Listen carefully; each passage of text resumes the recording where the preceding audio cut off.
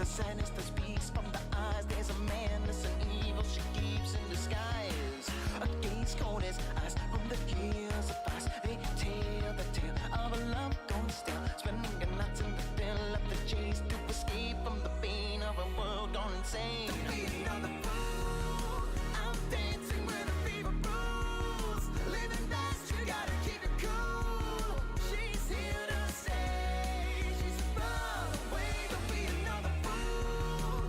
I'm dancing with a fever bruise. Living fast, you gotta keep it cool. She's here to stay. She's a runaway.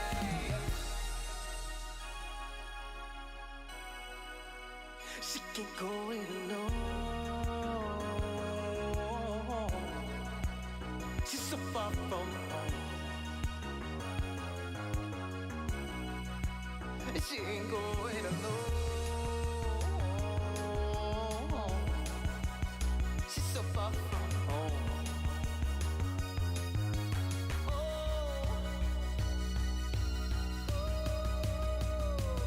I'll be another fool. I'm dancing with a fever rules. Living fast, you gotta keep it cool.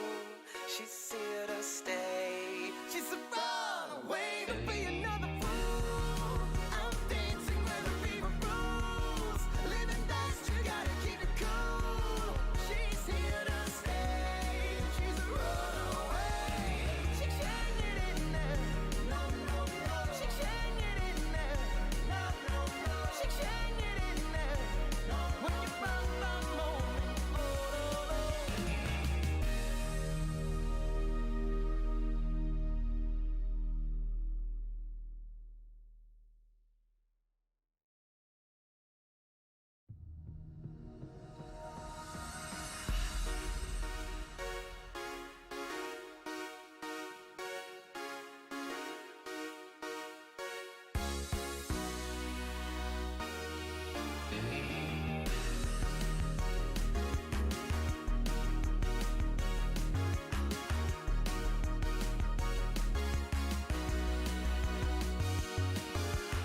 She's just 17, a kid. Hey guys, so we're gonna do some old school Doom again. This is a non-scheduled set here, or playthrough. Nothing fancy today. Really, I'm just testing out some new quality stuff on the bitrate. I'm getting ready for a big few days for streaming stuff. So let me take a look on Twitch real quick, see how the quality is, and then we're gonna get started here. So, okay, let's pop on over here. All right, let's turn the audio off real quick. Thanks for bearing with me real quick, guys. I just want to double check because I've been having some weird quality stuff going on with some of how high def this stuff can get. Okay, so the source, cool. So yeah, now we've got ourselves up to a much higher quality. Good. All right, I'm going to kind of be watching that over the next few minutes as I play some Doom, just to see what kind of quality we got. So this is not really a special stream in terms of like, you know, a lot of fanfare or anything like that. I want to have a actually like more significant one come Friday. That is the official release of Megatronic's Limit Breaker. Really excited to see what you guys think. I also might be seeing if I can sneak one in after the Thursday or tomorrow show with Night Ride FM, which is going to be the listening party for everybody to check out. Limit Breaker. Okay. Anyways, let's get started here. We're going to do some Doom. I should do some Doom. We'll do Doom.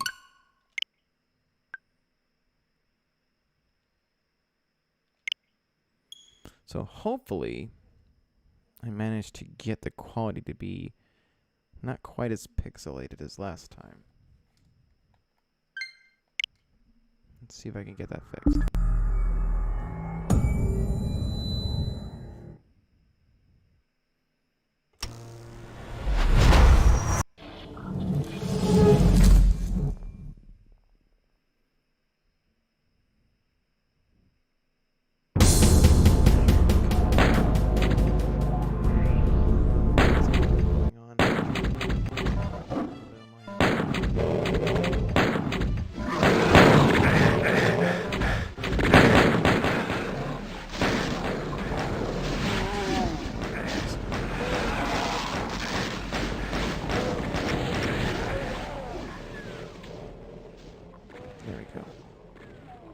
That should be good.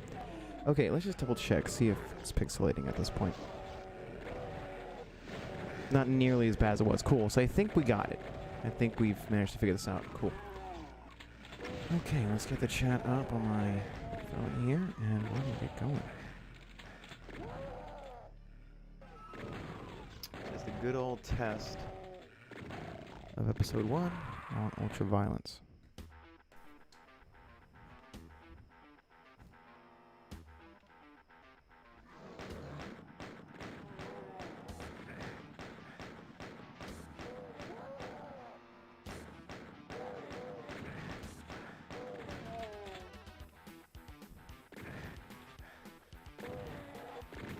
Ooh, this is not a very good start, I must say. Not a very good start. I don't think I'm gonna do too hot on this run.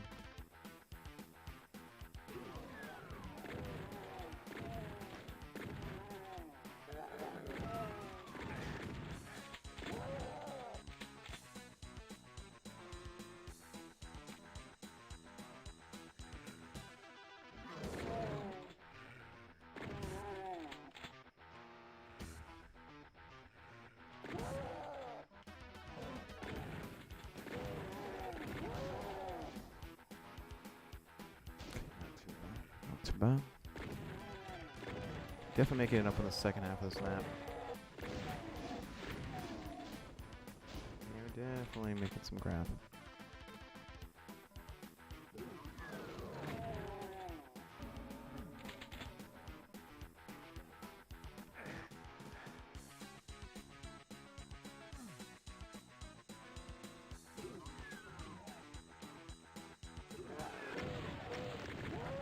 A little lag there, dang.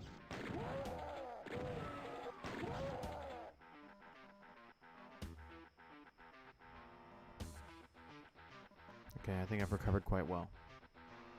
Making it work. I already did this. What's wrong with me? I gotta go over here. I gotta figure out how to trigger this. So I shoot? I gotta shoot the wall or something? I don't know. Waiting for the, well, actually, guy to show up, hopefully.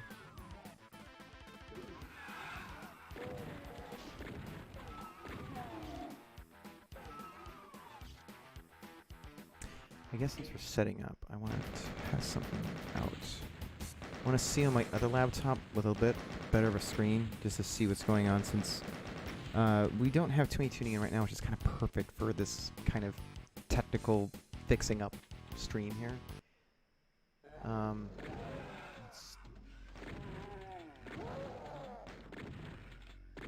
Yeah, let's go do that real quick. Hold on. Let me go grab that.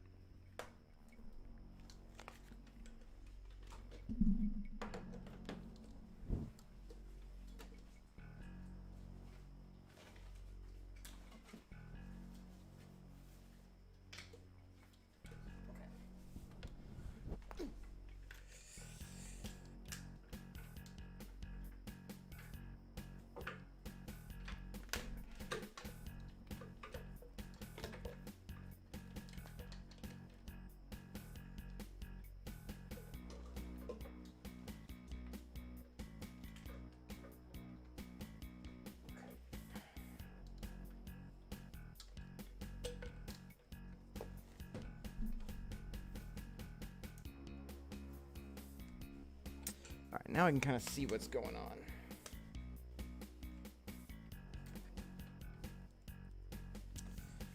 Multitasking is not a good strong suit for me in this situation.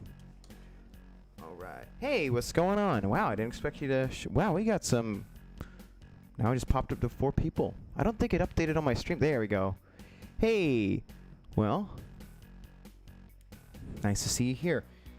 Just popping on Twitch to double check some quality stuff here to get ready for the listening party tomorrow and the Megatronic stream. Oops, turn the audio off on that. Okay, and very funny. I see. Now I just remembered the reference you just made by using Robert. I'll let it pass. All right. Okay, I like you. All right. So let's get going. Appreciate the Company, everybody. Okay, zoom in real quick on the laptop. And, oop. Man, I'm totally coming across like a noob right now, setting all this up.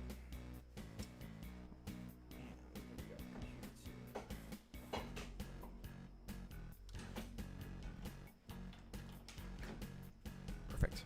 All right. Let's get started, everybody.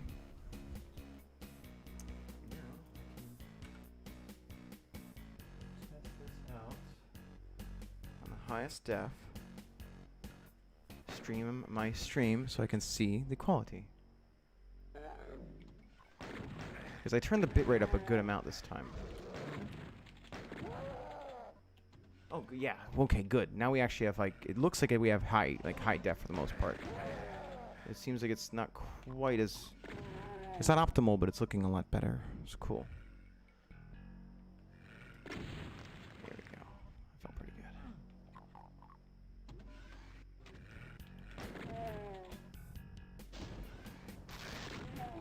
Excuse me.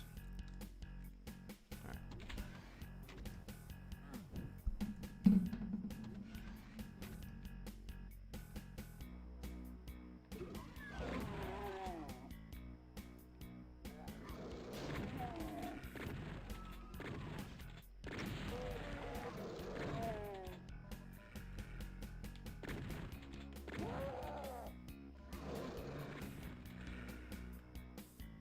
Actually, you know, come to think of it, I can have a little fun with the lighting.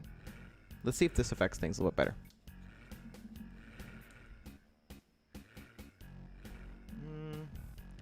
Not the biggest change. So you can brighten it up. There we go. A little more aesthetic.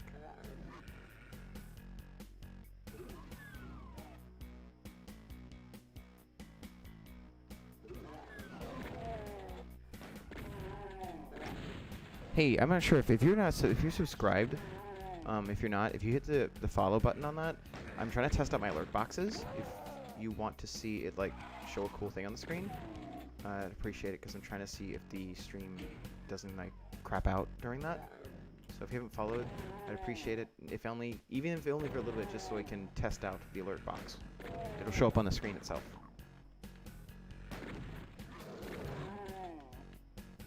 Also, I'm trying to get to 100.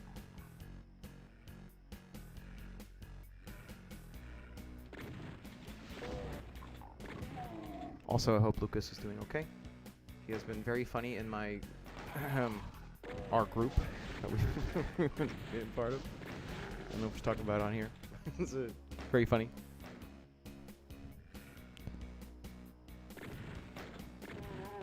I like the cut of his jib. He's my favorite person to spam the same sentence over and over and over with.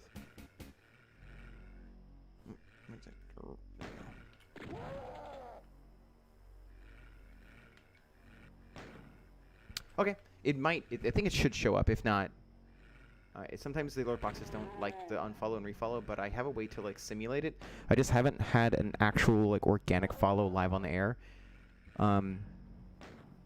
Please work. Because it'll look like this.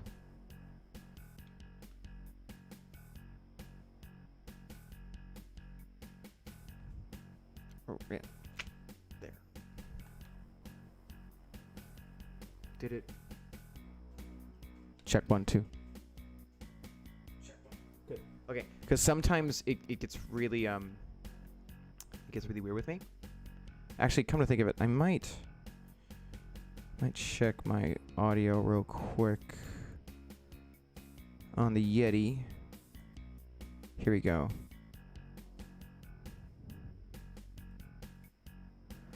Just want to change one setting on this so I can fix some of the loudness issues. Here we go. Oh, I do have a compressor on. Oh. Okay, well, then it's going. Then it's going. Okay. Okay, let's finish this run up. I gotta get Lucas on here. I think he'd be a lot of fun.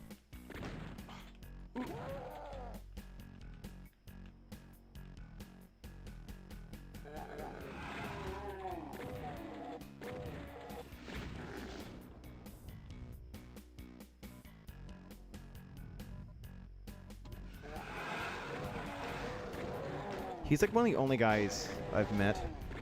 It's okay. It's probably because you followed before. Like refollows, it doesn't count. I think it's because it doesn't want people to like blow up the alert box and crash the stream. So that's okay. But yeah, I think he.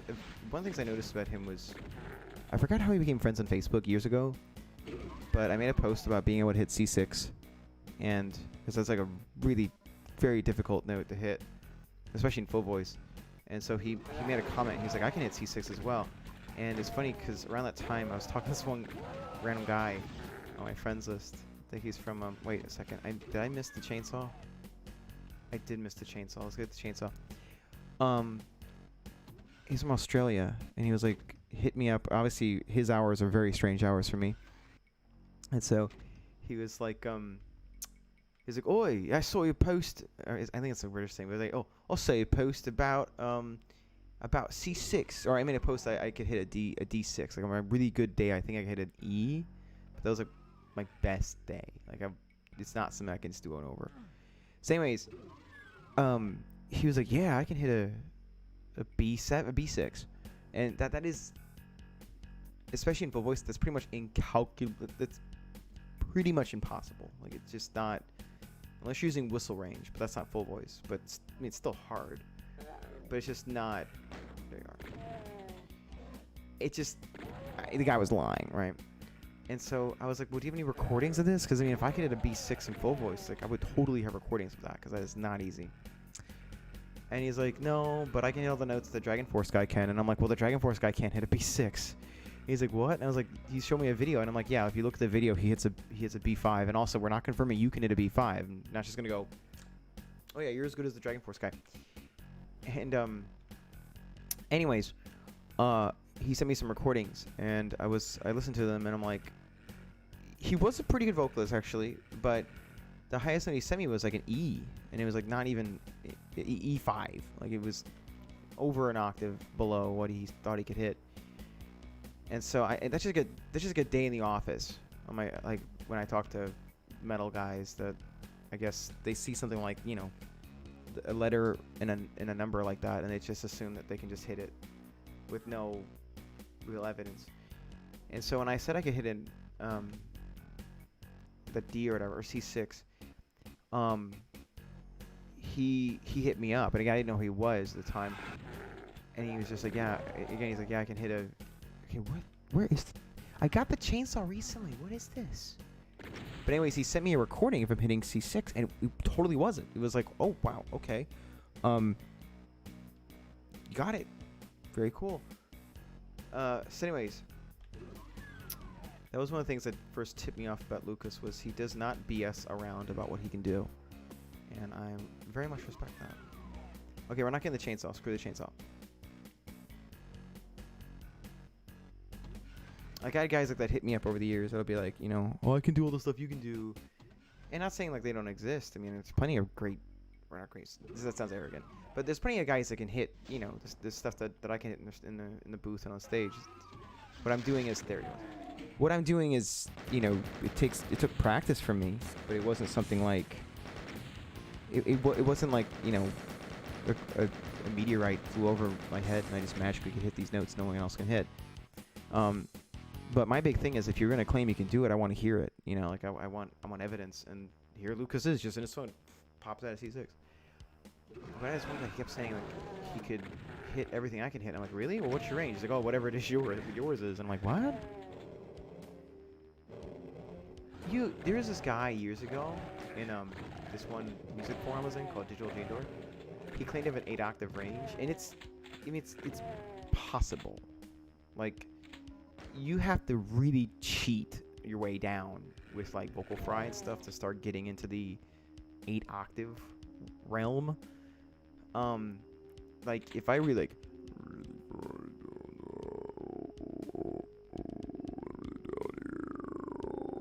if I really worked my way down, like I could. It's hard to tell because you start losing what the note is, but hypothetically, it's possible. If I do that, if I just go really, really low, like my high end is like, if you count like me inhaling and falsetto, which is a weird peak trick I can do, it can get up to maybe like an A7, like something like that. it's like an okay day to hit that. But if you count that, and like that's something, I don't know, 5, 6. But like, do you really want to count that? You know, am I at that point? Am I really singing? And this is why when you start seeing those numbers and stuff, it just starts kind of getting. Yeah, that's definitely got to change. Cause like, I was so excited when he sent me that recording. When I was set to do that Superstar with him, because it was shaping up to be like the most ridiculous Jesus Christ Superstar this area has ever seen. At least in terms of vocal skill. Like, Lucas would have made for a fantastic Anas. Like, it would have been easy for him. And to have my former vocal coach as Jesus, like, it was such an exciting opportunity, because when I left working with him, I was I only worked with him for 2 years. Like, I didn't really know much about breathing, and actually a lot of things I working with Lucas about. Those were things that were just not really what he worked on much with me. Like, we did a little bit, like some of the breathing exercises, yeah, but it was never like as intuitive as the opera years I worked with, or with my opera coach. She was fantastic. I had a blast working with her. Both my coaches were like, both taught me some very different things, and it was very useful for me to combine those years together. But point being, like, the idea that I got to work with Larry, who had toured, he did the national tour as a Superstar, and get to compete, and not compete, but I just wanted to like see how I stacked up against him, because he was a very vocally intimidating guy when I worked with him. Like, he would just cut loose in a lesson, and a very high, powerful tenor. And Anas is not an easy role either, but the original, like, some of the better Anas singers had attributes that were very similar to Lucas. And I'm infinitely irritated about what happened with that show, because there was another company that did it, and because they were in proximity to ours, they insisted that we don't do ours, and that's really why it fell through for the most part. Like, I'm not naming names or anything like that, but like, I'm hyper protective over Superstar. Like, 99.99% of people that do that show, they can't do it. Like, vocally at least. Like, they always try to act, quote unquote, big quote by the way, they act around it. And I hate that.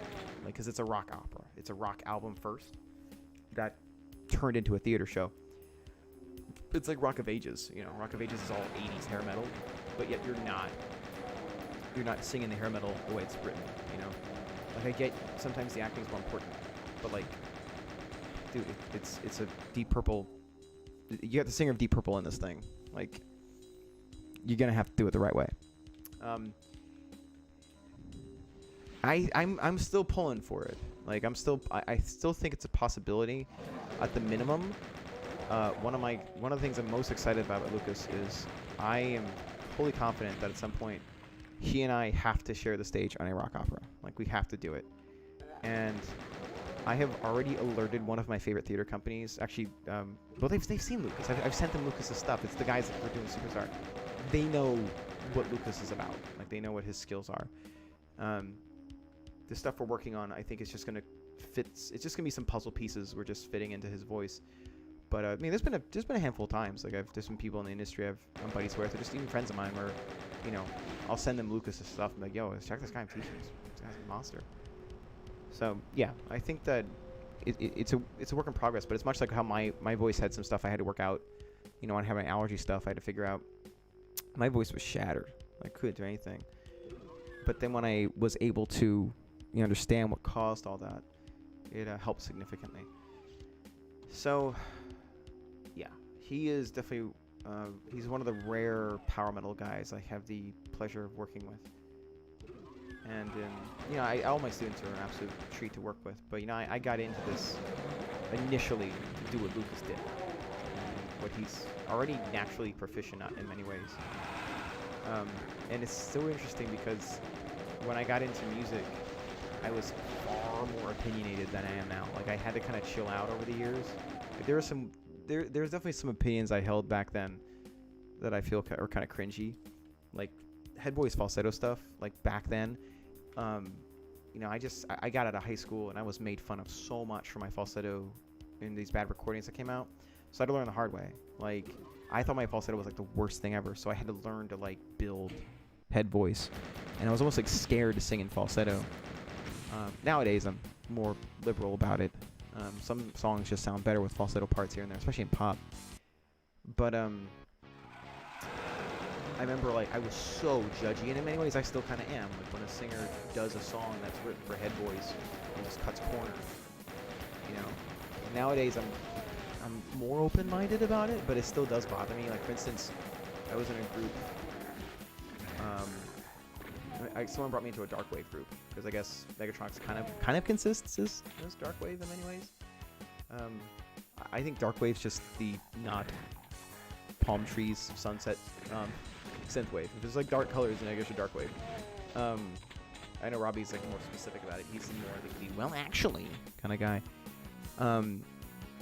But they were going over like what covers of songs were better than the original, and one guy was bringing up Cradle of Filth, Hallowed Be Thy Name, where the guy just Cookie Monster vocal fries the entire time, and I was not responding. Took so much effort. Like I was thinking to myself, if this was me like 10 years ago, there would be no way I could resist the urge to shut that guy down for having quote unquote a bad opinion. But I mean, at the end of the day, in terms of objective ability, there is no comparison. Bruce Dickinson's performance on that is objectively more impressive. Like it's just way harder to do. But that being said, like so I hear a lot of that in Lucas, and it's like refreshing because I usually had to kind of keep that side of me quiet, especially in rock operas. Because you're talking with rock operas, a lot of these rock opera companies, they couldn't tell you Avantasia from Queensryche. They don't know any of that stuff. And initially, I was kind of like being the elitist I used to be. I was like, what the heck? How are you putting a power metal opera together? You don't know what this stuff is. And again, I chilled out because at the end of the day, I was happy for the opportunities. But initially back then, I probably got those passions to become the best I possibly could have kind of got out. And I see that in a lot of how Lucas judges certain things, and I can appreciate that, which is it's fun, you know, especially when someone doesn't really sing that kind of stuff. They kind of see you just kind of a weirdo, even though they don't realize, like, especially for me, like being more of a baritone, getting up to those kind of fifth octave notes was so much work. So it felt like I learned Super Saiyan or something to be able to pull it off. But long story short, I always felt that that high head voice singing was kind of like a rite of passage vocally, like a time-honored tradition of singing that was lost really for the most part. Like there were always great singers over the years that were good at the head voice stuff, but I think in the 90s and 2000s it was not as appreciated as much. You know, like in the 80s there was kind of like this high vocal arms race going on, and it put out some fantastic talent. And I think it was kind of lost in the 90s and whatnot. But yeah, and Lucas just it's like innate with his voice. Like he's one of those very rare true tenors. Like he is a bona fide tenor, and I have not met many of them in lessons. If I recall correctly, I've got to double check. I've been teaching for a couple years now, but one of my oldest students, like very oldest students, sadly he passed away a couple years ago, but he was a fantastic tenor. Like he was similar to Lucas in many ways vocally. I think that they would have really gotten along. Like he was a really good guy. But he was probably the only other like tenor I got to work with. There's this misconception that a lot of the high vocalists in metal are all tenors, but in actuality they're mostly some like form of baritone. So yeah, he's definitely got that going for him. It'd be fun to see if we can open up his low end at some point, but I really don't know if any songs need it. In some ways, I'm kind of jealous that it was that easy for him. I was like, he just whipped out C6. You know, it was like, for back of my mind, I'm like, you know how many years took me to get this damn note? Frickin' C6. Like bloody tenors.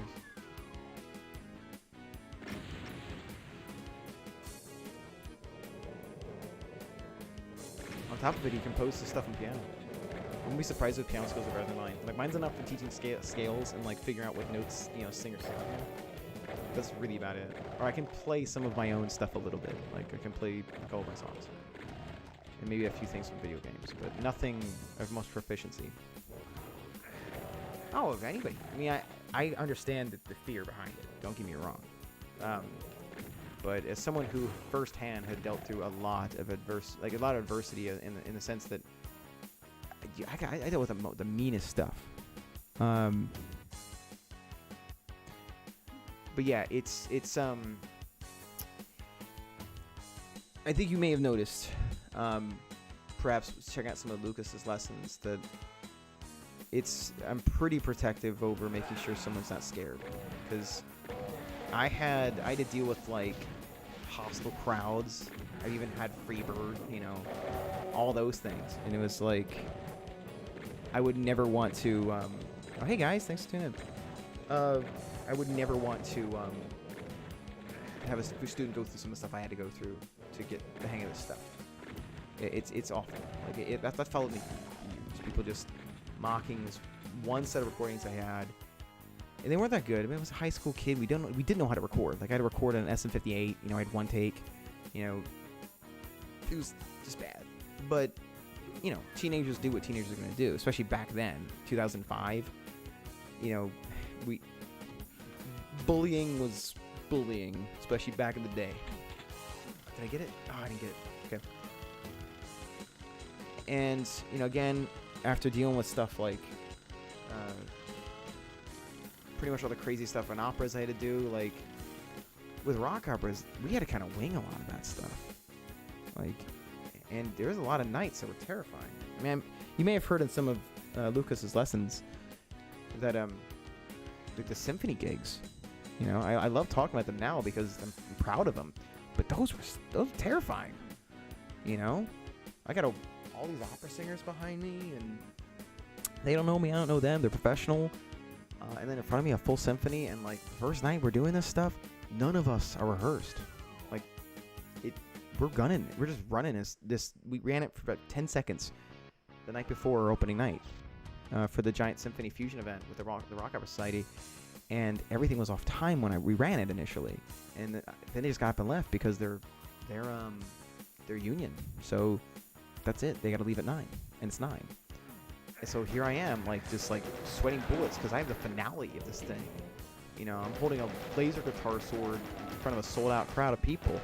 I had 2 numbers I had to do that night, and here I have the most terrifying thing I've ever had to do, and I'm like. I took that into lessons where I'm like, if students were being off time, I kind of think back to myself, like, well, it could be that. I hate this part so much. You cannot escape getting cut. Oh.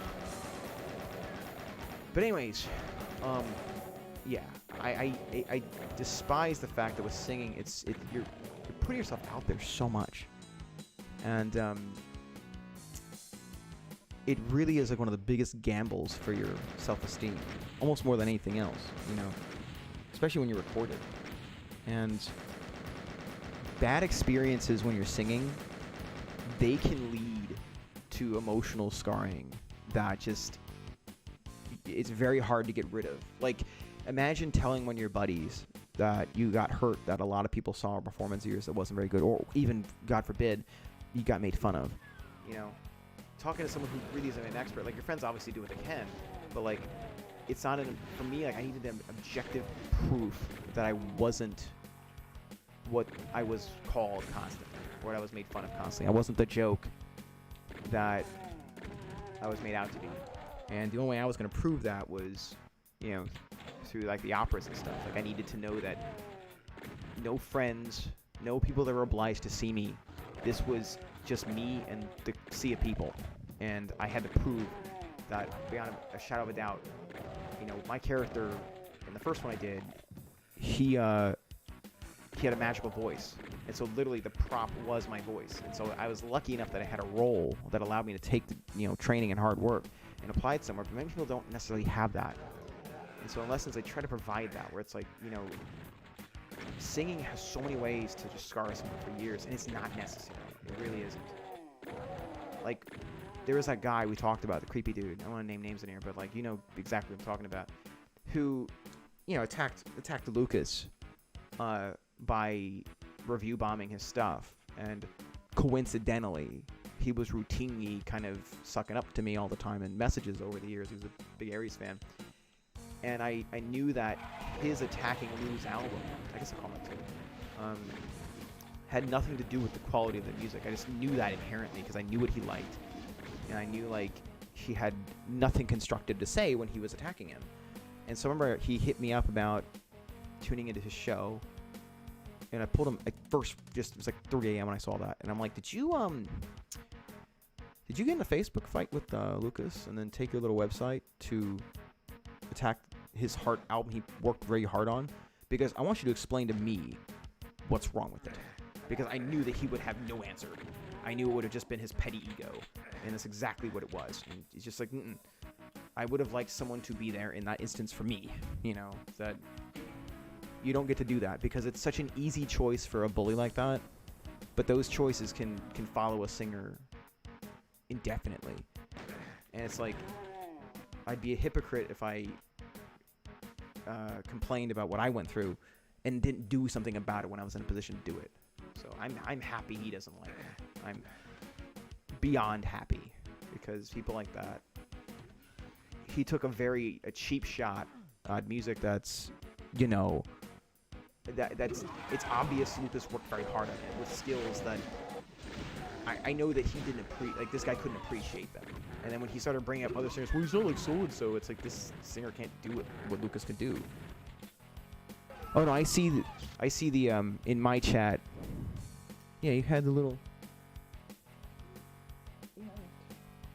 I see you. But I'll get pissed about that. We had that crap happening in one of the operas I did. I had the utmost pleasure.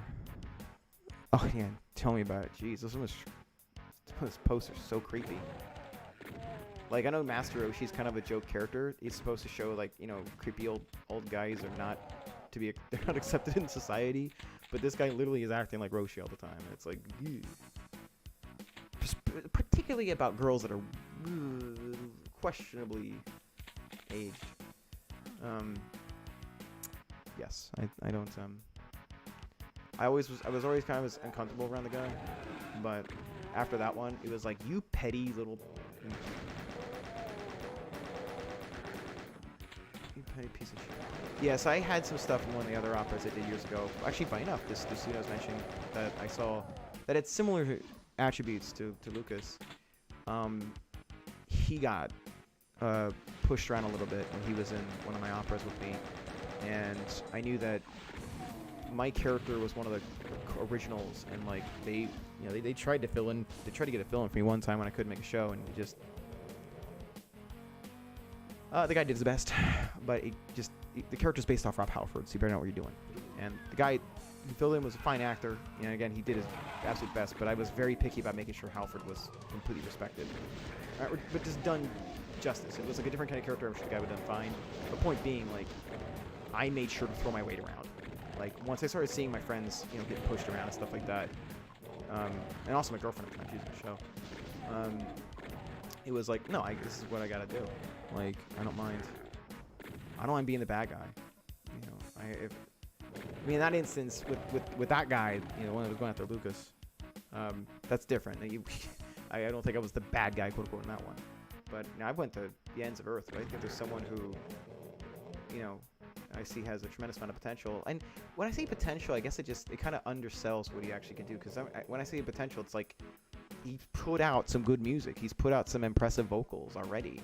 He knows how to compose good hooks. Like, there's a lot of great things he's got going for him.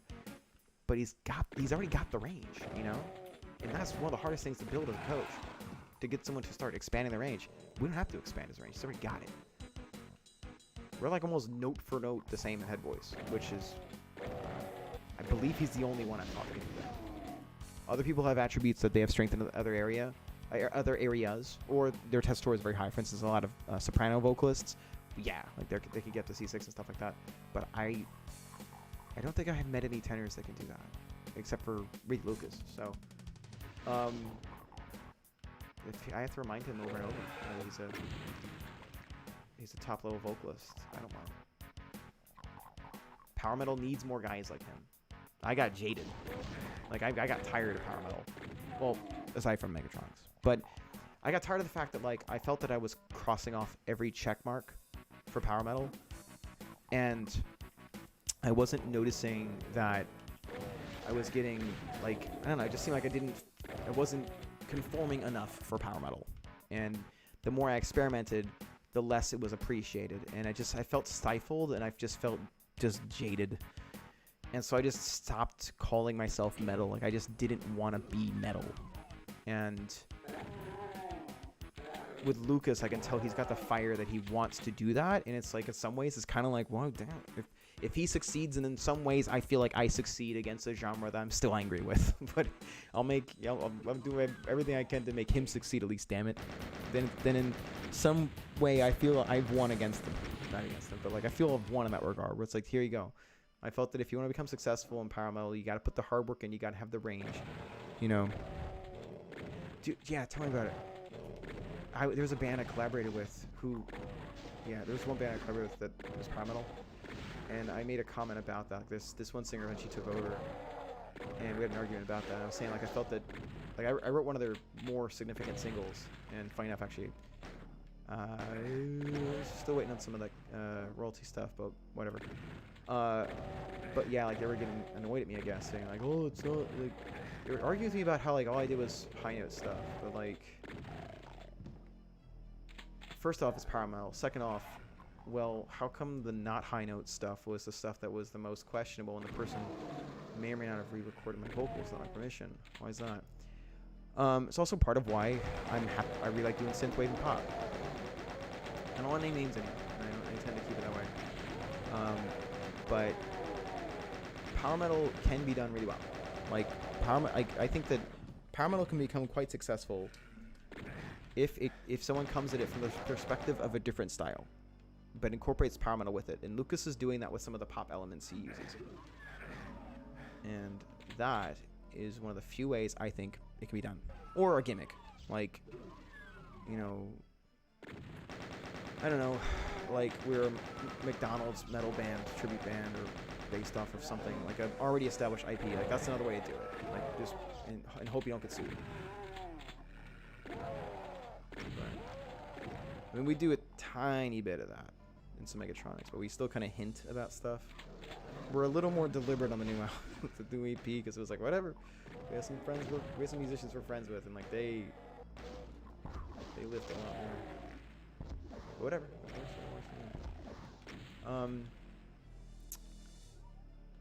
Yeah, it's. I got disillusioned with it because we opened for some big names. Like there's still a lot of power metal guys I really like, and I just think that there's not that many different ways you can write a power metal song. But if you're gonna do it, it's kind of like. Actually, I've said this in some lessons. I feel that power metal it's kind of like a cheeseburger, you know, like you know what you're getting, like a Big Mac.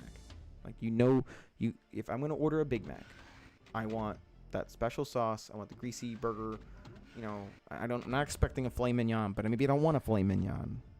You know, and here we go. So it's like with I need to focus.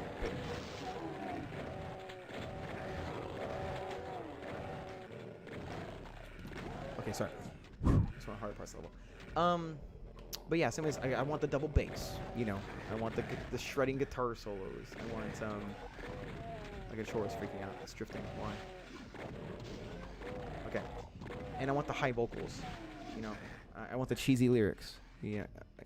I don't want to see someone like cutting corners on those things, because we're not writing the Iliad or whatever. Like, we're not writing, unless you're Symphony, kind of did, but like we're not writing some existential Greg Graffin lyrics, you know, and that's okay. You know, some people don't want those, but whenever I see a power metal and pretend that's not what they are, and they're like cutting corners, pretend like they're, oh yeah, we're like existential and stuff, and it's like, no, you're writing about dragons. Don't pretend. And I like that stuff, you know. And it's also the ones I hate. The ones that really bother me are the ones that don't commit. Like, I can respect Manowar in certain ways.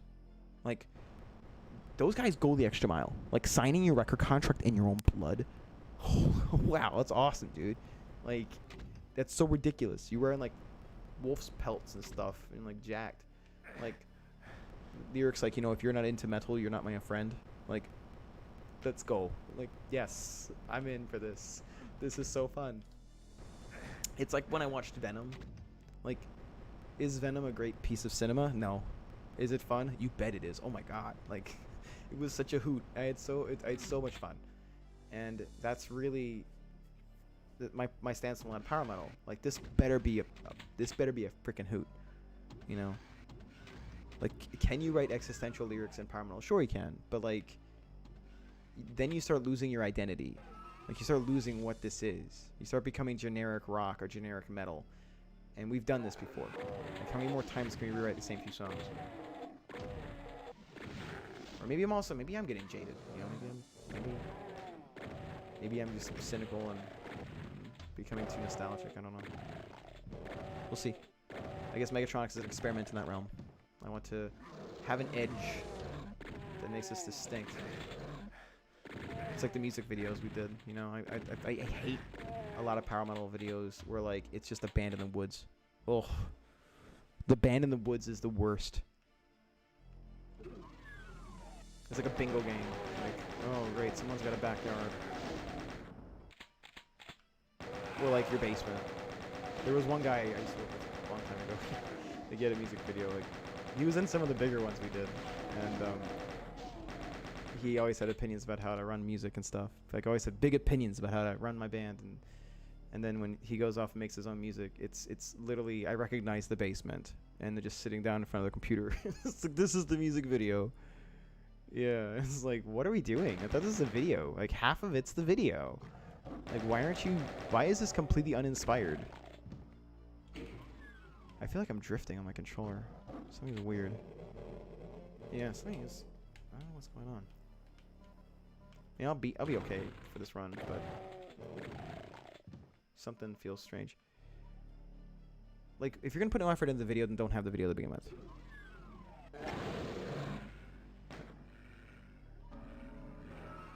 Like, I want to have chainsaw katana battles and stuff, dude. And I'm very lucky that I have a band that allows that to happen. I mean, like, my guys, they're cool with pretty much any ridiculous ideas to come up with. Yeah, like, what's the point, you know? It's like when you listen to live prog. Like, prog is really impressive stuff, but when you see a prog live show, it's usually, like, so boring. Like, I was looking at a 360 panoramic thing for, here we are. Dream Theater. It was them live on a giant stage. And I thought it was out of curiosity, I decided to whip it around and show the crowd, and they're all sitting down. And I guess there's a crowd for that, but it felt like people were about to take a music theory quiz. Like, this is they're sitting down taking notes. Like, how's Petrucci doing this today? Yes. I mean, again, I obviously, there's some cool Dream Theater I like here and there, but everyone's got. Dang, I hate taking that teleporter. Not my cup of tea. I'd rather have a ridiculous show about Manowar, and if you're not into metal, you're not my friend. I like them. Manowar has some fun stuff, but every once in a while they get into some kind of creepy topics. Like, Hail and Kill is a really good song, except for like 2 lyrics, and that's why I'll never cover it. They're just uncomfortable. This is back in the 80s when, like, there were certain things that were considered acceptable that were just, in hindsight, very creepy. And illegal. And not in the cool, we're killing our enemies kind of illegal. Like, the blood of my enemies, I'm down for that. Let's go. But, no. Other stuff, like Pleasure Slave, is like, I had to delete that song from my history. Like, I had the album, and I remember I ripped it back in the good old days, like in high school, and I just deleted Pleasure Slave. I'm like, this is just weird.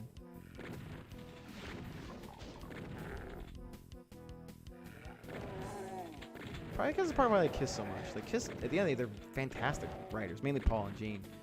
There are some good stuff by the other guys, but not so much, in my opinion. But like the theatrics and everything, like, we're here for a show, dude. Like I'm here. I don't want to see you practice. I want a freaking show.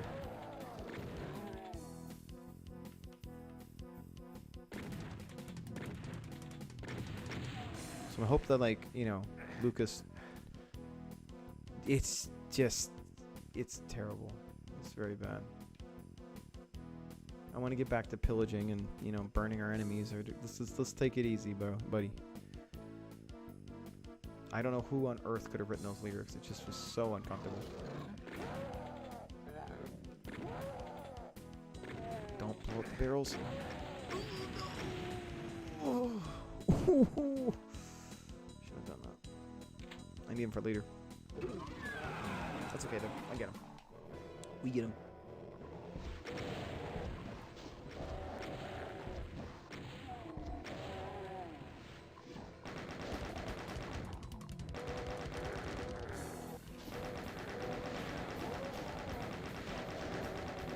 Like I want like heavy metal, like the ones, Metal Warriors, the cooks. It's a heavy metal or no metal at all. Wimps and posers, leave the hall. Like I'm down. Let's do it. Let's sign our record contract in our own blood. We're flexing. Like that's fun. Battle him. I don't want to have some live journal weird cringy lyrics about. I don't know, like a high school boyfriend or something like that. Or see what they already had. That's what just drives to the wall, and like the whole band's dressed in black, And it's not cool black stuff. It's not like gauntlets, and all that stuff. It's just we're wearing a black T-shirt and black jeans, and the singer has black, the guitarist has black, and we're in the woods. And it's like, I thought metal was about standing out, having an identity, but I guess not. I guess not when you're in metal. So the ones that stand out, I like you guys. Like Lordi, yeah, that's cool. Is Lordi a really good vocalist? No. Does he write catchy stuff? Yep. Do I appreciate his stage antics and his whole vibe? Yeah. I'll watch him. That's a hoot.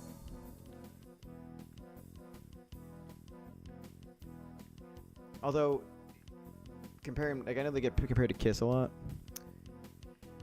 and I gotta say, Kiss are, at least when it comes to singing and whatnot, I would say for vocals, Kiss are far more vocal, and far more, at least Gene and Paul are far more vocalists, or better vocalists than Lordi ever was.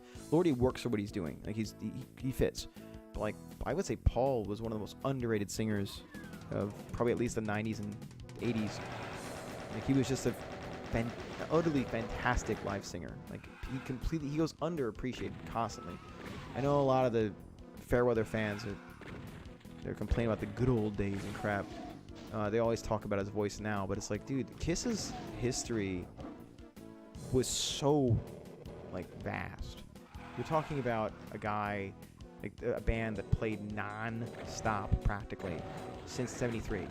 That is several thousand shows, full pyrotechnics, all this crap. And you're breathing a lot of that in. I always wondered if the pyro eventually dried out Paul's cords too much and caused the damage. Unfortunately, in 2010, he elected for surgery, and that was really where it really went down for him. And it's so unfair because he was such a good technician vocally. He was really good at what he did.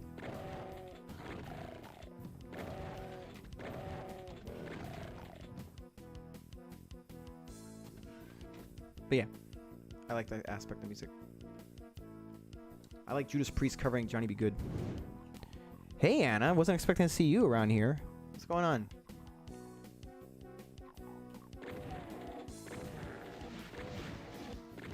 Here's me sending my my response card emoji. There you go. Right back at you. Hope things are doing okay down in Brazil. Hope you're feeling better, by the way.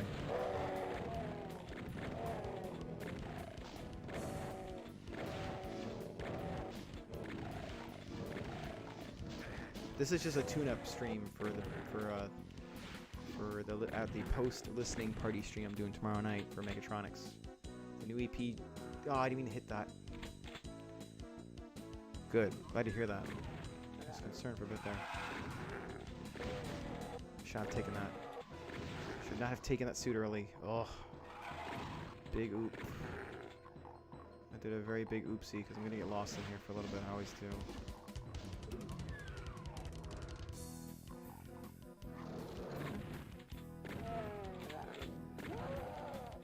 There we go. Yeah, I'm going to lose the suit by the time I get out there again. It ain't the worst thing in the world. I'll be okay, but I'm disappointed in myself.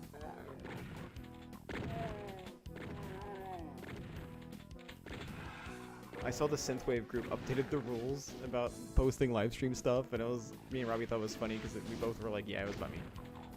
They posted that rule about me. That's okay. That's okay. I know you guys are going for me. I don't know who set that rule, but it's okay.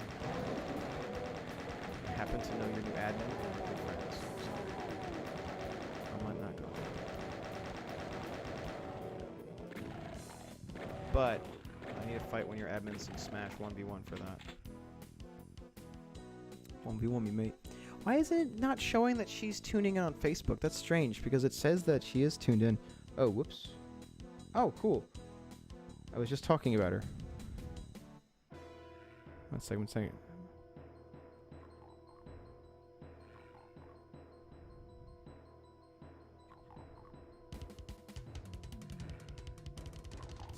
Actually, yeah. I'm not going to reveal names, but yes. Talking about how we're friends. So that's one of the people that I'll leave out. But yeah, we're gonna be on their show tomorrow night on Night Ride. It's not there, but yeah, we're gonna be on Night Ride FM tomorrow night with Karin Zoe Lee. Hey, thanks for tuning in. This is me just tuning up the stream. So once we're done the listening party, I'll hop on my channel, do some old school stuff, and hang out with my buddies that after checking out the album. So it should be a lot of fun. Gonna be more Doom. But yeah, I got our friend Anna was in here, our friend from Brazil. She's doing a lot better. Glad to hear that.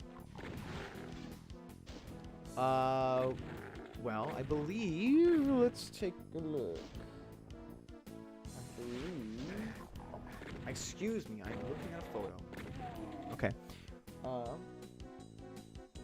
Actually, yeah, good question. Since you're here, what time is the show tomorrow? If you'd be so kind. I'm pretty much in the studio from 11 to 5, and then I'm heading right back here, and I'll be available for the show pretty much whenever you need me.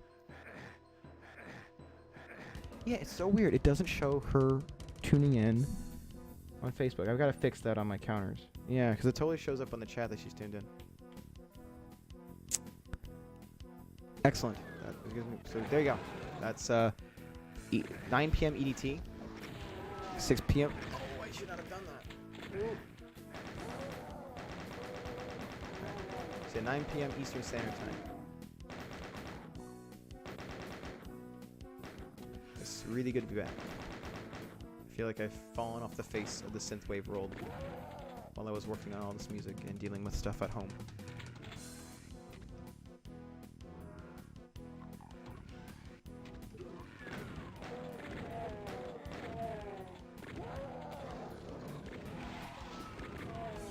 It took me some adjusting as we talked more, that like we actually are really close in terms of time zone, but in terms of our latitude, we are like way far apart. Yeah, thanks again for having us. I'm looking forward to the show. I think people are going to dig it.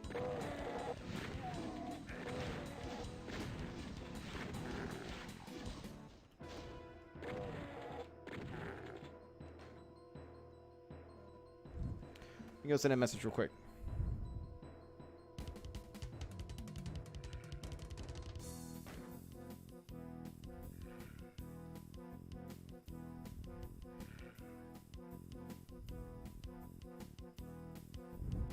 Great.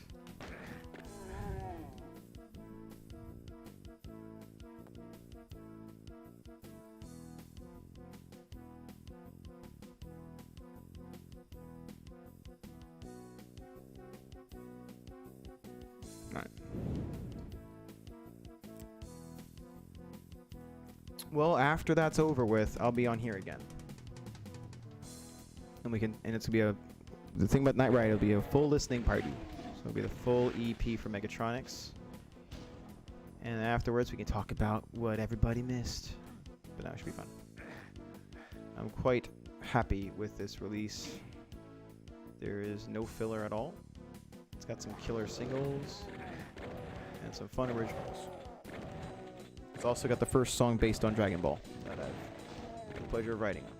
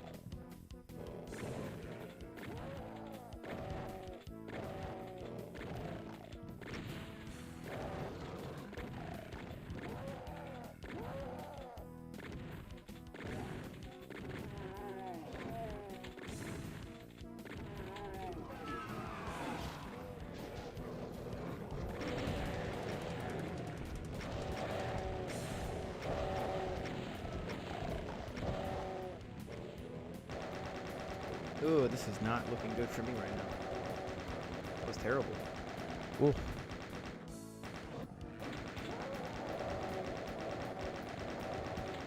Maybe Lucas should do some synthwave if you're still tuning, Julian. He'd be fun. Get some of his crazy tenor stuff.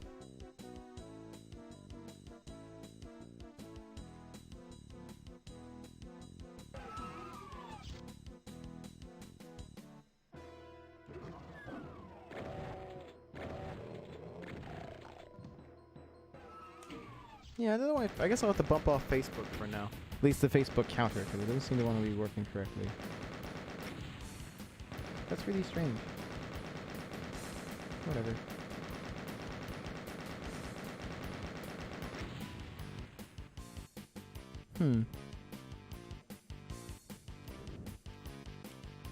I think, isn't that, well, I do have a tip thing. I also have a Patreon right now, if you would be so kind. If you're interested in donating, basically. Everything I've been making pretty much goes straight to my release. But I do have those right now. I don't think I have a subscribe button until I get affiliate, which I'm very close to. But I do have it. Patreon.com/ I believe it's PowerRobMusic. There's that. And there's also Streamlabs, which I believe is on here. I believe if you go to my profile, there should be a tip function. And you can just throw tips basically that way. If it doesn't work, I think it's there, because you can see the bottom, it shows the last tipper. But subscribe stuff, at the moment, I have Patreon, I believe. There's something that prevented me from getting subscribed on here. I think it's the affiliate, which I will have soon. I actually, for Patreon, I have a secret Discord. Secret, but I have a private Discord that people can join for the higher tier subscribers. It's not too expensive. I didn't really set too much high prices, but basically, I gotta double check it. It's been a while since I not updated it, but check the prices. We have a couple guys that are in our private Discord, but basically in there I show early cuts of the upcoming music. I also show like exclusive updates. I message people, tell everybody what I worked on that day, like what I updated, like all the like little details of what it takes or what it's involved in making these next releases, that you guys get like the most up to date, newest stuff I possibly can get. Like even if it's something like I just left the studio and like, hey, I just built this today with Tony, my engineer. So that has been fun, updating people in there with the private Discord. There are some guys that have some very exclusive tracks. I think it's about the fastest you can hear the music, pretty much.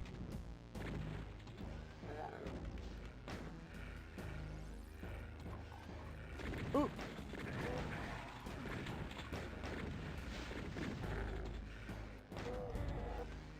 Yeah, the school's getting bumpy too. We had an interesting day. I think Delta's starting to make it tougher to be an in-person coach again. It's breaking my heart. We're not sure really what to do yet at the school. At the moment, I'm keeping a mask on. I looked at the data given by the CDC, and it looks like if you are vaccinated, you really aren't going to transmit the virus if you are at all. It was kind of overblown. It had more to do with what they were testing, but that is currently what we are wrestling, because in Maryland there is no mandate. But I'm trying to make sure that whatever we do end up doing keeps students safe. Because I know we're vaccinated, you know, and I sterilize the room between lessons. But the vast majority of you guys, or a lot of my students, yes, I got the second shot a few months ago. It helped a lot of my long haul problems. I felt a lot better after it.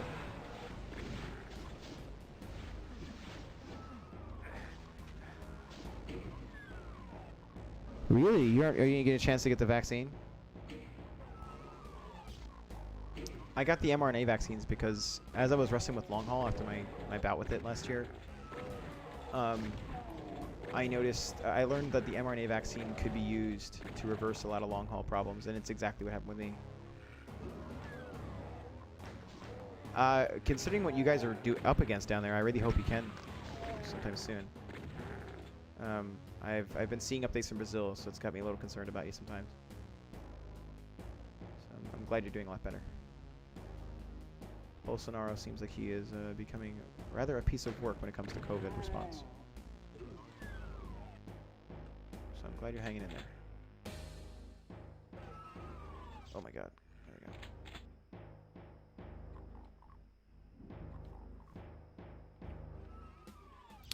Do you know what vaccine you're gonna get?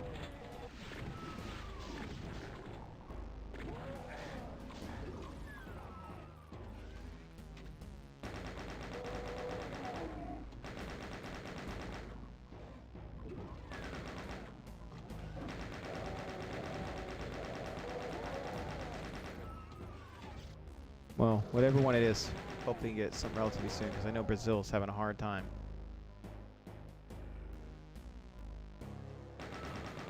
We actually had to cancel a few shows because of COVID safety. We've actually had to cancel about 4 of them with Megatronics. It hurts so bad. I have not performed on a live stage since January of 2020. That hurts. And on top of it, it's hurting my ability to be a teacher too. That really stings. Like, we were really kicking butt before the virus hit. You know, I was able to teach. I had a pretty busy in-person lesson schedule, but now my ability to make money as a coach is definitely a little trickier. And I'm immensely appreciative that a lot of my students did stick around and they just transitioned to online pretty seamlessly. But I want to get back to that. I want to get back to teaching in person again. I want to get definitely back on stage. I've been just dying to get back up there.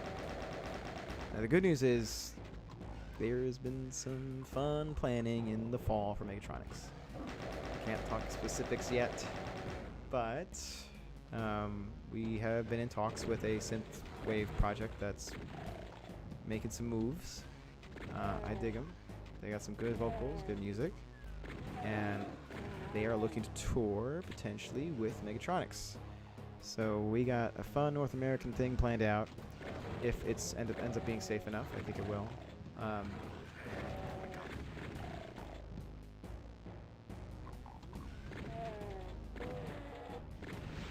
But anyways, yeah.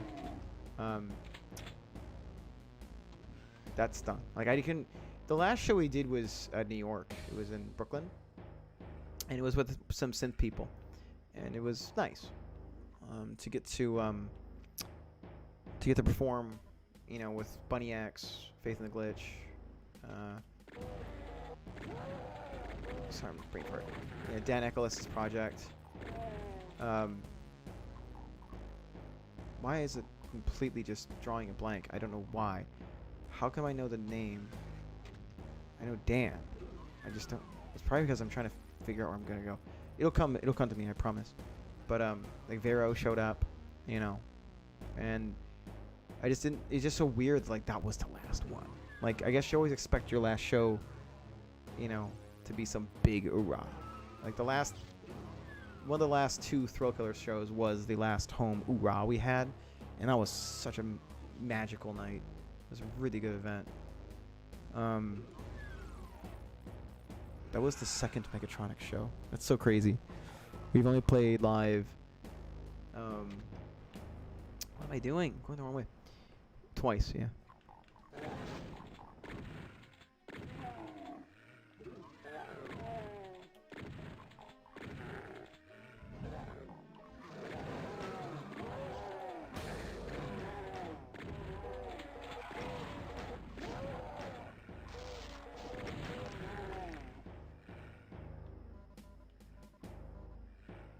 Be fun if we can help get Lucas a live band too.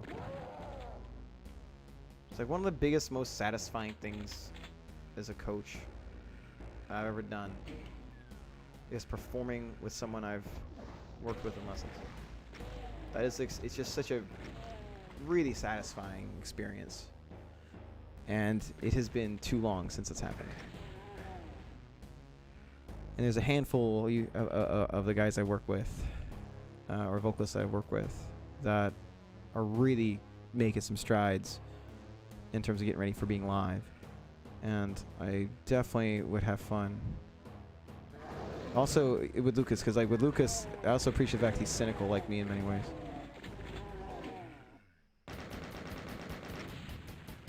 I don't have to put on the kid gloves when it comes to my joking. That's always a blast.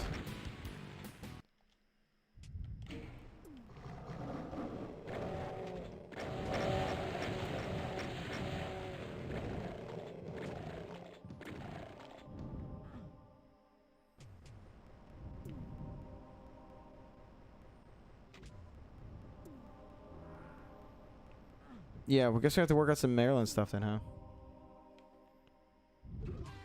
I don't get it. I guess we're different strokes, different folks, I guess. But like, my big thing is like, I want the vocals to be a part of the music, as in like it has to have melody to it. It's got to have, you know, it has to be part of the actual music, not an effect that just portrays aggression.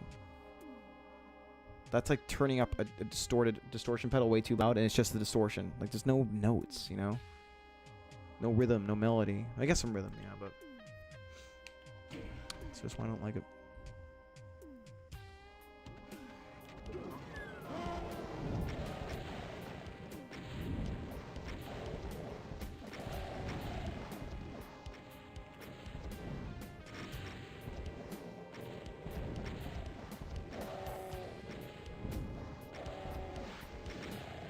Aw, thank you.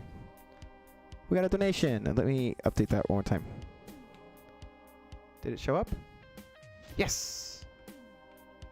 Thank you so much.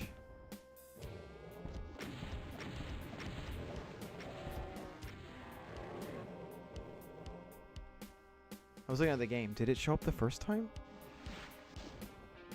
Yeah. I'm playing with a controller. What, you want to fight about it? You want to 1v1 me, mate? I'm not one of those computer nerds that uses a keyboard. Well, actually, mouse and keyboard the way you go. Nah, not for me. That's right, I'm speedrunning Doom 1 on Ultra Violence. And I have a controller. Yeah, you want a 1v1 IRL? Okay. Let's first wait until you're over pneumonia, okay? I don't want it to be an unfair fight. Oh, really? Okay, well, it takes on it back. I do have the Death Clock album anyways, so I can't say that I don't appreciate any of it.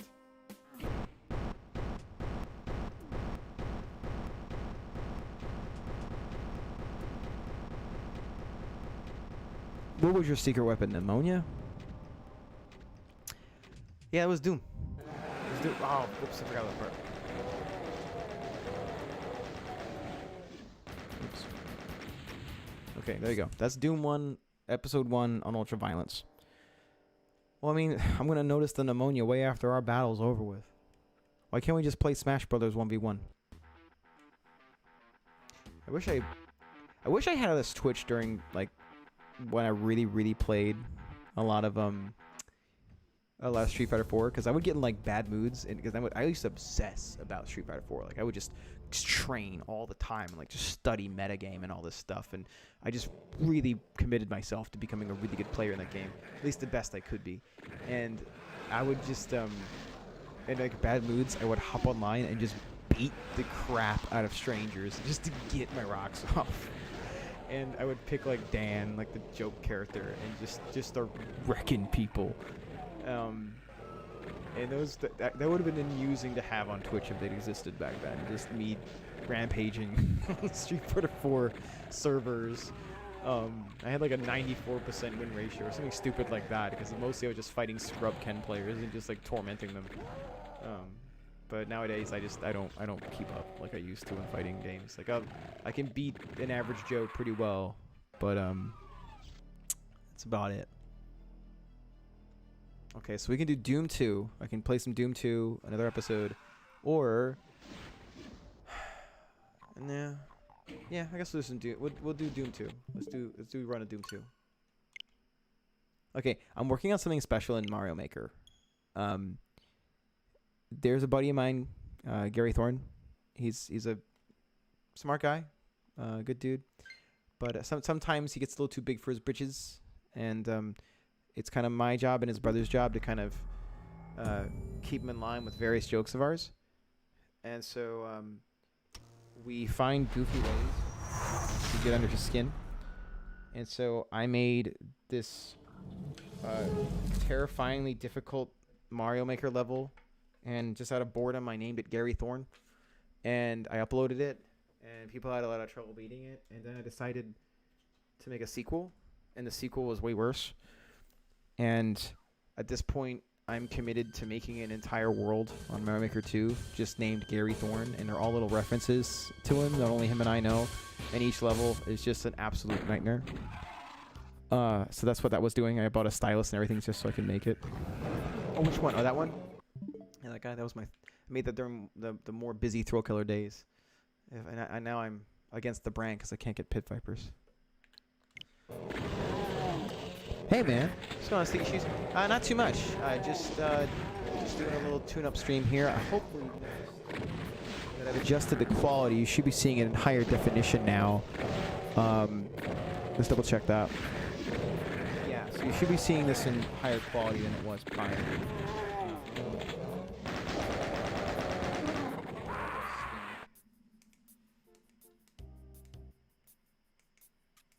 How do we do that? Ah, here we go.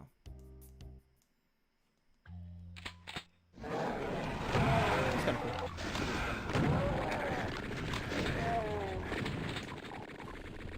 So, did I homebrew it? No.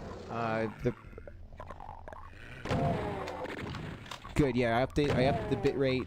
I modified a few things, so it should be running a lot better than last stream. So I'm starting to really bump up the quality for you guys in general, because I looked back on the streams we had last, and I just wasn't happy with the bitrate. So it should look better now. But yeah. So for this one, the problem with homebrewing a Nintendo Switch is once you go online, Nintendo can usually detect if you've done it, and so if they detect it, you get banned for life. And that is the main reason I have not tried. I was tempted. Rushing to hurt me plenty because I'm feeling lazy tonight. I was tempted to buy an old Switch and just turn off the Wi-Fi indefinitely and then just mod that. Thank you. This is why I like you guys. You are honest about the sound here. I can fix that real quick. I knew something might have been off. 1, 2, check. Hey, hey, hey. All right, that should be better now. Hey, what's going on, Sheen Wallace? Thanks for tuning in, buddy. How's that, Stinky Shoes? Does it sound better now? Awesome. Before I had a clipping problem on this microphone, so I was worried it was going to redline, but I think I've gotten the adjustments right now. Awesome. Thanks, buddy.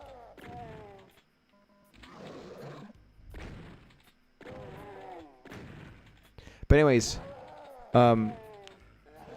dude, yeah, I gotta say, dude, Sheen, the Pro Controller is so smooth. I love it.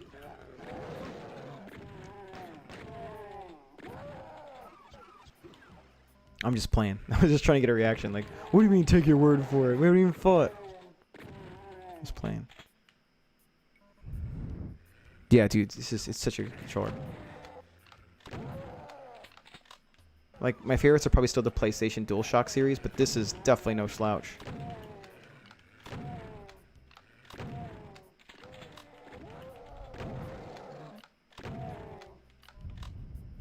Alright.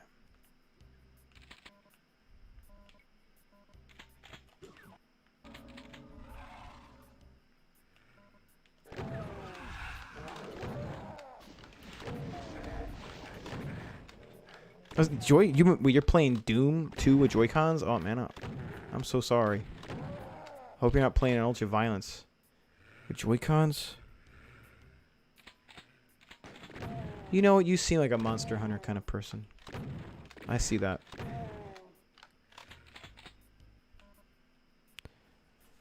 Dude, like if someone's like playing me in Street Fighter and we're using Joy-Cons, I'll just forfeit automatically. I hate the Joy-Con. The D-pad on that's terrible. Like this is a real D-pad. Like, you know, you really feel the actual D-pad there. I don't know. It's just fun to do that when someone's like, "Hey, I'm playing this game." You know, you seem like one of those people, and I'm like, "What? Define that." It's like when I'm talking to a friend of mine. If I talk to like one of my more goth-inclined friends, I'll bring up something like, "Hey, do you want to play Diablo?" And they're like, "No." It's like, "Oh, you seem like a Diablo fan." It's like, "Why is that?" I don't know. You know, you seem like you're kind of alternative. And they're like, "What do you mean alternative?" It's like a stale, like corporate thing, a way of saying goth. You know, you're kind of alternative. You know, the alternative demographic. So fun. Define alternative. Oh, it never gets old. You're kind of alternative.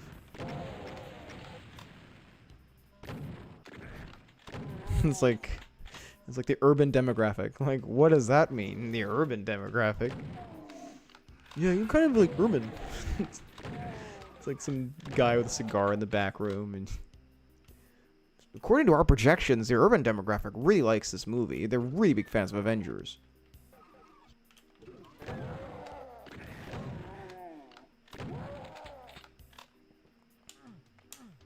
See, if I switch to the black sunglasses, I'll appeal more to the alternative demographic.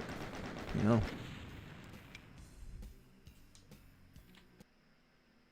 Anna would have been more happy if I had a black Game Boy Color. I would appeal to her because she's more in the alternative demographic. Yes. That's a good way to look at it, yeah. Or you could just look at it like nerd Pokemon. Like nerdier Pokemon. Yeah.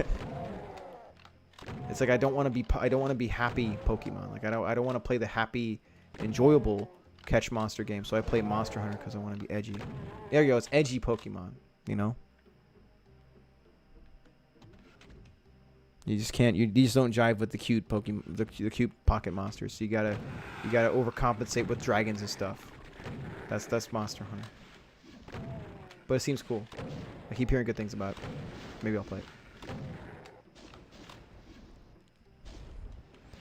It's edgy, yeah. It's cool. I like that. I like how Anna's edgy. That's how we get along. Yeah, instead of catching like cute, you know, Pikachus and stuff, you're like catching like dragons. Cause we're Monster Hunter players. They're not into cute stuff, you know. They're into dragons, and that's edgy. And I can respect that. It's okay. You can be both. I think it's cool to be both.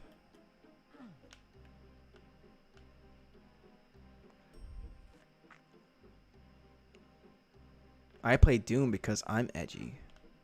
It's one of the few games I can play over and over and over and over and never get bored. Oh my god. Who just shot me? Like I haven't even finished Eternal. Like I went back to playing this. It's just so fun.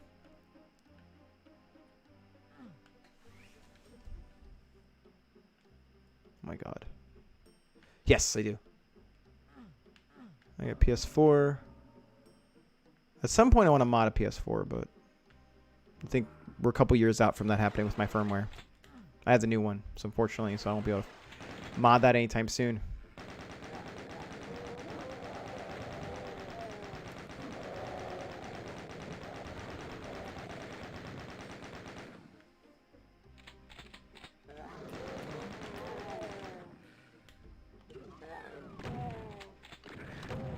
What?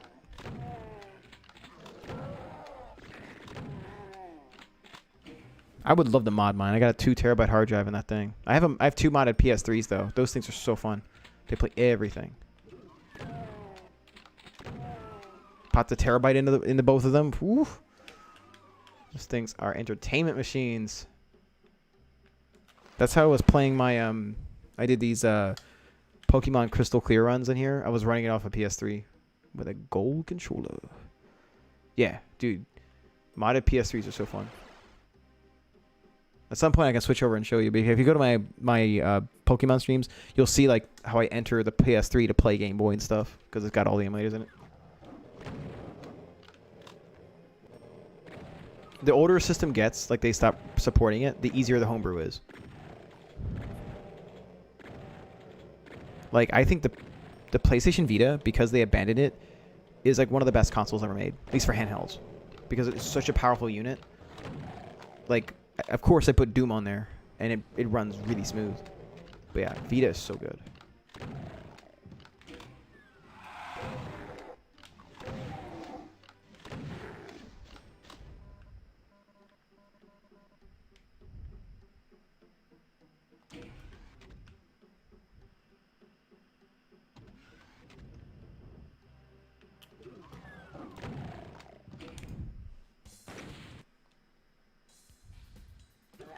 Oh crap, I forgot this part.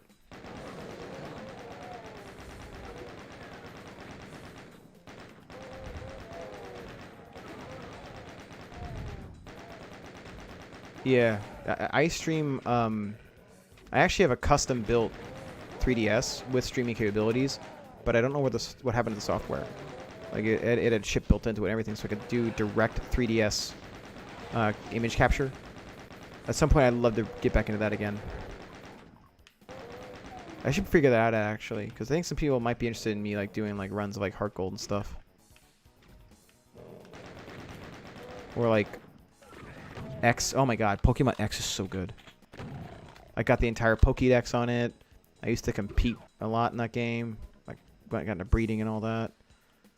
Loved Pokemon X. I think Pokemon X is the pinnacle of the franchise in my opinion. Hey.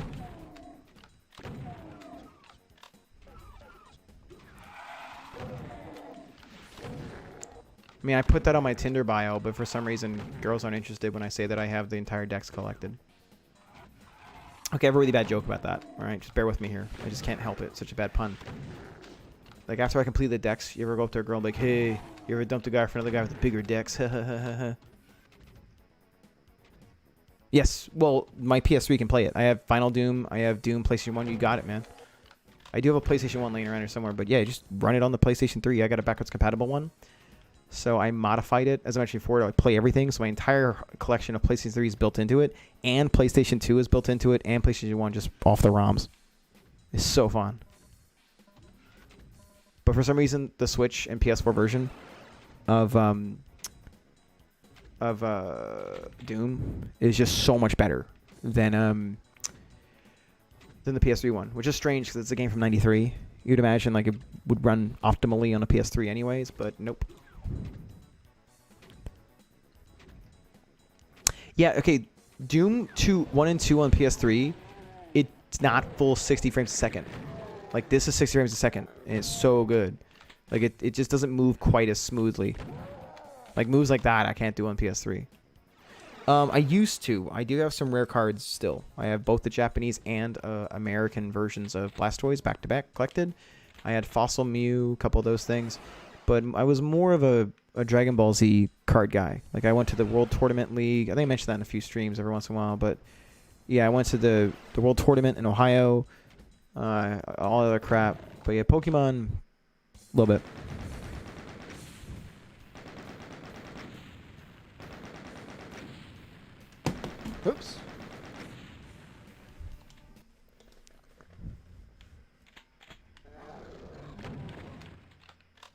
Dude, I love Dragon Ball. Maybe I'll do some Dragon Ball streams if you guys are down. Like Raging Blast. I used to terrorize people online in Raging Blast. I think I may have told you guys, but like my favorite thing to do in Raging Blast, when the for a while there, a lot of the Dragon Ball games would come out in the fall. Oh my god, what's wrong with you guys? Chill out. And I would master it and like really get the hang of it. So then when Christmas came around, all the kids got it and they would hop online and I'd be there just like wrecking them all and stuff. And I would act like a Disney villain. I'd tell them stuff like Christmas is canceled. So I'm like batting away their Kamehamehas and stuff. It was so much fun. I became I caused so much trouble in the word tournaments that it was like a gang of like I guess like teenagers that thought it was funny, and so they kind of like became like my little henchmen, and we would make tournaments where they like people would jump in there and have to like fight through all of us, and sometimes I'd be like the Shao Kahn like at the top. We were totally the bad guys, and those were so fun. Like some hotshot would come in and not realizing the whole tournament's just like completely against him.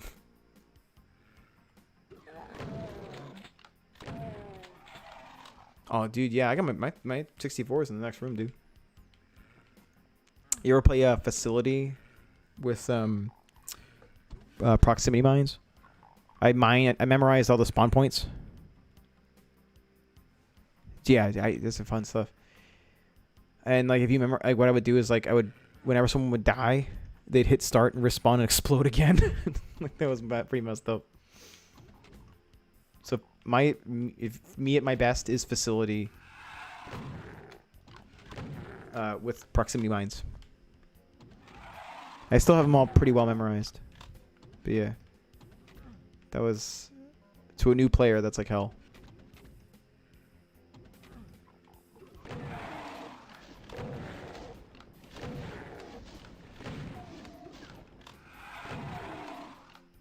Yeah, dude. I was actually having a discussion about it. People always say like, "Well, Perfect Dark is GoldenEye but better," except for one thing, which is the soundtrack. I mean, also the fact that it's not as cool. Like that's one of the few downsides. One of the few downsides to playing Perfect Dark was like I thought the story was so goofy.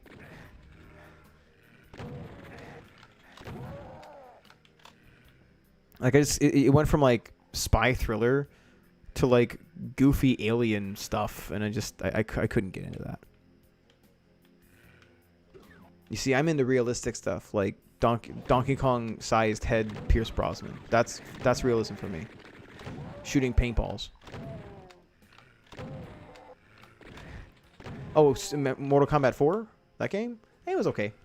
For the Mortal Kombat's personal preference, my ranking system for them is number 1, pretty easily, is 9 for PS3, followed up by Trilogy / UMK3. And beneath that is like a toss-up. I guess maybe 2, then 1. Like for the 3D ones, obviously everyone goes for Deception as the best one. I really didn't care much for 4. It just didn't do much for me. But I can see why people liked it though.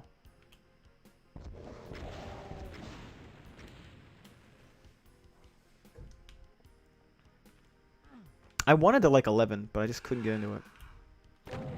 I used to go really hard on 9. I think it was because it was so nostalgic for me, because it was a retelling of the first 3 games. Also, it was like the back when I consider the golden age of the FGC community, which is like when Evo was like super hot, and with Daigo was like at the top of his game and all that stuff. And I just don't know if we really had the hype that we had back then. Like Daigo versus Dustin Wong, all that stuff. Like I really wanted to get into 11. I really did.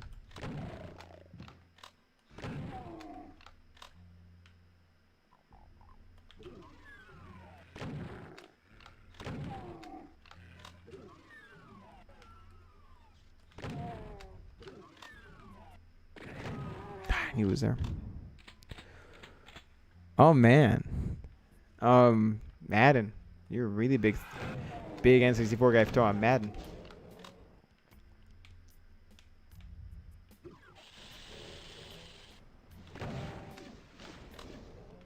was playing South Park 64 recently. It was pretty fun.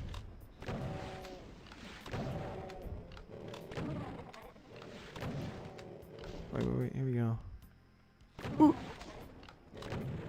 Someone down there.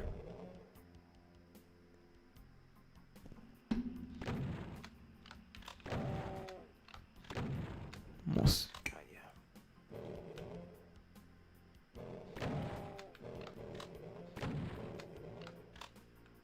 Let me come down there. I guess I'm down there now.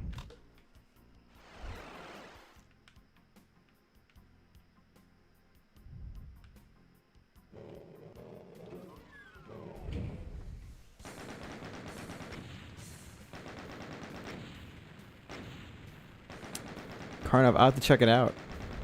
I got around to checking that out.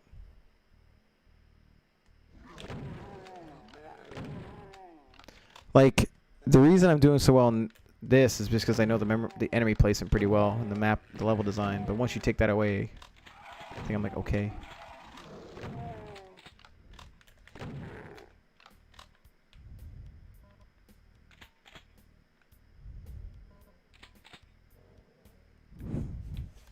Oops. I had to scratch my leg.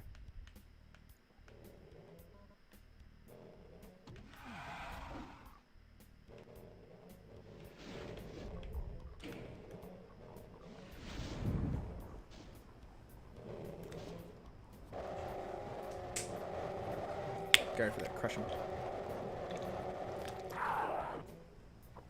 Here we go. All right.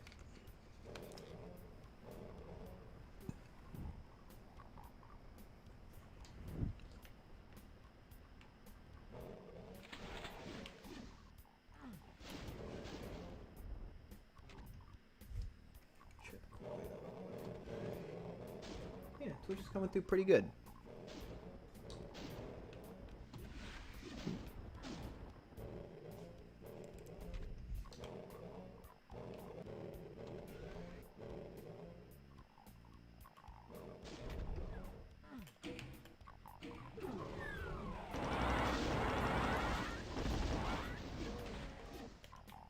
Oh, nope. Trying to save ammunition.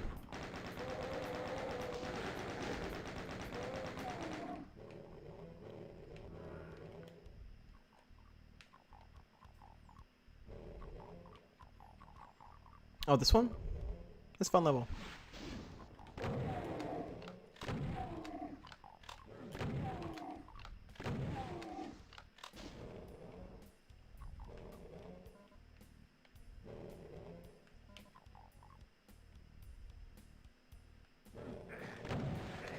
Yeah, I was just trying to get a couple on the way out.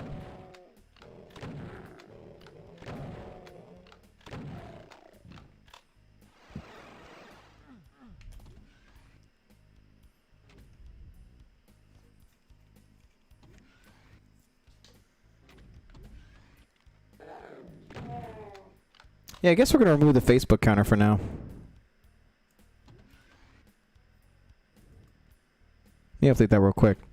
Because we totally have people on Facebook tuning in, but it doesn't want to play nice. There we go. Yeah, looks good.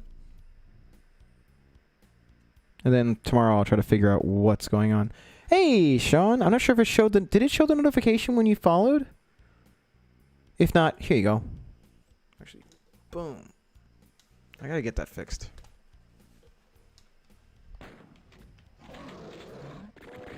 If you want to, yeah. The quality's a little better on there.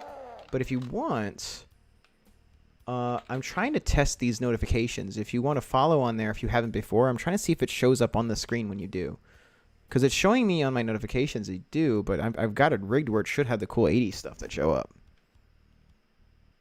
Oh, I didn't know you're still tuning in. Thanks.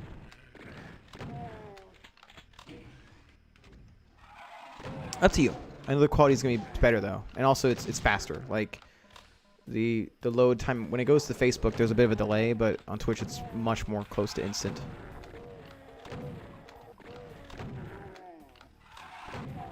Ooh.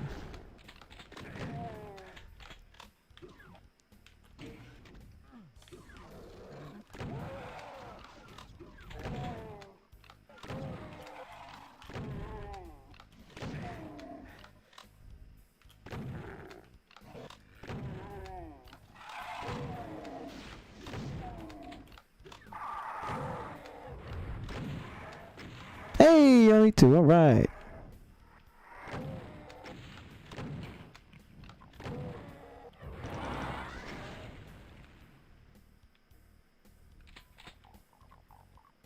I guess no more Facebook then. Now I'm going to keep Facebook up, but I'll get that counter fixed later. Hey, that's so fun. That's one of the best secrets of Doom 2 right there.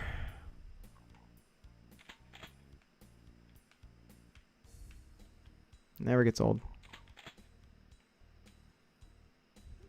With how much I play these levels over and over, I bet you guys would be able to like just speed run these as well, just knowing the layout eventually.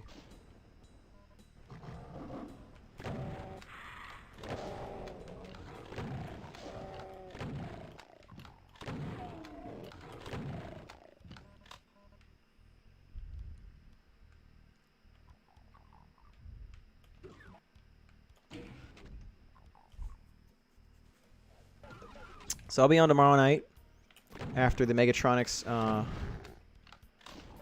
listening party. Oh, you sure there's guys in there? Actually, Sheen Wallace here. Since you might be aware, my main gig for entertainment is I am a singer-songwriter in a few different projects that are usually, for the most part, lately there have been a lot of synthwave-based stuff, a lot of 80s kind of aesthetic. And my synthwave power metal band, Megatronics, has an EP with TW1 Records that is coming out tomorrow, or Friday. There's a live listening party for it, though, on Night Ride FM. And afterwards, the after party is going to be on this channel, where I play some more retro games. So this channel is all about retro aesthetic. Sometimes I play newer stuff, but I'm a big fan of old school. Got him.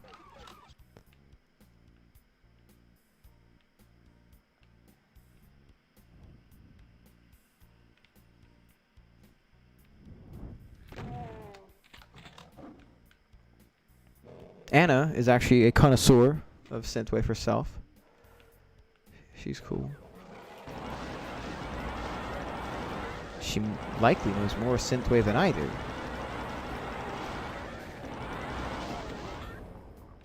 She's also a very good Smash player. She takes open challenges all the time. Oh, cool. Well, yeah, you might dig it, man. You can look up Megatronics, or my solo stuff, which is more synth pop, is with Aztec Records. Actually, Power Up. You can look up my first EP that came out last year, Runaway, and I have a new full length coming out in a few months. If you like synthwave meets Michael Jackson, you'll likely dig that kind of stuff. It's all about the old school aesthetic here. But yeah, Anna, man, she is a big Smash Brothers player. She used to like openly challenge people in this big synthwave group, and she's like, 1v1 me, mate, like that. And then she'd beat them, and she'd brag about it. This is my way of seeing if she's still tuning in.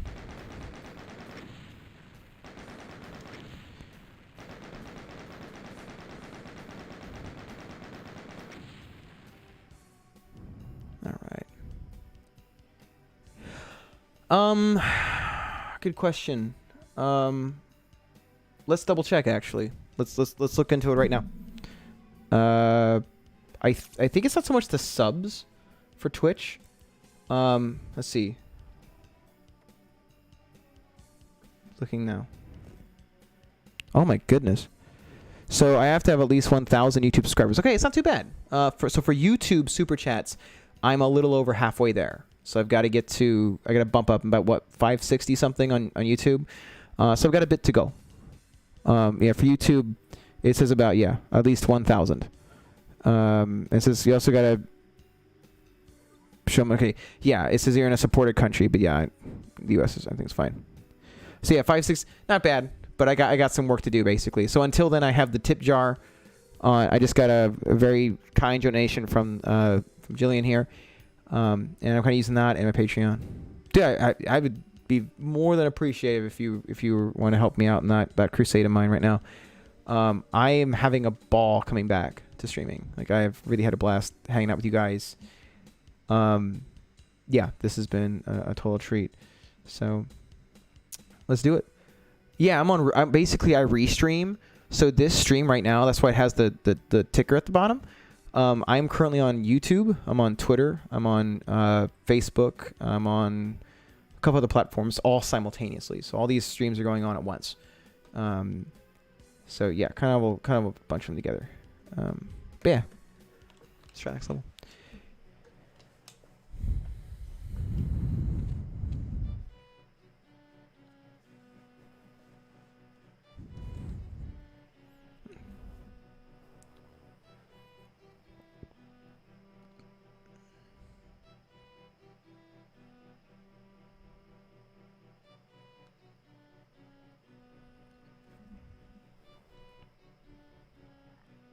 All right, let's see. Sorry, sending a response to my friend. Restream's awesome. Oop, sorry about that. Little. Ooh. It costs some cash though to do it. Oh, dude, I would really appreciate it, my friend. That would mean a ton. Yeah, you know. I'm actually going to be a little more... I think I'm going to also be a bit more aggressive with my YouTube campaigning. But yeah, let's do it. I'm going to make a goal of mine. 1,000 subscribers on YouTube. Let's do it. Oh my god. Do you use Restream? I can do it. I think I can get to 1,000.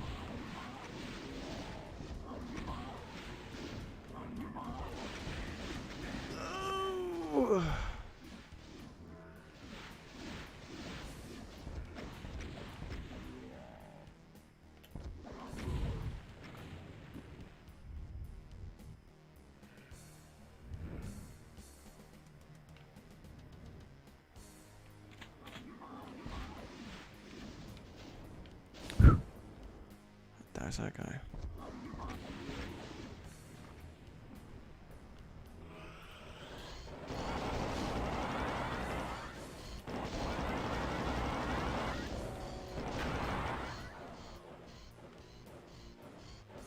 Let's do it then. Let's do it. Oh, no kidding. That's awesome. What happened? Yeah, I mean, thanks for dropping in, buddy.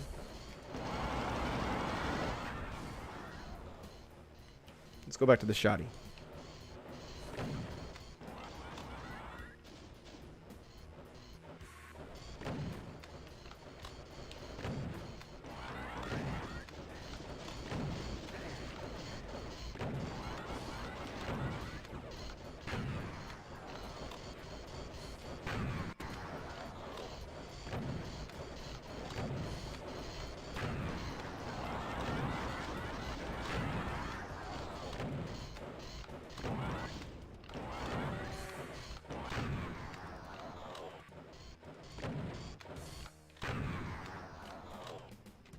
Cool. That's it. Let's go plunder and be done.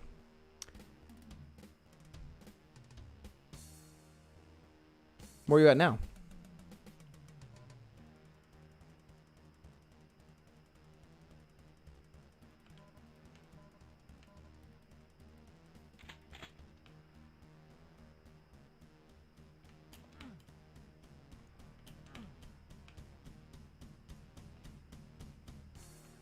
Cool. Let's go right here.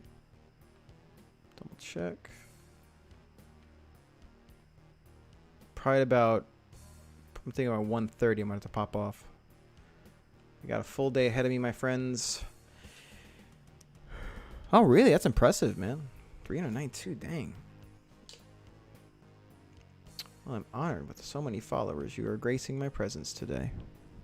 Or grace us with your presence. Alright, cool, we're done. Oh, yoink. Now we're done.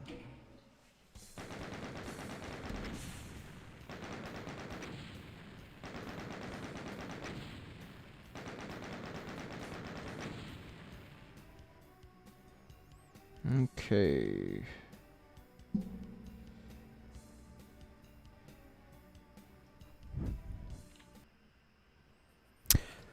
Let me go see if I can. Let me send you one back. Hold on. Let me go on my phone here. I'll throw you one back. That's cool, dude. Here. I got you back, man.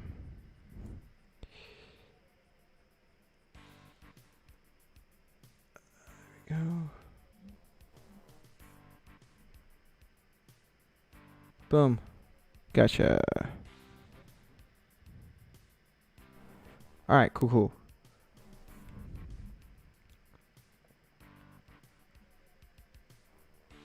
Alright, back. Alright, now for this level here. Make that 395.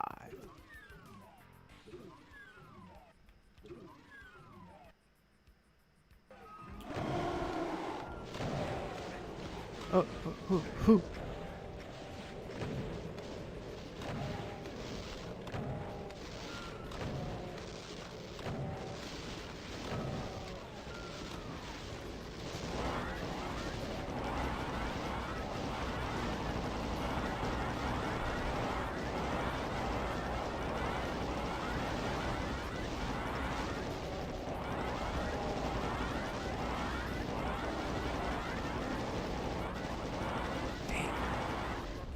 Okay, now they're fighting.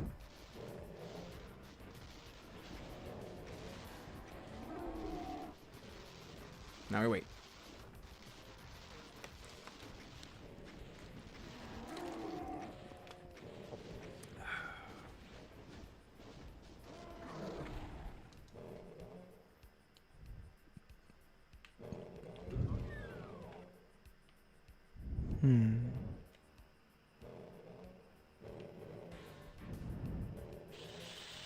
There you are.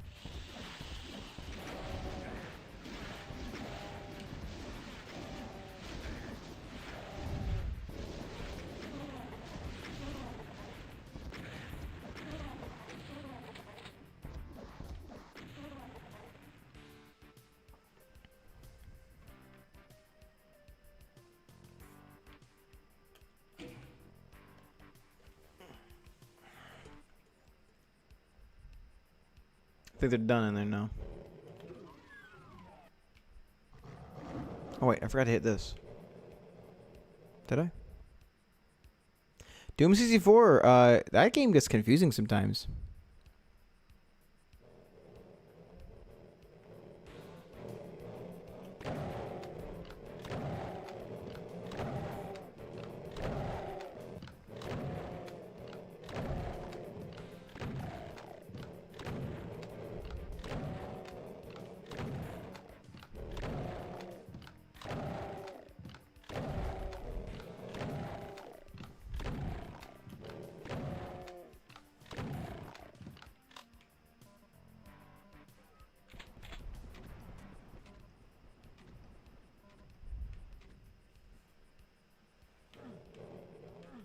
What?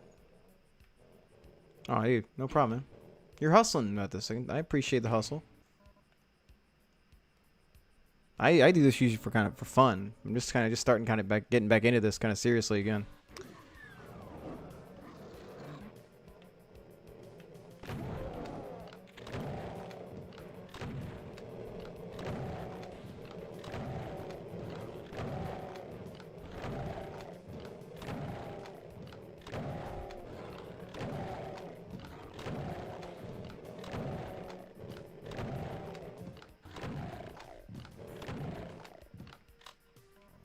That's not bad. So you a big old school Doom guy?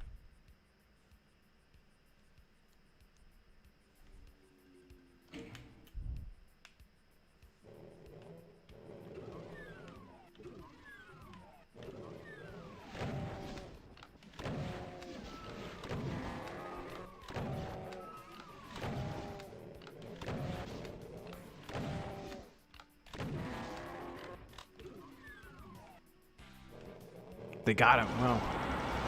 That's surprising. I thought they wouldn't get him.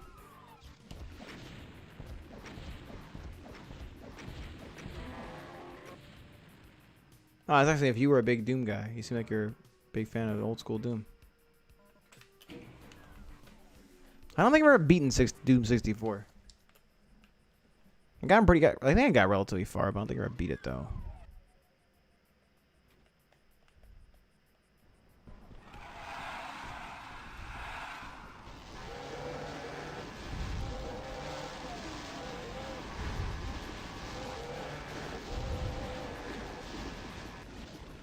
Yes.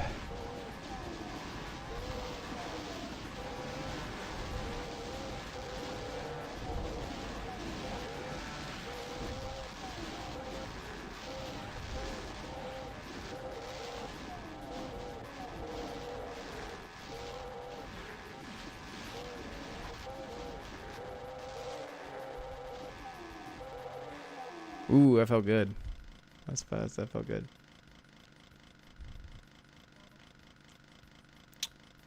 Yeah, like I know the unmaker is a big thing on that.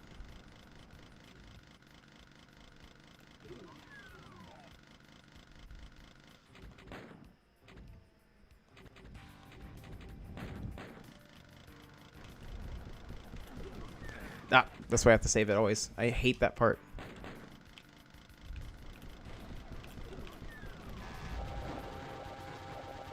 I always get that part wrong.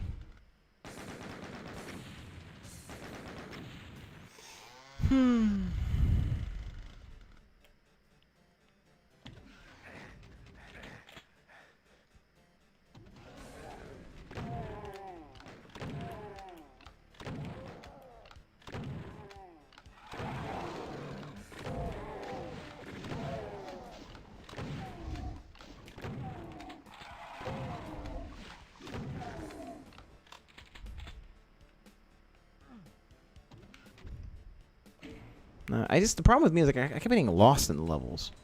I didn't know where to go.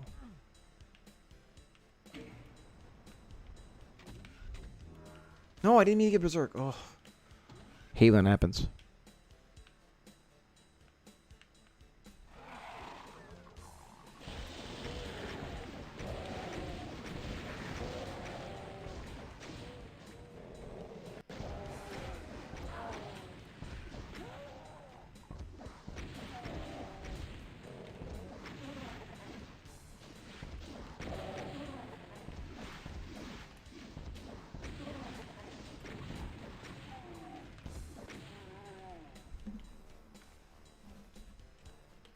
Okay. Yoink.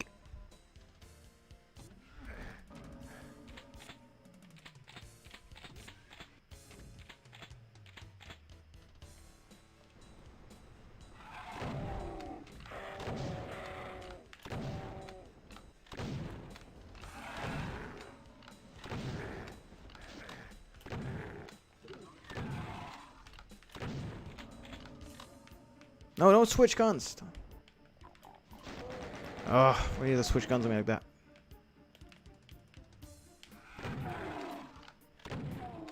We need that gun for the next level.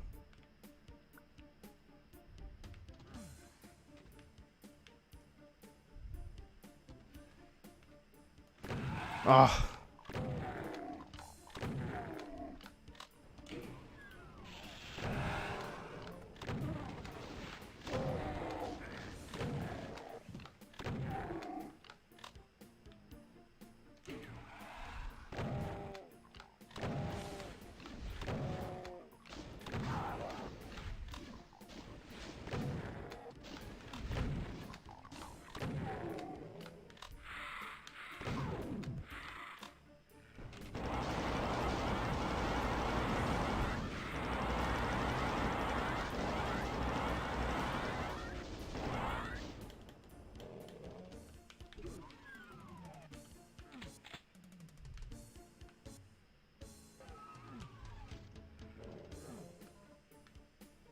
Right.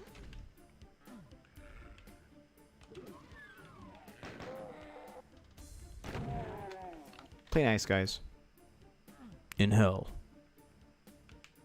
It's like a badass McGee joke. Keep the change. In hell.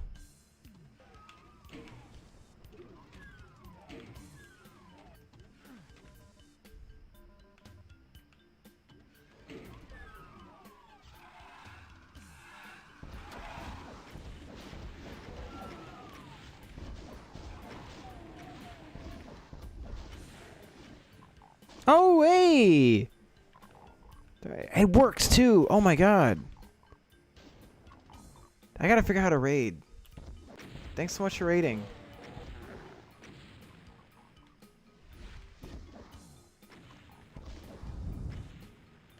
Thanks so much for hopping in. It means a lot.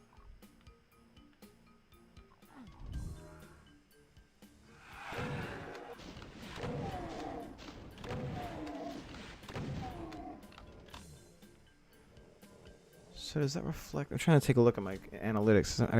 I still don't understand raids. I'm trying to see what's going on with raids.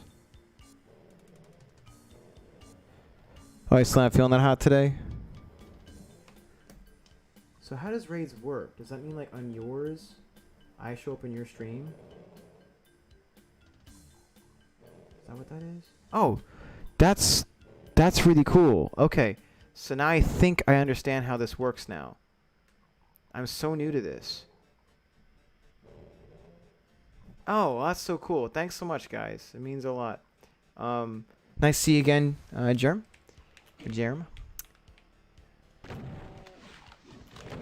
We're just doing some Doom over here, talking about music and stuff. Had a pretty good crowd so far tonight. Not too bad. Had some old friends I haven't seen in a long time. We're going to try to get my YouTube channel up to 1,000 viewers. We made some vows today about that. My buddy Stinky Shoes is confident he can help me get up to that. Yeah, we did a full run of Doom 1 on Ultraviolence, and I made a mistake. You did not help.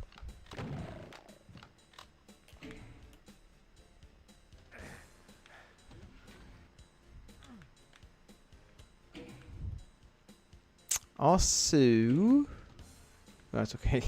Wasn't it? Oh man. Okay, now that was not okay. Thought I hit the right button there. It's performance anxiety. My entire strategy is falling apart. Okay.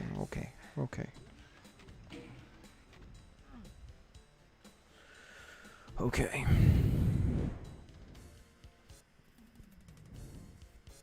Oh really? What, it went down?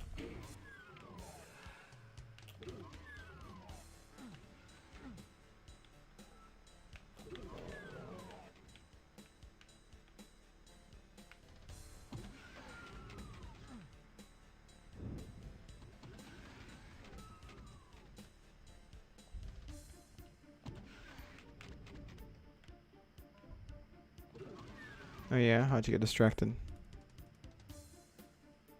Surprise!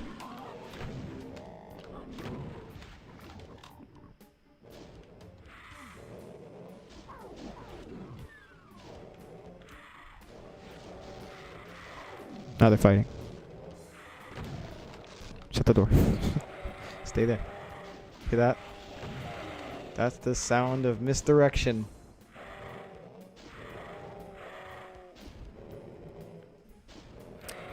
Yes, my guy here, Sheen Moss. He has 400 followers, almost 500. Is it playable? Do you think I'd like Cyberpunk?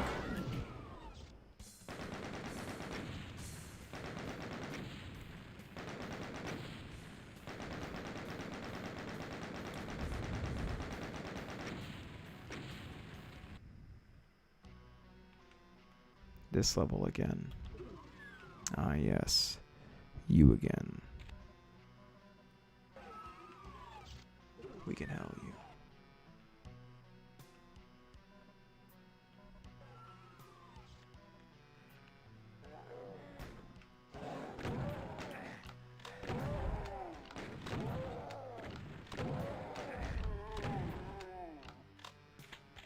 Did I finish Cyberpunk? I don't remember saying that. Did I? I don't play a lot of those new whippersnapper games. I'm all about old school games, man. Would you want to see Cyberpunk? Do you think it's a game I'd like? Man, I knew you probably fell asleep because I was hyping you up when I thought you were on YouTube and you didn't say anything. You would have been like, "What are you saying about me?" I made some claims about you, Anna. Big claims about you.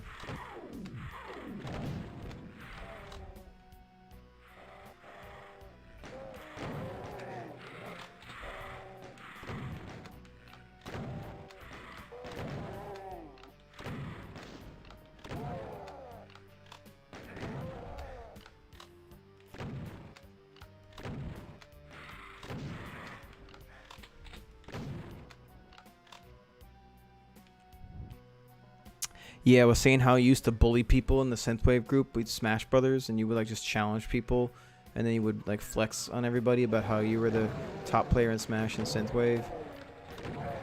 And that's how I met you. I saw like you were like bullying some nerd and you're like, I'm gonna fight you 1v1.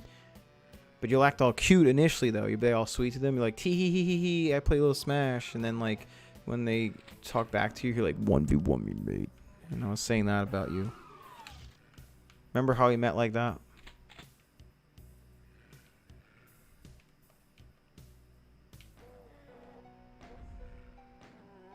Yeah, you're like, whoa, yeah. I was like, wow, man, you play Smash so good. Who plays Smash? Yeah, it was cool. Wish I could play Smash like that.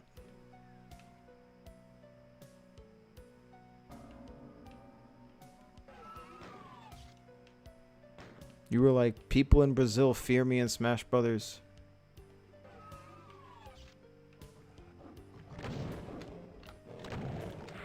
They're like, they call me, and then you said some name that means like something demonic in Portuguese.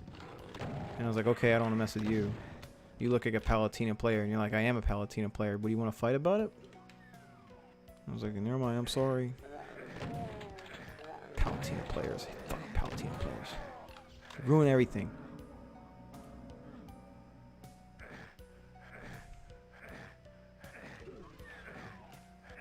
Don't ever play Palutena if you want to be respected by me. She's too good. I hate fighting her.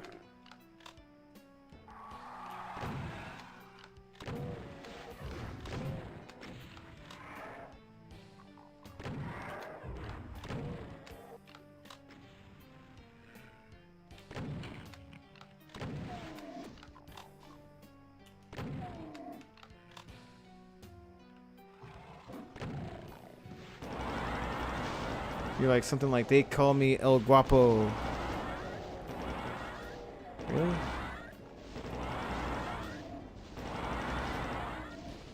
That sounds pretty intimidating, right? El Guapo? It's like, they call me the handsome. And like, you show up like with a cool suit, you know? You like the tuxedo mask kind of guy. You're like, I'm El Guapo. Don't mess up my shoes.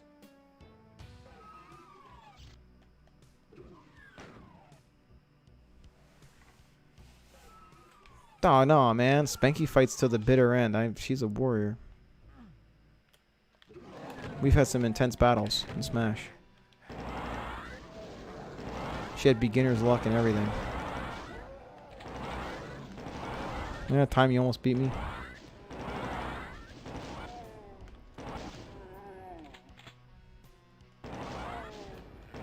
No, you hit me a few times, remember? You got me once a couple times. You're tough. I was like wiping the sweat off my brow after the fight. I don't know about that.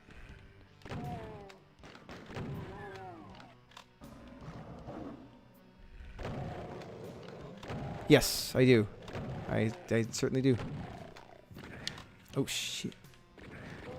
I was scratching my eye, guys. Can you just take it easy?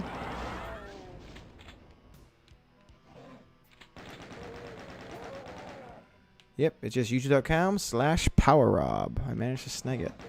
I was trying to make it my official YouTube channel, but it doesn't want to do that. It keeps, so PowerRob Music is my YouTube channel, and PowerRob is my gaming channel. Yeah, I tried that, and it got lit up.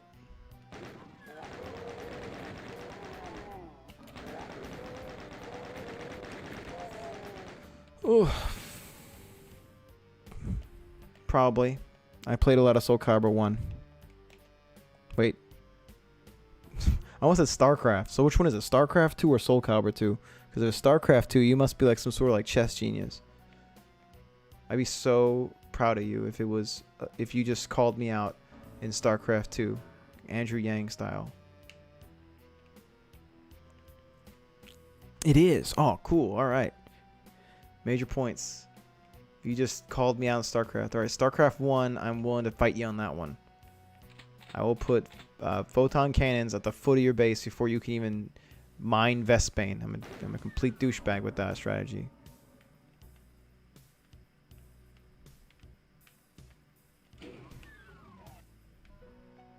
I'll be cramming pylons down your throat.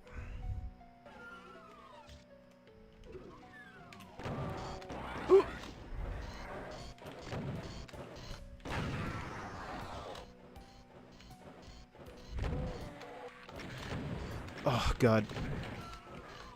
I did not think that out.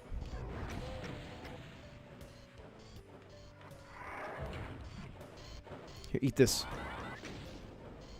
Got him.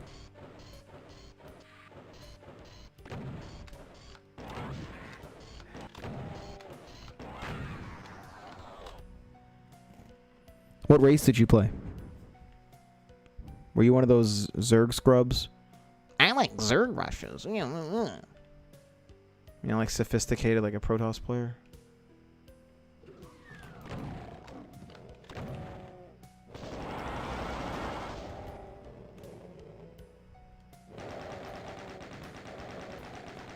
That's good. I would Protoss as well. I see you have fine taste. More civilized.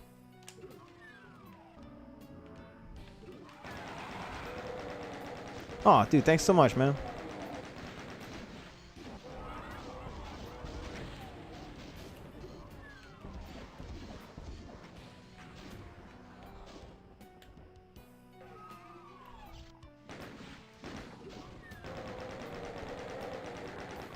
No wonder you hated all the midnight posts.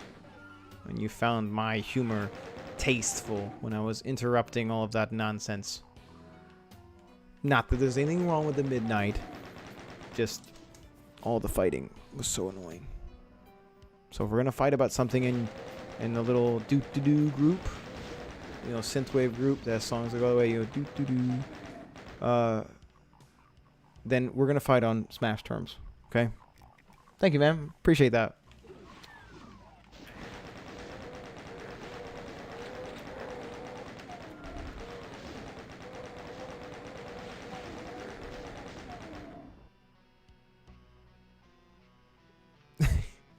It's okay. I don't, you know, I don't care for them much myself either. Well, practice with me.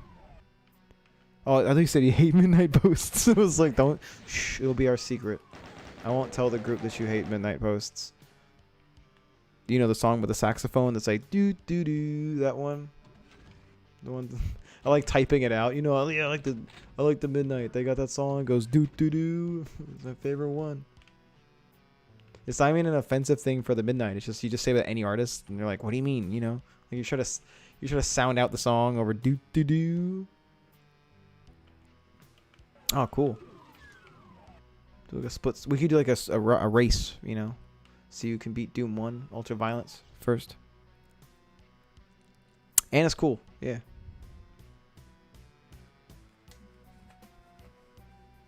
Do you want me to break? You want to break them up a little bit with a little bit of Smash?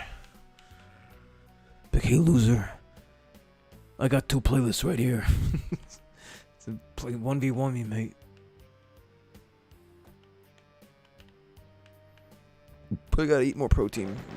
I'm working on it. I'm not where I used to be back in the good days. Back in the good old days. Back in the digital desperado days.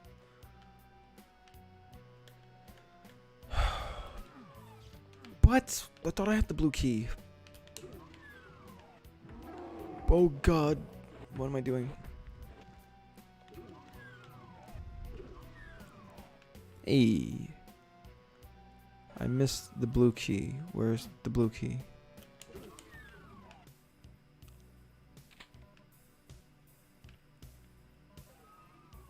Why am I drawing a blank? Oh, right.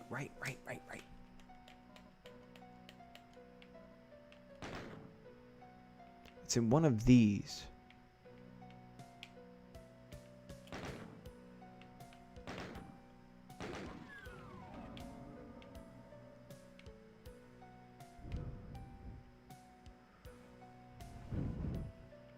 She's in Brazil. I'm surprised she popped in. I'm still adjusting to the fact that there is no time difference between the two of us, even though she lives in Brazil.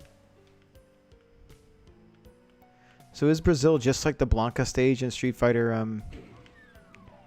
in Street Fighter 2? Or is it not exactly what it looks like? It's not all like giant snakes and stuff like the Blanca stage. Okay, where is that? How am I missing it? You should miss this.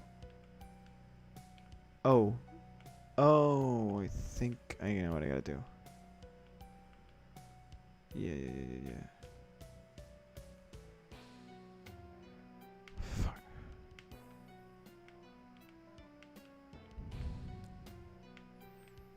But how are you gonna fight me in StarCraft 2 with a coconut computer? Yeah. Just like the Blanca stage. You think you could beat Blanca 1v1 in StarCraft?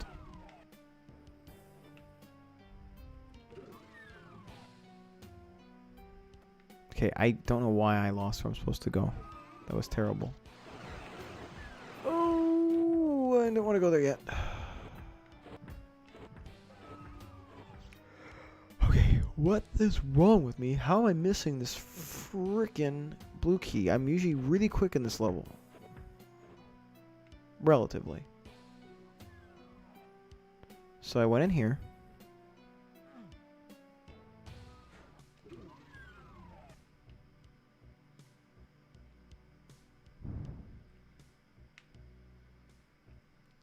Oh, thanks, Spanky. We gotta play. You're not gonna have speedrun battles. You know, who can beat it first? There we go. Okay, that's what blue key. Got it. That is such a weird spot for it to be, you know? Actually, wait. Let's do this instead. Nah, we'll see about that. Guy, don't sell yourself short, Spanky. You got that alternative edge, you know?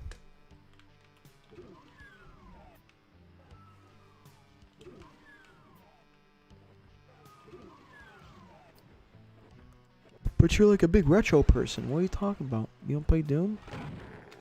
It's like the most synthwave video game ever. Can I show you my playlist? I'm kidding.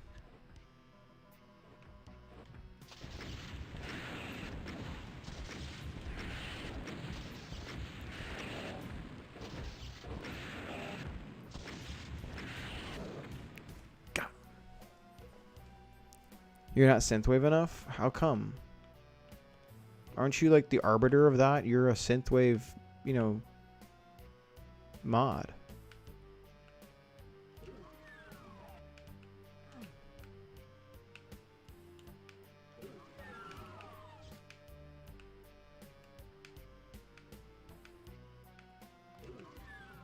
There we go. I got your synthwave right here. Hold on.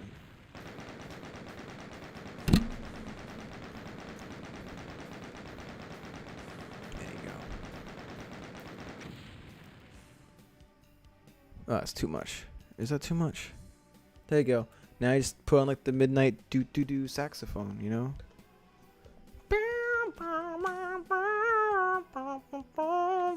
That one.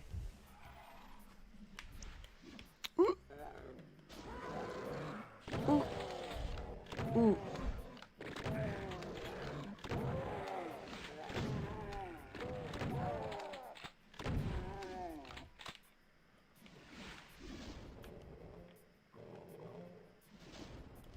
Do you recognize that song? That's the one that goes doo doo doo. That's the one. First note's off. Is it like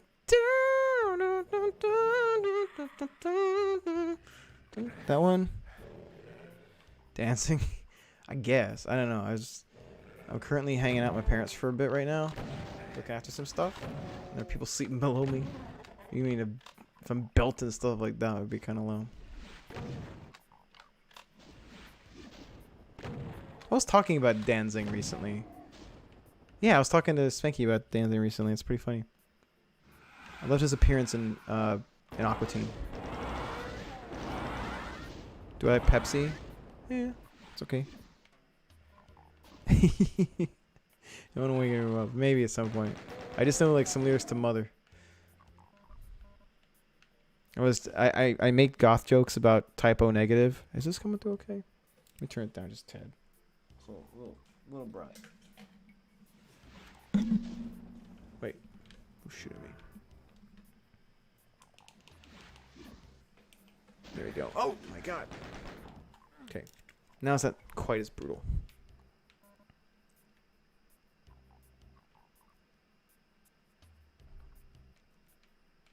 Oh, I'm talking about the. No, I'm talking about the music artist, not the blood type. I can't help it. It's a celebration of goth. It's like my understanding of goth. All goth girls like Type O Negative. I was saying that Type O Negative has Danzig with the taller Glenn Danzig with not quite as an impressive voice, and that's. There you go. This is all good fun. I'm not. I'm dumb. And this is none of this is serious. Most of my music stuff, unless I'm talking about like vocal lesson stuff, is usually just not being serious. But yeah, he's a taller Glenn Danzig with longer hair, and I know so why a lot of goth girls like him. He found his niche. Can't judge him. Fuck you. Oh, I shouldn't have gambled like that. So close. I could have avoided getting hit. I should have dodged. That's what I get for making fun of Type O Negative.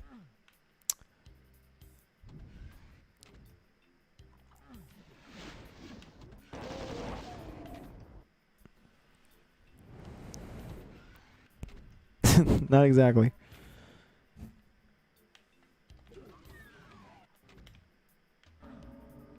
Well, you're into that goth music, the synthesizer stuff.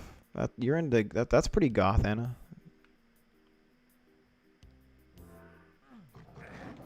Probably listen to like super goth stuff like Megatronics and stuff. I hear they got a release coming out tomorrow. Okay.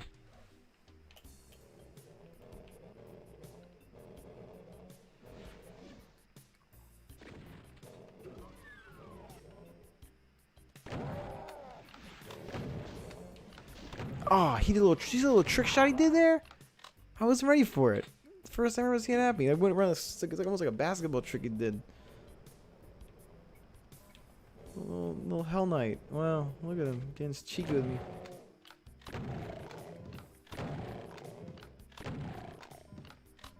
Crazy. Is that a thing? Oh, thank you so much.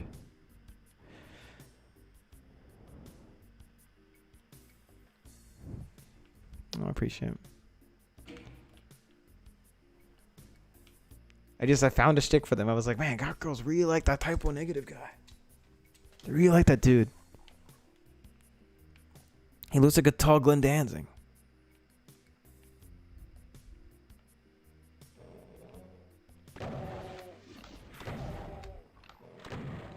He's like one of the untouchable goth goth guys that like all the goth girls just really, really like him. They just can't help themselves. It's like saying something about David Bowie from Labyrinth, Like mixing up who he was. Like mixing up that character with Tina Turner's character from Mad Max. Like, it's the same guy, right? What? That's David Bowie. Oh, man.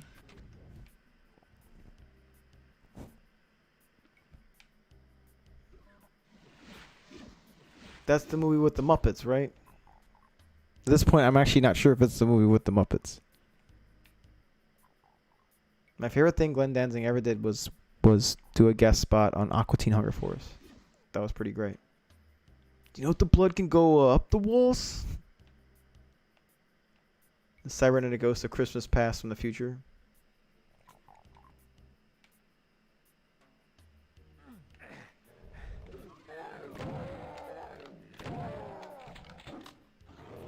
Oh my god. You little trickster.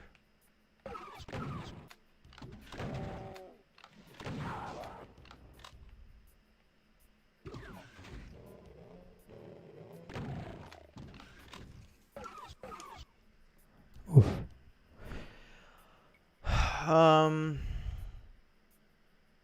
Good question. I got to do a rock opera where the governor, he opened. It's weird because he actually had a band, and it was the bicentennial of Baltimore. So we played in front of about 5,000 people for an opera called 1814, the Rock Opera, and his like sort of jazz band or something like that. He opened for the opera we did, and I got to hang out with him briefly after that. Officially, he was, because shortly after that, he then ran for president. So I guess that officially makes him the biggest celebrity I've personally met. So it's weird if he did win, I could have gotten to say that the president opened for me in some way. But I'll take governor, whatever. I got to sing the national anthem when the power got cut off. It was this weird thing that what the. Oh, I gotta go over again. Oh. Anyways, so the show ran over a little bit, and the organizers actually cut the power, and it pissed off. I think it was the governor was not too thrilled about it. We were obviously not thrilled about it. But what's funny was I was playing the lead villain based off Rob Halford, and I was the British admiral that burned the White House down. And at that point in the show, I had just got done burning down the White House, and the heroes had not gotten back at me yet. And so, because the power got cut off before that, on the bicentennial of Baltimore, which this play was about the Battle of Baltimore, the Brits won. They never got us back. And it was strange because in this giant sea of people, or kind of 5,000 people in front of me, people were I'm just standing up there with the power cut off and all that stuff, and the people in the front of you saying, you gotta finish with the anthem. You gotta finish with the anthem. You gotta finish the anthem. So I'm dressed up red coat, with shoes, pre-shirt, with studded gloves and stuff. My hair's slicked back. I got the Union Jack half mic stand, Freddie Mercury style, and I was waving around before that, hitting high notes. And I didn't flick the crowd off because they want to piss the governor off. But in prior shows, I totally would. I would get on the mic during a guitar part, and I'd be filthy Yankees, here's your American dream. They would like that, and the crowd would boo, and it was a lot of fun. But anyways, so here I am, all the actors and stuff are confused. I'm looking around, and I'm thinking to myself, surely someone here knows the anthem. Anybody? And so I just start singing the anthem with no amplification in front of this big crowd of people. So there's video of that where I'm finishing the anthem with everybody and kind of singing with them. But that was a very interesting moment.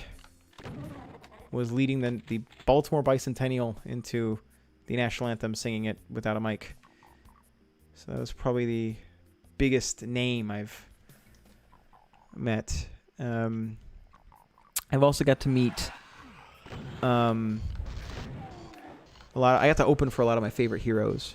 I got to open for Symphony X. I got to open twice for Sebastian Bach. I got to open for Stradivarius, Pagan's Mind, Doro, Metal Church, Michelangelo Badio. The Protomen were fun. I got to open for them. Open for them twice, 2 days back to back. That was a lot of fun. The crowd was really good.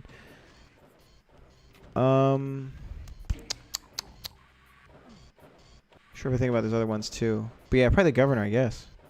Governor O'Malley. Would have been so cool to tell people that the president opened for me. That was about all I cared about with his. Why did I do that? I gotta kill him beforehand. But anyways, yeah, that was the only time I really cared about that.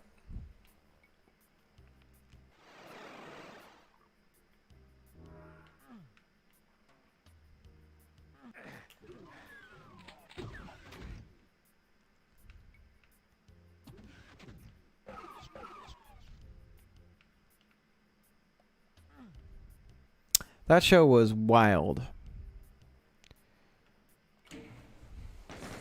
I broke one of my cardinal rules about performing, which is don't bring your girlfriend to a production or a band. And that actually was okay. It actually didn't affect it too much, but in hindsight, that would not happen. I made a vow to myself after that I would do my best to avoid dating fellow singers or performers. mainly fellow singers, because just they always, I don't know, they always kind of get like there's this weird competitive thing going on. Like I got nothing I need to prove. Like I'm happy with what I've done, and if I'm dating someone, I want to lift them up in terms of being a performer. But it always slowly somehow turns into that, and just drives you up the wall. Yeah, I can get around to do that. I get around to give that sub once I get a sec.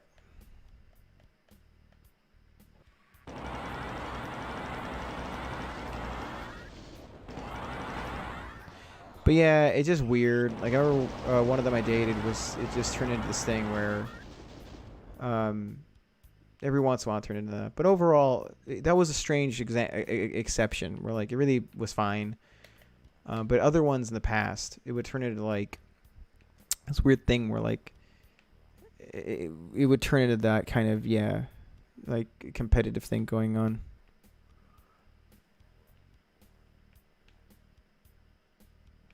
Like when I'm not like playing games and stuff like that, like this is just for fun, but I can talk for days about vocal technique. Like I love talking about it. I love pushing my limits and figuring out ways to get the most out of my voice or writing and all these other things. You know, I spent most of my life at this point working on voice. And when someone's like doing it is like, for instance, if they're like an actress and they sing because they want that skill in their arsenal, like it's a little different. And I think sometimes they get a little worried. Not worried, but like intimidated, I guess. Like I dated one that was a pretty professional actress, and I always was like, you know, I got dragged into acting. Like I didn't even know what rock operas were really, until I got my buddies like, yo, you need to audition for this rock opera called Valhalla. And it was like this massive power metal opera, and I never did acting prior. And then when I auditioned for it,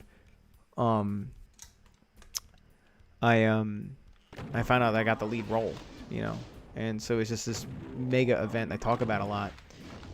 But I was dating someone at the time who was an actress, or she just dumped me when I got in the show, and it was funny because it was after I did the gig, there was this brief moment like her and I got back together eventually, and she was initially not very thrilled with what I had accomplished in it.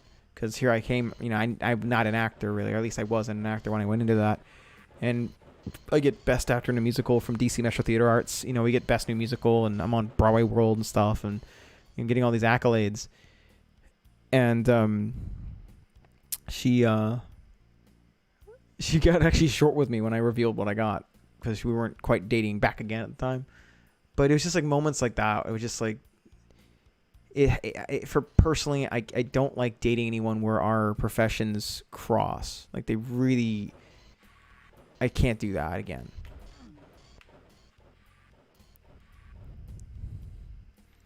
I dated someone more involved in the synthwave community. That was okay, but again, it turned into like this thing where like it just got too, I don't know. Like sometimes when I'm dating someone who's a vocalist, they like, especially when it comes to writing music, sometimes it's almost like they want me to like write for them. Oh, really? I'm glad you got a better job, buddy. So I mean, you must have had a lot of business over the pandemic. How'd that work out? Did I forget the blue key? Oh man.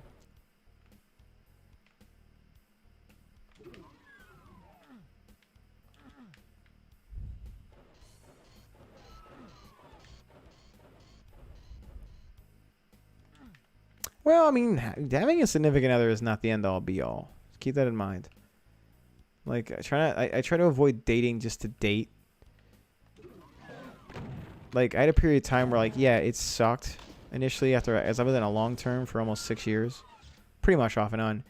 But it was most part of 6 years. And I thought that was the person I was going to be, like, you know, with forever. But after, you know, that made me reflect on liking myself. And I didn't really know much about that. Like, I felt like I just needed a girlfriend. Like, it was just this thing, you know, when you're a young guy, you know, it's just, initially it just seems like this thing was like, oh, you just gotta have a girlfriend, you know, it makes you, it just kind of completes you and stuff. And you realize that, like, from personally though, I felt like I was, I don't know, I felt like I needed to learn about like how to like myself more, and then figure out who actually is healthy for me if I'm going to commit myself to them. So like, I don't know, personally, I try not to hunt around for a girlfriend. Try to use that energy to build something else, or build something. Oh shit! Oh, I wasn't focusing. Yeah, it's it just, I mean, I will admit back then, what the, I was also a, you know, I would say I'm a lot more laid back than I am now. Like, you know, when that relationship ended, it didn't end in a way that was necessarily very healthy for me. Like, it was a lot of ugly stuff went down, and I was forced to be in a position where I really had to dig myself out of a pretty ugly place, for the most part alone. But by doing so, I had to learn what was good for me. And as a result, for the last few years, I've pretty sparingly dated. Like,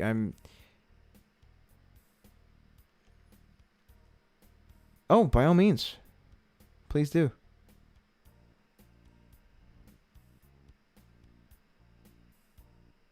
But yeah, it's just keep in mind, buddy. Basically, the whole, like, you know, worrying about having a girlfriend or not kind of thing.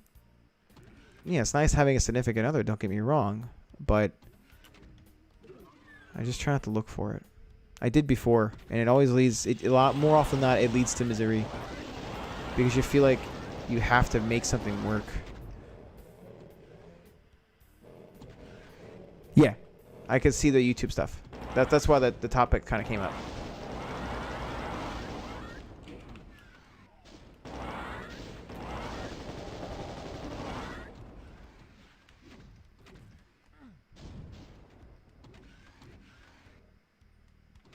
Glad to hear it, man.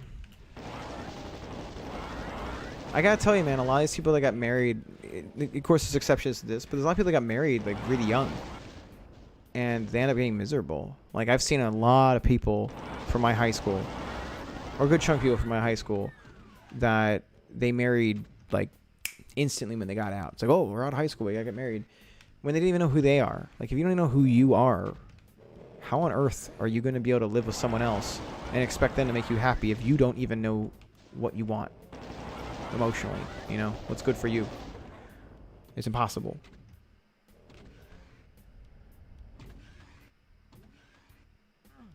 Yeah, not.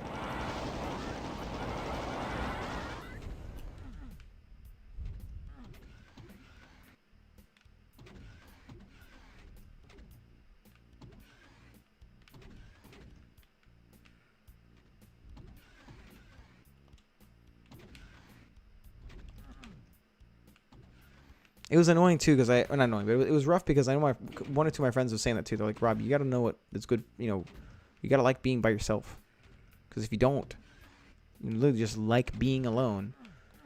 How could you possibly be with someone else for the rest of your life if you don't know what makes you happy?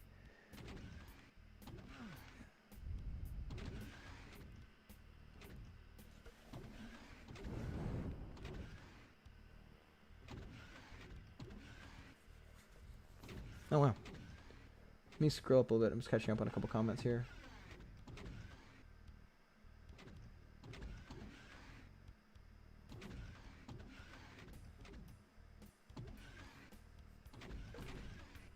Well, I'd say he's pretty lucky. I mean, you know, Anna, you're a really supportive person, and you're much more talented than you give yourself credit for, too.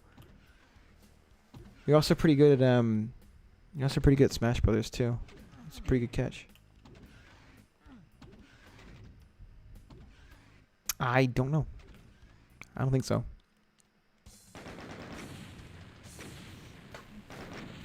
Yeah, it was one of the things I had to really learn, you know, during that period of time. Like, was I had to learn how to be my own best friend. You know, like, what if you yourself are responsible for the well-being of, like, if you were a friend you were looking after, like, for instance, you know. Like Spanky, for instance. Like, what if Spanky, you know, was also like a copy of Spanky was also your best friend, and they were suffering, like, what would you do for him? And I try to think a lot about, oh my, you motherfucker. I was being so existential and deep right there, and that guy had to shoot a fucking rocket in my face. That's a quote right there. You little... Eat that. God, I was being so deep. Then a rocket... It's like a twist on the Mike Tyson quote. It's like, everyone's got a plan until they get hit with the missile in the face.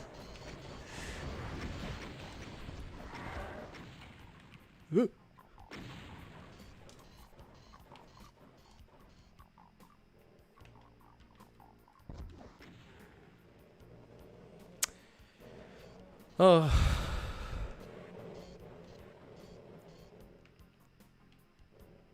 Anyways, yeah. So, like, for instance, if I thought that about myself a lot was, you know, when I was suffering, like, you know, when I was really in a bad place, it was like, what would Rob, like, if I was Rob's best friend, how would Rob help him out right now? Like, what would, because you're going to be your own best friend, period. Like, no one's gonna look out for you more than you yourself will.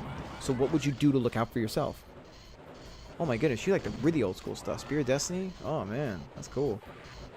It's got some tough levels.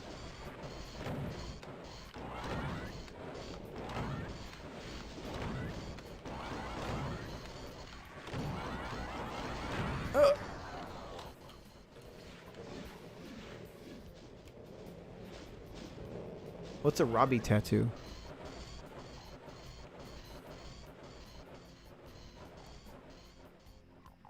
Anna should, like, live stream all the people she destroys in Smash Brothers.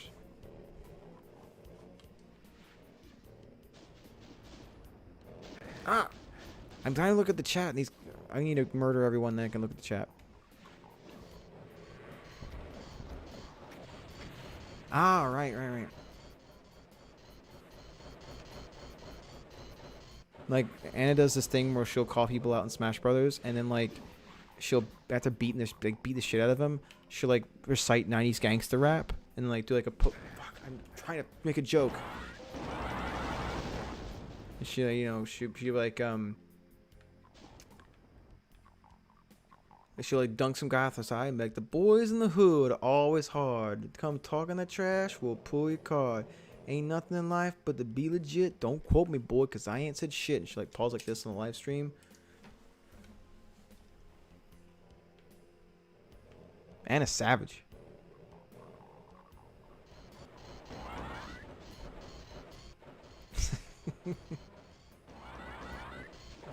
Seriously, just try it.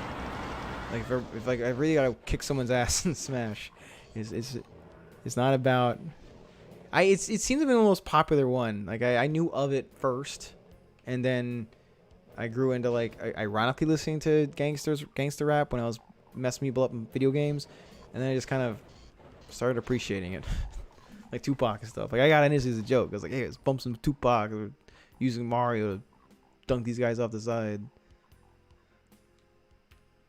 Like, I'm an OG killer, there's no one realer, and, like, you pose. I know Lucas would appreciate that.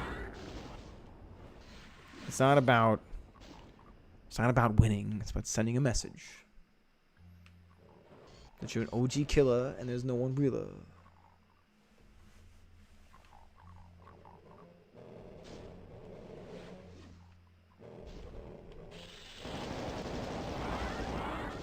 Yeah, the Wolves Gather. Her name's she's Jillian. She's a very talented boyfriend. She's also very cool too herself. She's a very inquisitive person.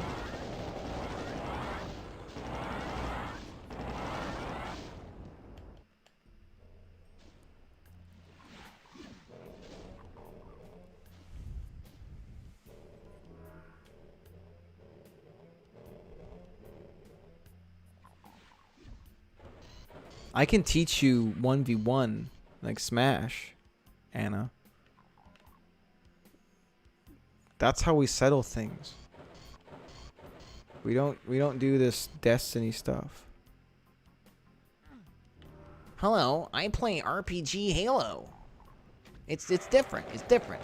You see, they got the Hive, and we've got the Flood. And we have pikes, and they have ghosts. And then we have this other item called a ghost. It's totally different. It's totally different. Diet Halo. With accessories. And glimmer. Ooh, glimmer.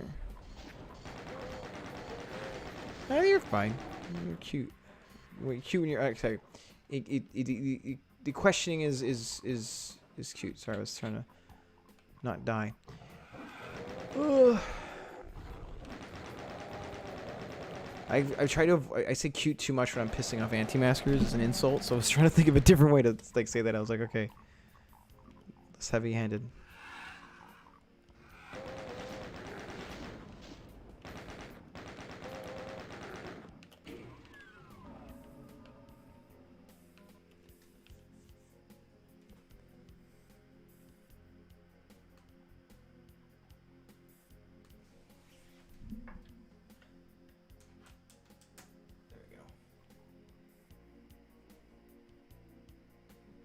Okay, just had to update something.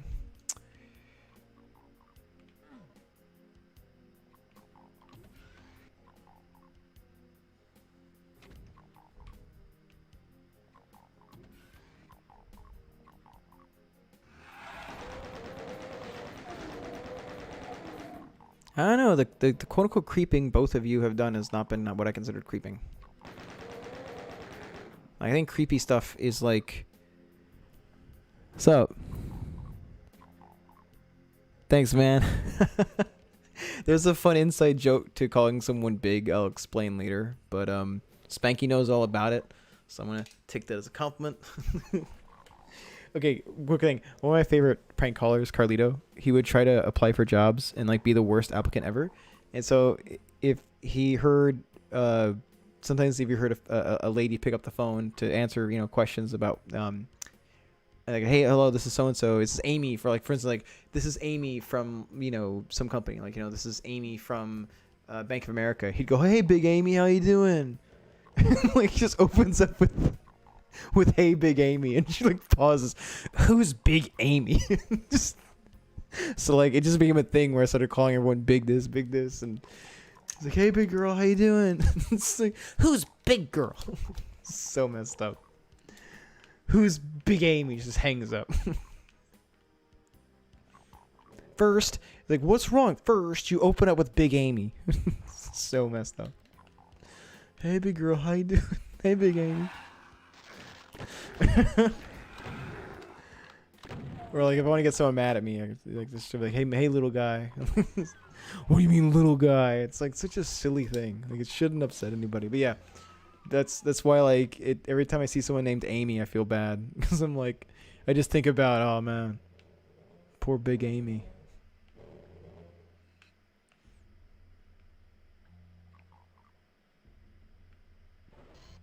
So yeah, I take that as a badge of honor now. Now that you know the history of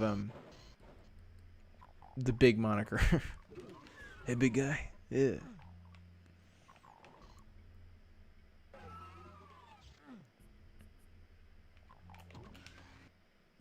Oh yeah, there was one where he was trying to get a job, and she's like, "Hello, this is this. Hey, big girl, how you doing?" Then she just hangs up. He calls back, "Hello, I've never called before." He's like, "Yes, you have. You were the guy that called prior." And she hung up. So he switched his caller ID and put a different voice on. And he's like, "Hello, I'm calling about the job." And she's like, "Yeah. Well, this is our times, our hours. This is this." And he was like, "Well, could I fax you my resume?" He's like, "No, okay, well, I have an email address here. It's biggirl@biggirlwhoanswersthetphones.jobs.com." And she just like hangs up on him. He was so messed up. Hey, big girl, how you doing? Like, I don't think he got the job. What do you think, guys?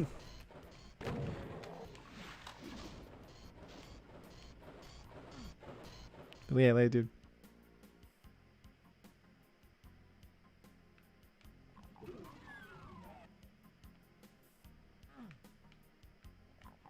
Okay, where? Oh, yeah, it's over here. This part's a little confusing. You can tell this is where like my memorization of the levels is not quite as tight as Doom level 1. Yeah, man. I'll be on tomorrow. Don't forget.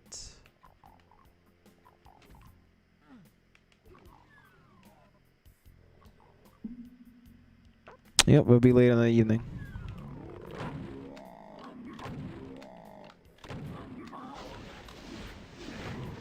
Ugh. Ooh, that hurt.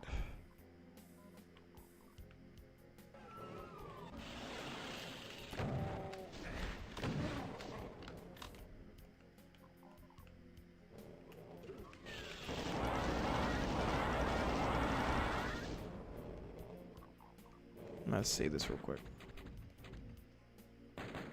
It's getting rough.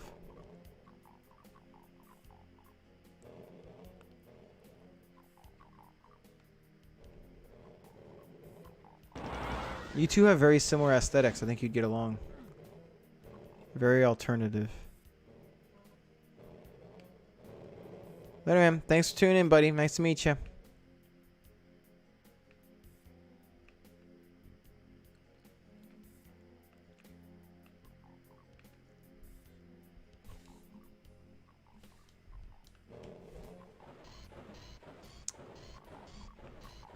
Need some health really bad.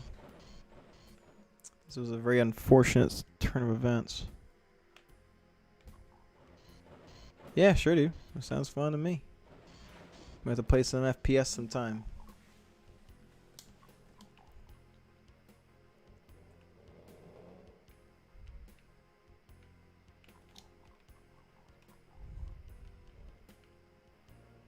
God, I got the big Amy call in my head real quick. Yeah, sounds good, buddy. That's good, bro. Oops. Yeah, put it here. Let me know what you think of the music too, man. Just look up Power Rob, Megatronics, or Thrill Killer. Those are my 3 big projects. That's what I've been up to.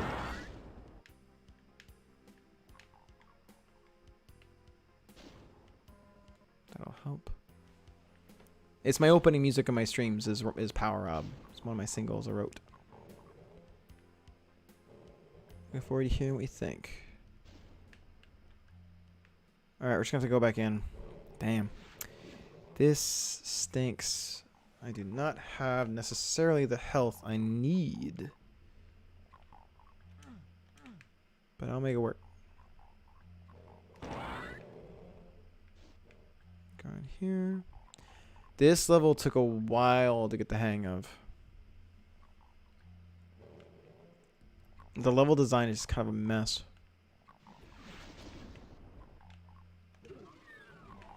Yeah.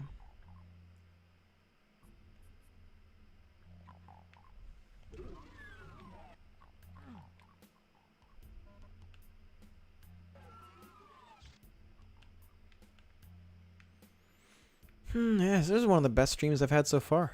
This has been a really good night all around. I really appreciate the company, and I'll be doing this more often if you guys want to hop on in. I'll be back tomorrow night and probably Friday.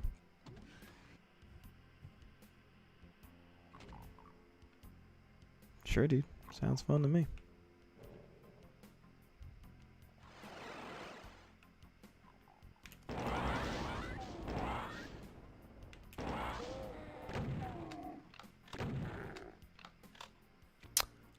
After the event, yes. So it's gonna be after the live stream, yeah. Or the, yeah, it'll be after that. It'll be like kind of a post event.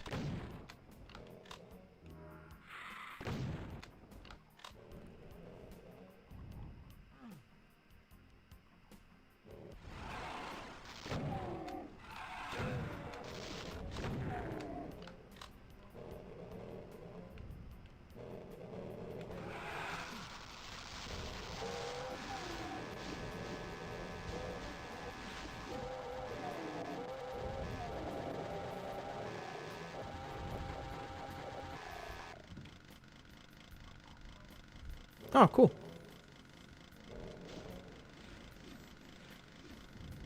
Oh, what the? I looked at the comments. It's my big weakness. That's what I call it. I mean, if it's even if it ain't about palm trees and, you know, laser lights and stuff, it's Darkwave. I consider Megatronics dark wave, power metal, mixed with synthwave.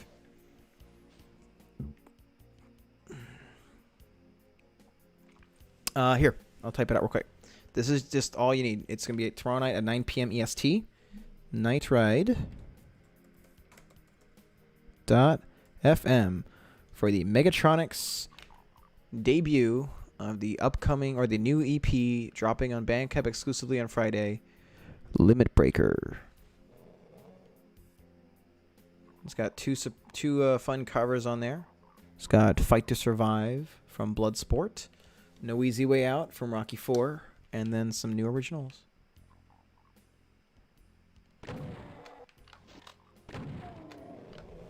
Oh, right, there's health up here. I forgot about that. Yoink. Oh, it's not. Oh, right. Oh, man. Damn. Thought there was. Oh, thanks so much. We actually just got artwork just now in my chat from Karen. So I can send that over to you if you want to use that. Wait, where am I going? I'm not even thinking straight.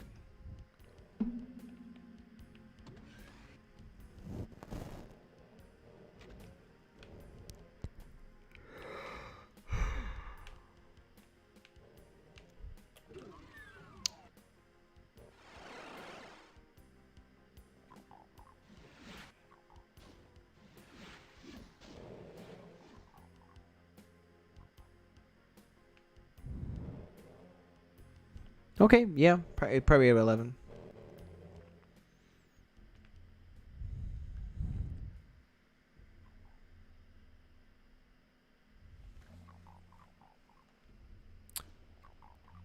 Aw, you too. I'm glad you're feeling better. Let's catch up sometime. It was a very nice surprise seeing you on the chat tonight. It warmed my heart.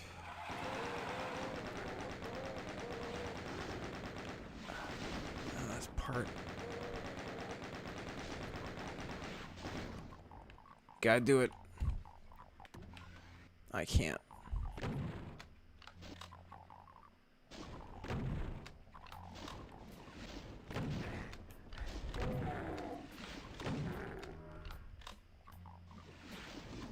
Yeah, let's do it. Let's catch up. Let me know how you're doing.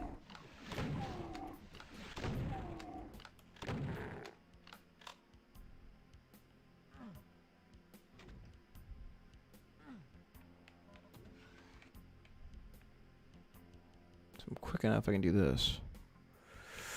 Yoink, yoink.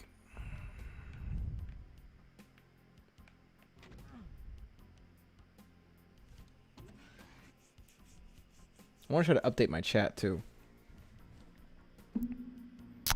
Oh, thanks. Did I get did that show up on here? YouTube subscriber? It does. But that's the old school one. I gotta get that fixed. Oof. It's the gross subscriber thing. Alright, so YouTube subscriptions needs to be fixed. But all the other ones are fine.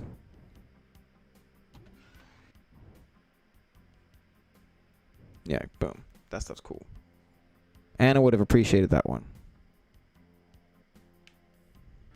Very on brand.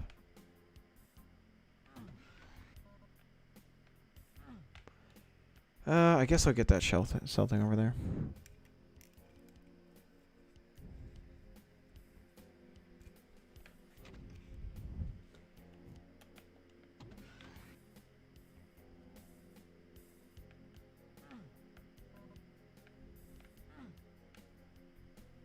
Alright, we're done.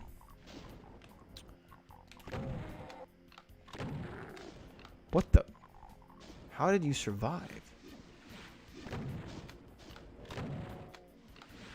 Well, come on down, big boy. Are you stuck?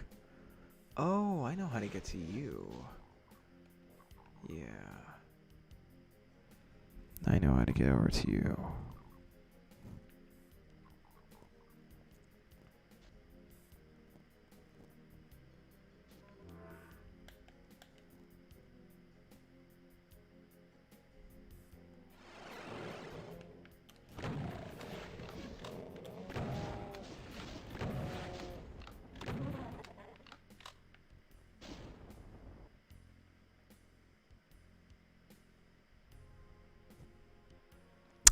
Late, yeah.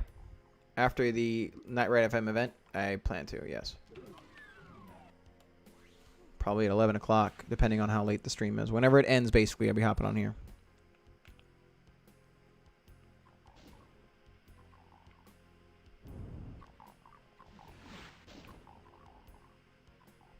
I missed the gun.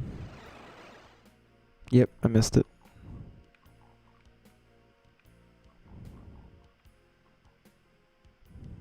There we go. Very easy to miss that. Hope to see you in the chat, buddy. There's going to be a live chat, actually, for Night Ride FM. If you go to the website, it's a live old school chat. Much like this one.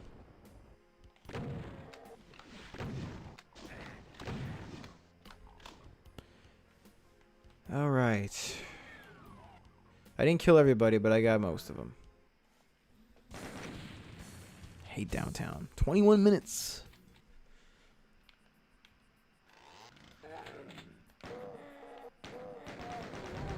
I'm gonna have to wrap it up soon.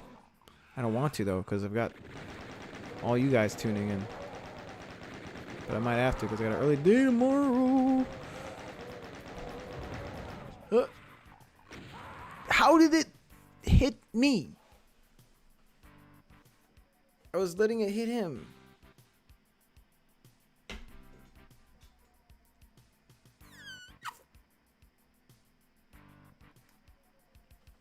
Now I'm pissed. I'm gonna beat this with a pistol. I'm gonna beat this with a freaking pistol.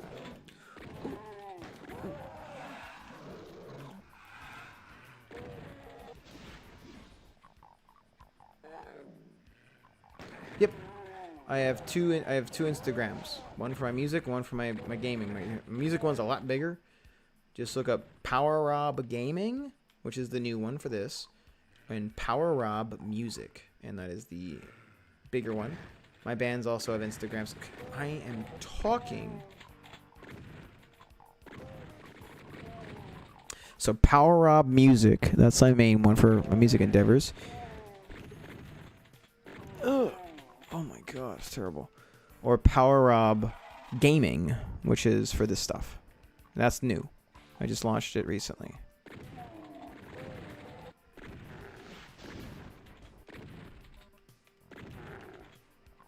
Oof, this is not good.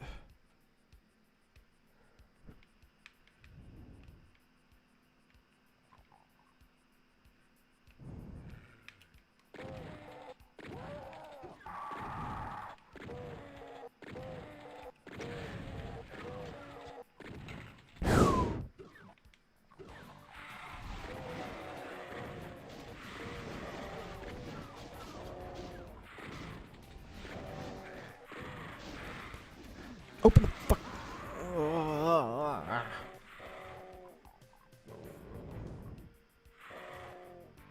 I might be at Still got the 9. Alright, keep going. I'll figure it out. Take care, buddy. Thanks for tuning in.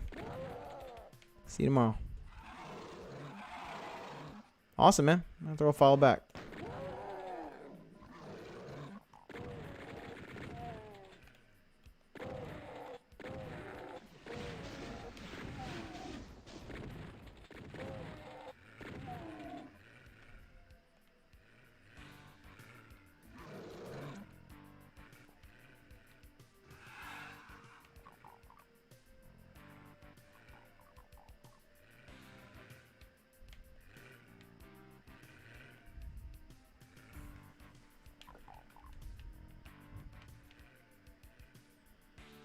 Should be.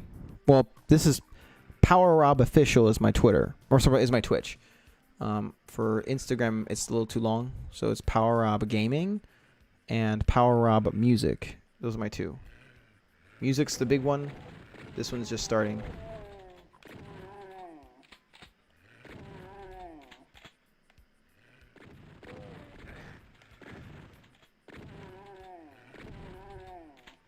Thanks, buddy.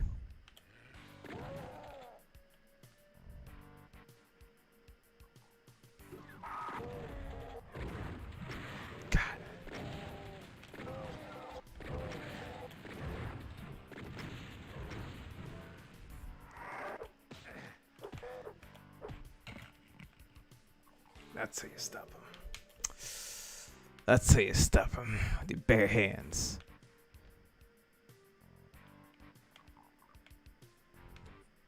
All right, now I gotta get around here.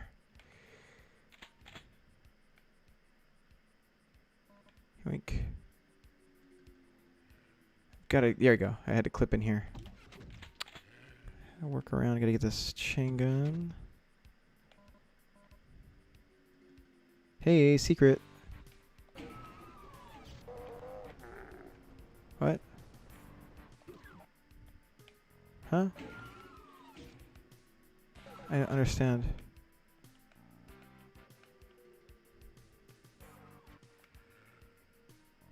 Wait, I'm at 10? We gaining people tonight? Gotta get you on some glutamine. Oh my god. Okay.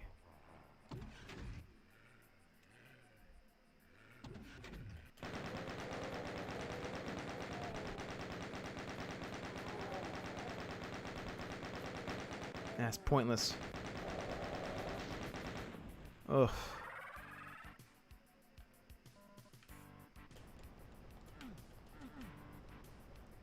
Yeah, I'll hook you with that. No problem. Now what am I supposed to do? I've got myself in such a mess right now. What am I supposed to do?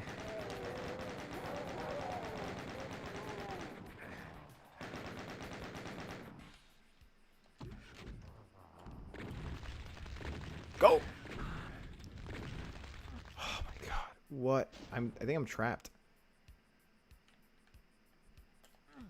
I think I'm totally trapped. Yeah. Was this an no, I mean it can't be trapped. Because there's all this stuff here.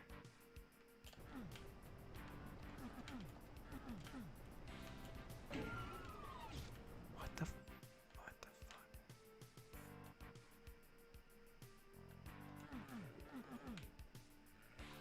I think I'm totally SOL.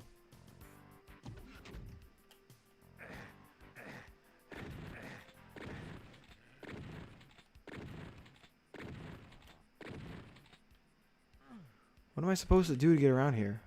Am I just screwed? I don't understand.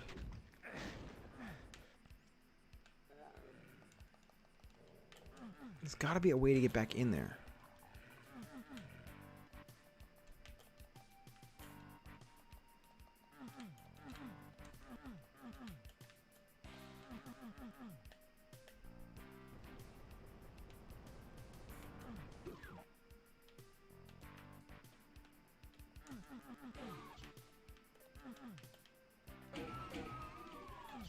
Wait.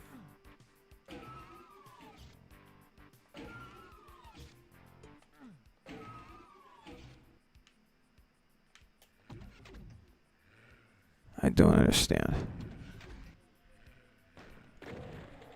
I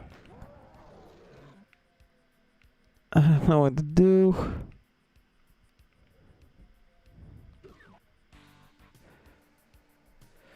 Oh, thanks a lot, man. From Pit Viper on the house. The glasses have to pop up when there's a part that's unnecessarily difficult. That's gonna work on here. I don't know how I got trapped back here, and I don't think I can get back out. Yep. I think I'm done.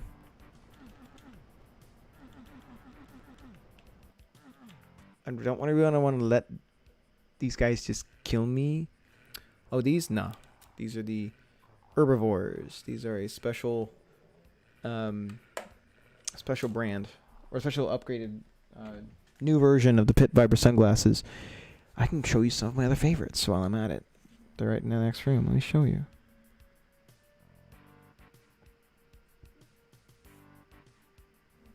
One moment. I'll grab them. Allow me to show you the other Pit Vipers I have.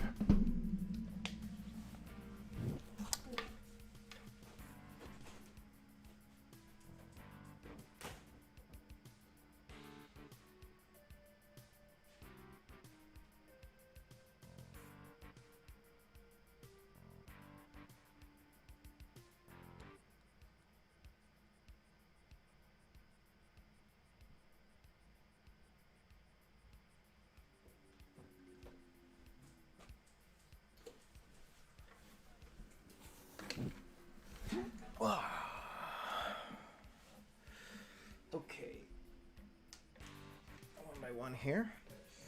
These are the mystery, one of the first ones I had here. Pit Viper. Or the Pit Viper collection. These, I forgot the name of these ones, but they're pretty cool. Kind of like a red, white, and blue kind of thing going on. These are the money counters. These ones are pretty fun. They perfectly blend right where the eye is. Put that right here. These are the Mudslingers, one of the newer ones I got. Yeah. These ones I forgot the name of, but I use these for... These ones kind of attached to your ear. So if you're doing like a show that's really intense, they kind of lock on a lot easier. These are the Hot Shot. These were used in the third music film for Thrill Killer, Digital Desperado. Here these ones are. They're pretty cool. And these ones are one of my favorites. I've used these in a bunch of different shows in the past. These are called the Miami Nights. These guys. And the newest ones from Pit Viper are these, which are the Herbivores. Great company. They send these to me and my bands, or members of my band and stuff like that for shows, or different rock operas and stuff. So I've got quite the collection from them. I love those guys. Put these over here. Okay. I'm going to try a little longer on this one. This level is obnoxious.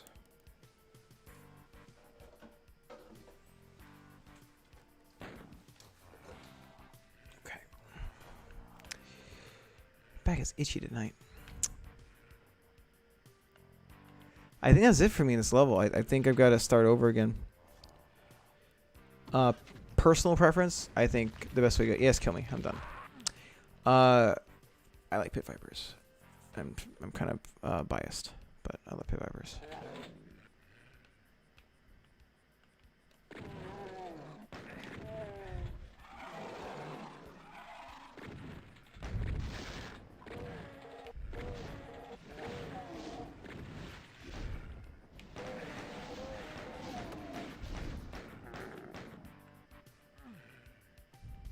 But if you get Pit Vipers and you order it from those guys, tell them Power Rob sent you from Megatronics.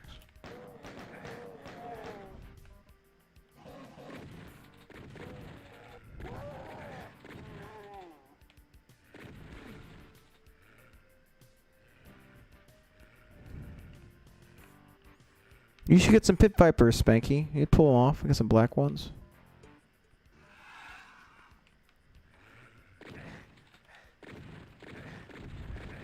Oh my god, my aim was so terrible there.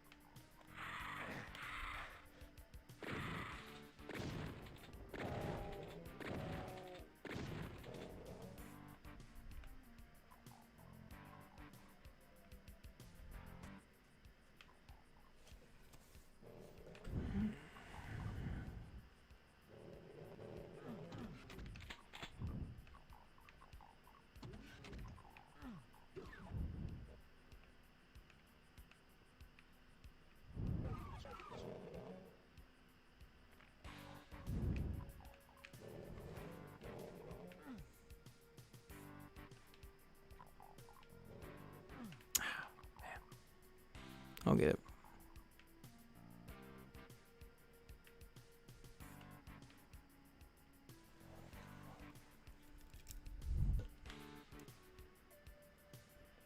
Yeah, I had a car that had one. I used to use one all the time in school. Sure did.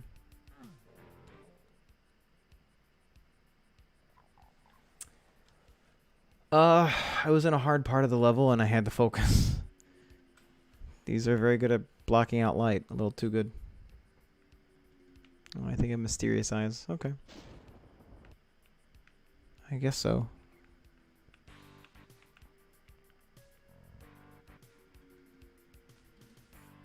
trying to figure out how to get over to that other side. So I think I gotta use my momentum to jump off here. Okay. Ah, that sucks. Ah, no!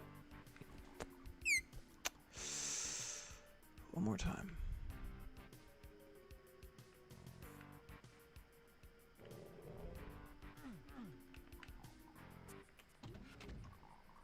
Oh.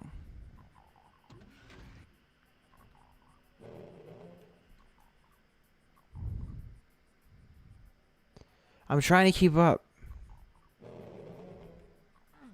It's okay. Now you're making me blush. Or actually, are dark mysterious eyes, are they a good thing? Is that is that a good thing? Or should they be like predictable, you know?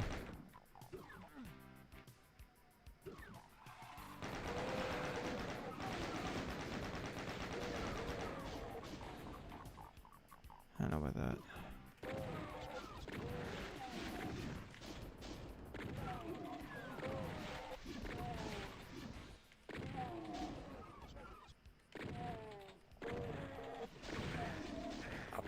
You.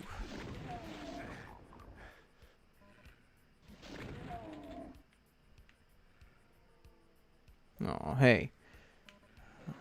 You make me blush here.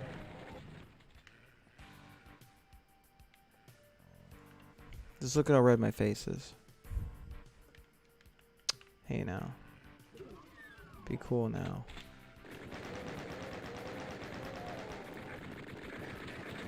Ah! Damn it. Okay. That was a good run, too. That was a good run. I might switch over to Street Fighter. Might do a run of Street Fighter 2. Old school. Anyone want to check that out? I'm going to do a run of it on Grandmaster level and then wrap up the night. I'll see if Sleepy Rob can handle it. Because I'm doing a bad job on that. I'm alive? I'm dead. Alright, Street Fighter 2.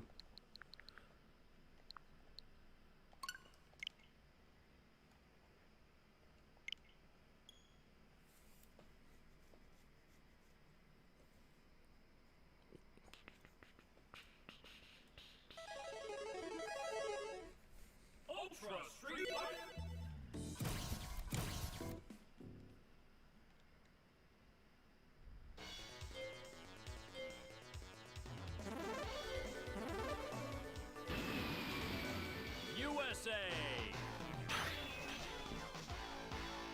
Round one, fight.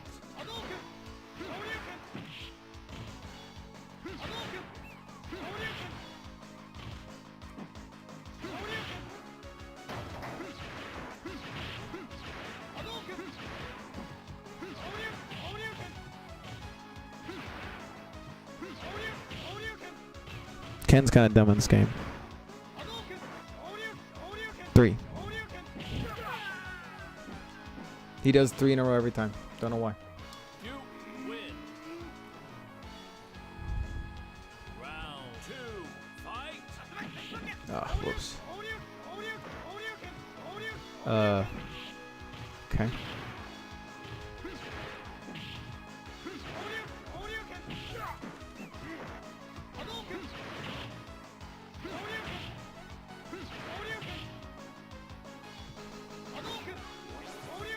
Hey.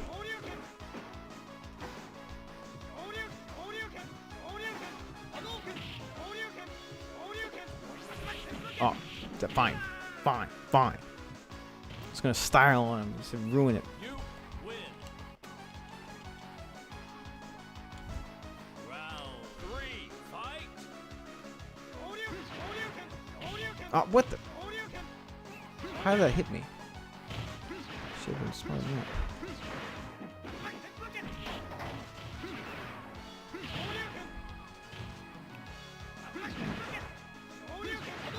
I don't know about that. I can have a big head.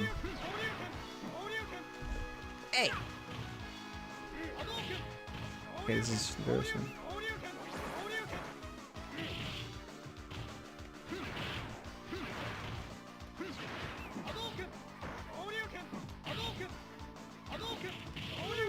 Alright, that was terrible. Alright, that's it. He's just gonna go for the kill this time. You lose. That didn't happen. Round 4. Fight.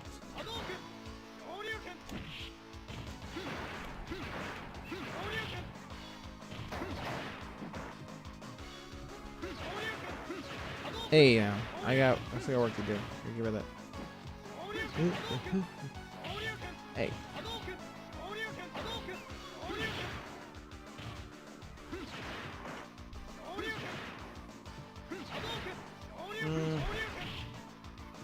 Once I start talking about like Dragon Ball stuff, it starts becoming apparent why.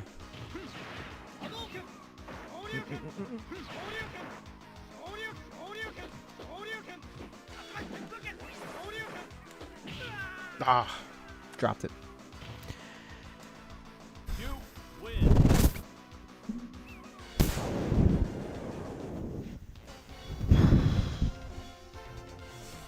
I'm not even sure what to say for some of this stuff. Jamaica. Round 1. Fight. Eh.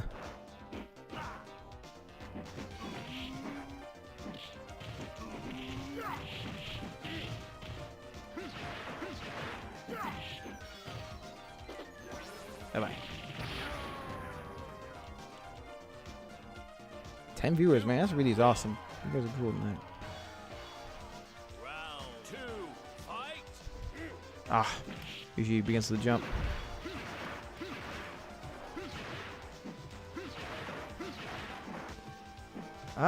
Yeah. I had a C per stolen in high school.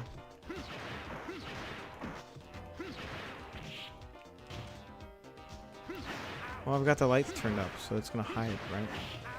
You might. I don't know. Hate that.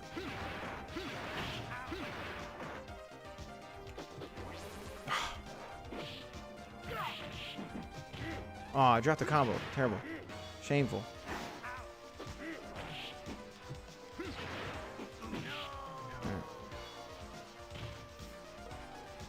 You win. Round 3. Fight. Oh. He never did jump this time. Usually there's like one round where he opens with a jump. Oh, that hurts so much from attacks like that. Oh, I'm sorry. You hear that, man?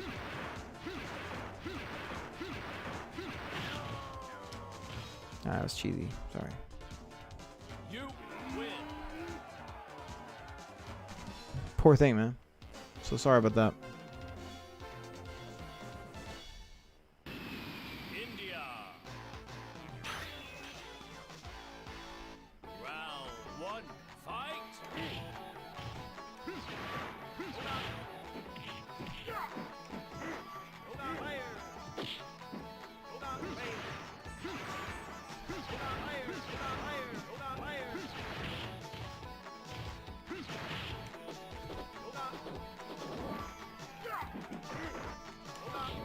Almost had it.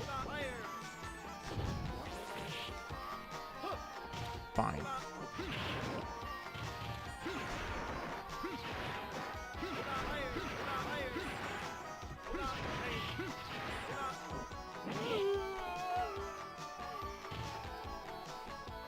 You win. Round 2. Fight.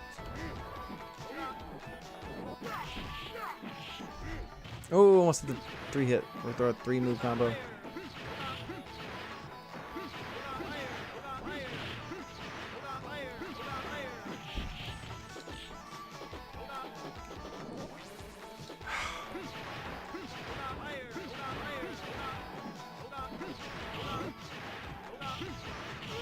Alright, that was cheesy. It was fun though. You win. Hey, Perfect. are they that dark? 3. Fight. Are there really dark circles? Not bad. Do I think I like caffeine or something? To do these? Oh, now you just throw my game off now. I'm like to get tagged. Take it easy, guys.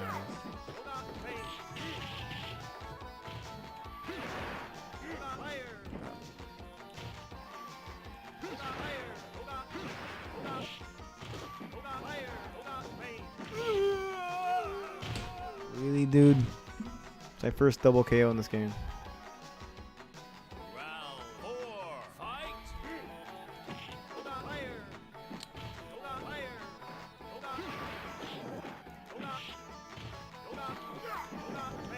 Oh.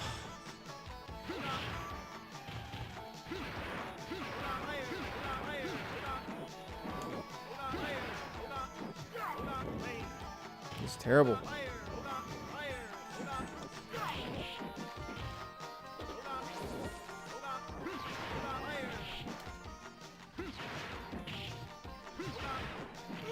Ooh, alright, got him. Alright, could have been a lot worse. You win. Pull the rabbit out of my ass in that one. England. Round 1. Fight. AI Candy's annoying. Kimmy's annoying.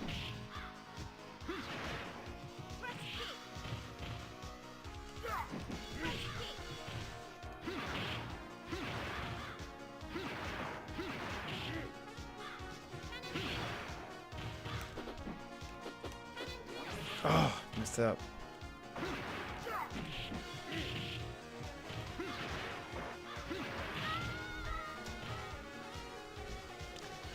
I know about all that, guys. Round Still got a good amount of weight to start talking about that kind of stuff. I don't know about that.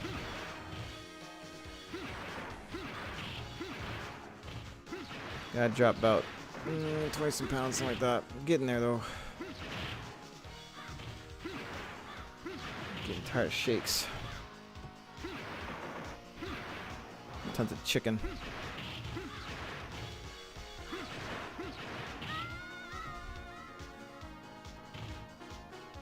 You win. Perfect. Whew. Round 3. Fight. Oh man, be cool. Okay, he is fucking me up.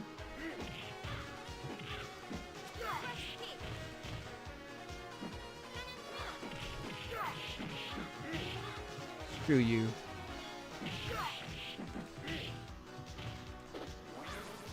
What? Grab me out of Raging Demon? Oh man.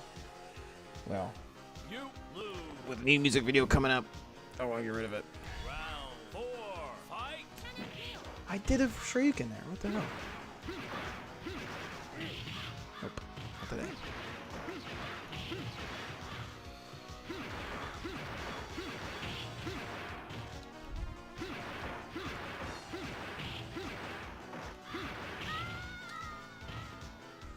I had to cheese him out for that one. That was for last round. You win.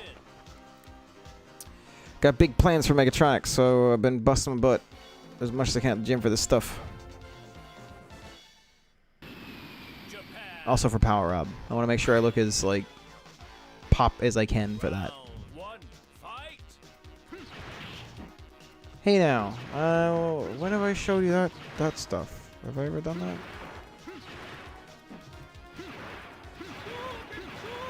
When did I show strength and all that? Did I do that?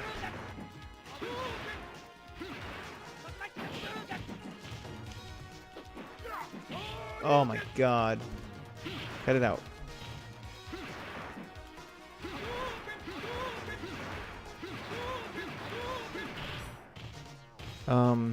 Did I do that?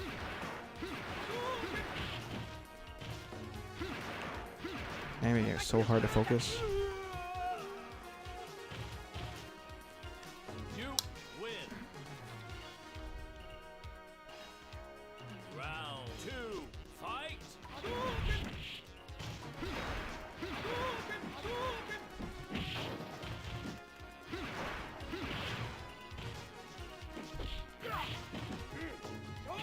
Ah, dropped it.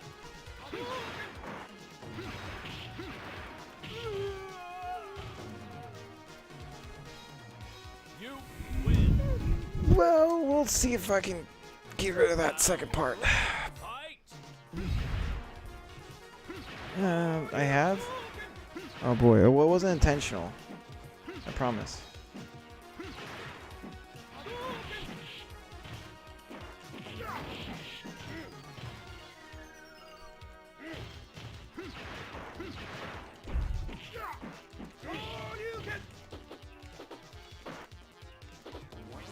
Got him. All right. You That's a win. show of strength there. Perfect.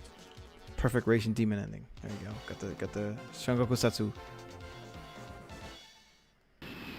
Brazil. Round You two are one. making me blush too Fight. much. I was not ready for that tonight. I thought I was really playing in front of a few friends. Playing some Doom. And you got me all bothered now.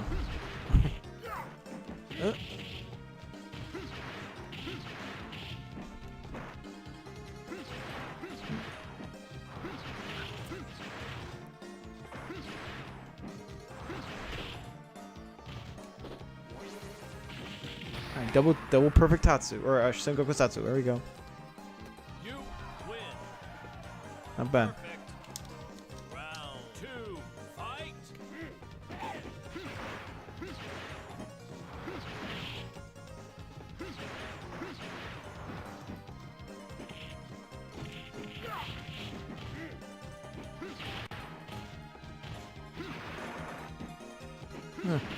Alright. There's a whole new level of difficult Street Fighter because I'm keep looking at the comments like, what do they say now?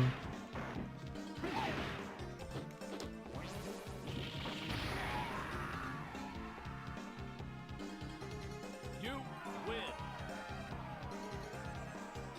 Round three. Fight.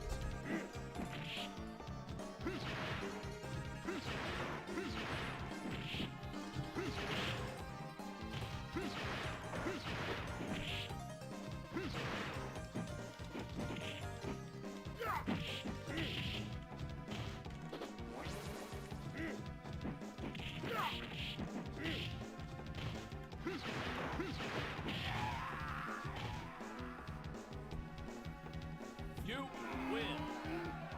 What, cute goth Team Rocket or something?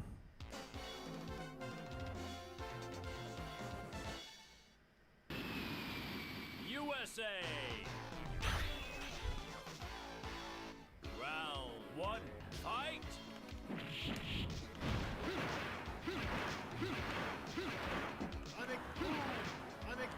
Ah.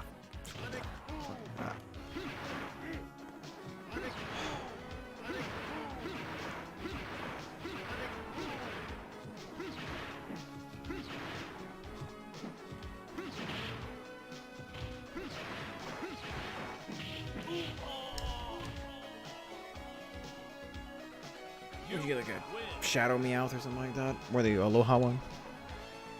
Round two. Fight. I do. Jerry, my boy, he's in the next room waiting for me. I forgot food, so I have to use some new snacks for today and tomorrow morning. Poor guy. Yeah, my boy. Oh, totally great.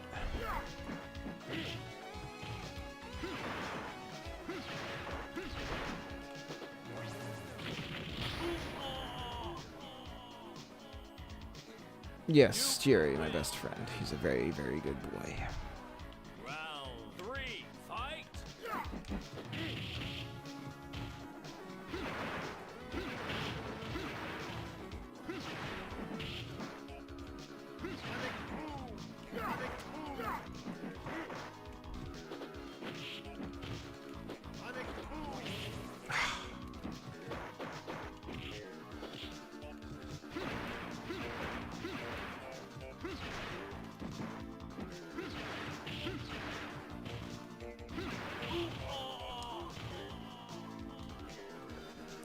You win.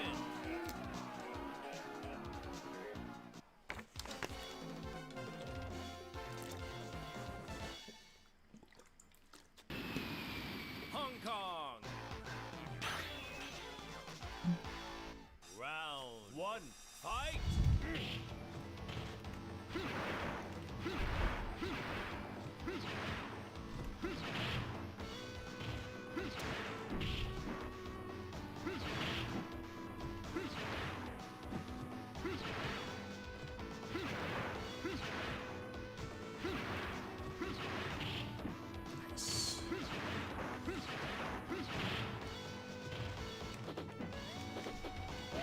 Damn it! Why is that doing it right? Good. There we go. You win. Still gonna use this new filling I got in the right side of my mouth. Round 2, fight. Nice me do that every once in a while.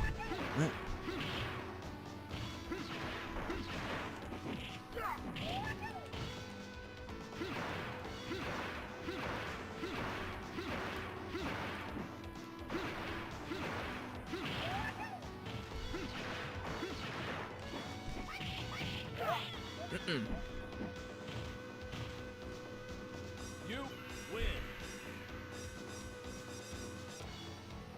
Round 3, fight.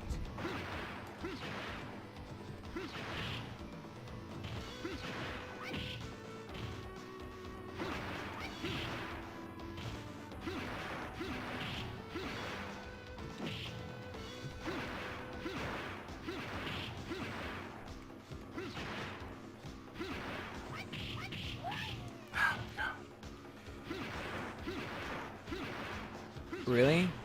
Oh, right. Well, I guess the teeth are improved. And taking care of them. Yep. Shoot.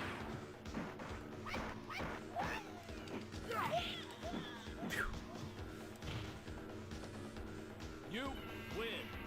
At some point, I wanted to get them adjusted, but not exactly something I can afford. USA. Right. Round 1, fight.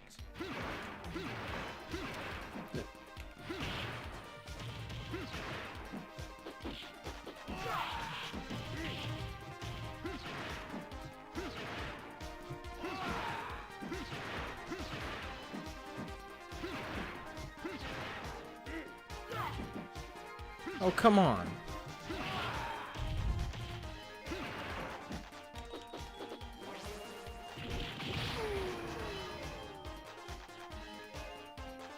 You win. Round 2, fight.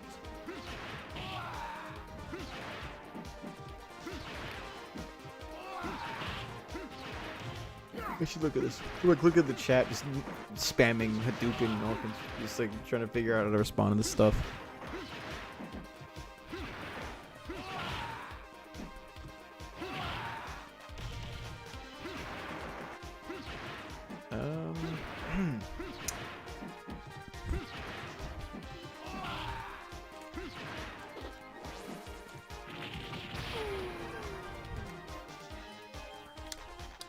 You win. Perfect. Round 3, fight.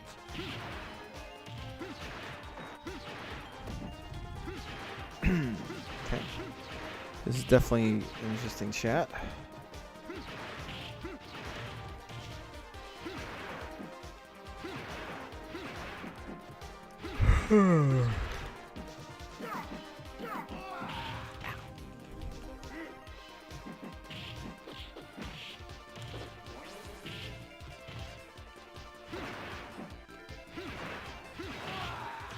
Oh, I'm just not sure what to make of it.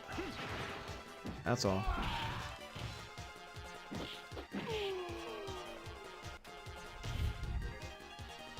You win.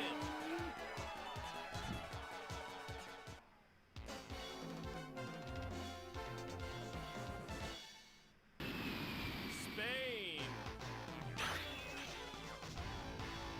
Round 1, fight.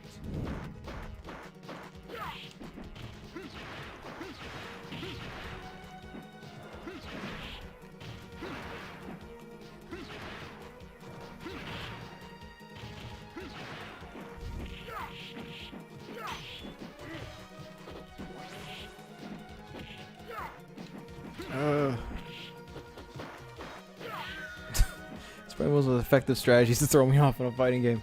You win. Round 2, fight.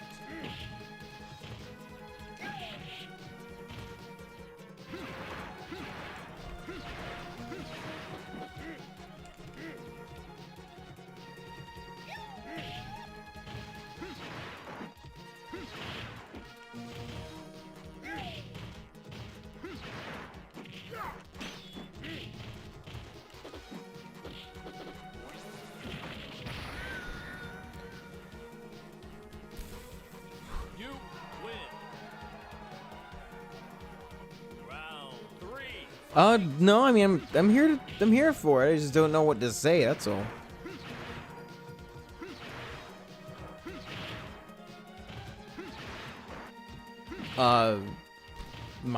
Me to do that? I don't know about that. You should have seen Space Kumite. I did something like that in the middle of that show. I've done my time.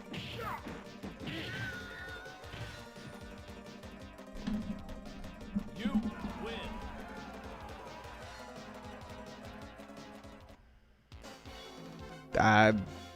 If you saw Space Kumite, you would have seen a pretty spectacular shirtless scene.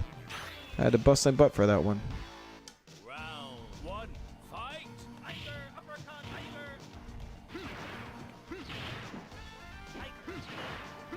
I mean, this is post-workout, actually. I went straight on here after the workout I had today at the gym. Nope.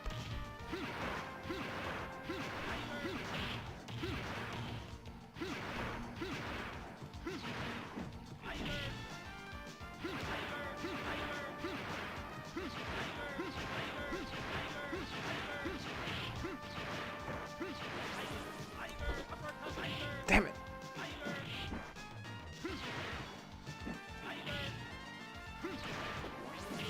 Oh. You lose. Oh, I didn't know you were into that stuff. Round two, fight.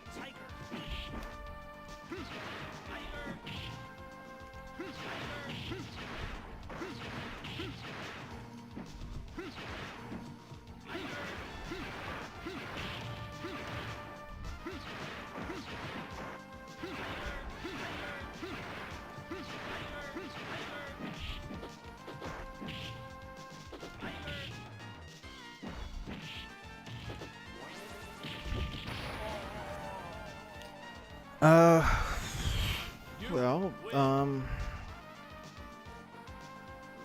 well, you should have seen Space Kumite, Julian.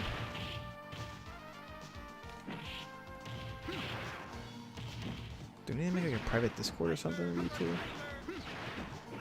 I don't know how much is gonna be Twitch friendly if we keep this up.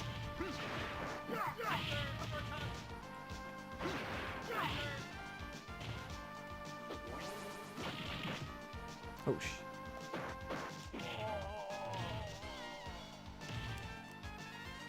you win. There's some shots of that. The shirtless scene, like, I got online. You guys really want to see it.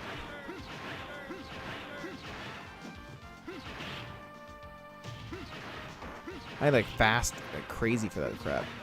I had to tear my shirt off live on like on the well, I don't know.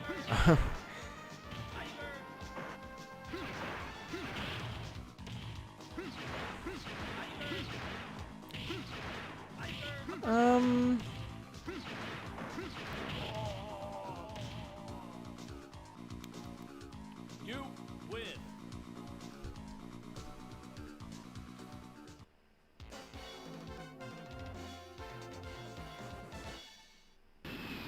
Thailand. Round one, fight.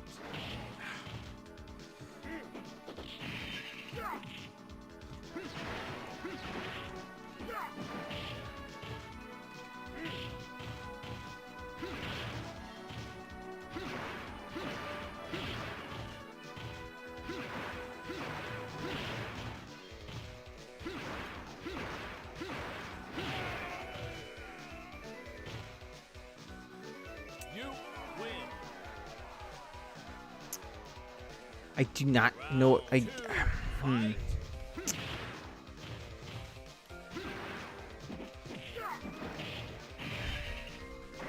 don't know what to make. I don't know what I can help with, especially in this stream. Like, let me finish this guy. Let me kill him real quick.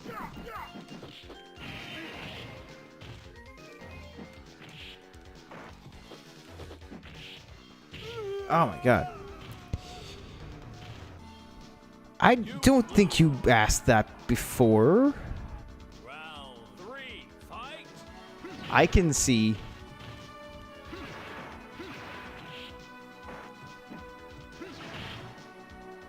You did not ask me that before.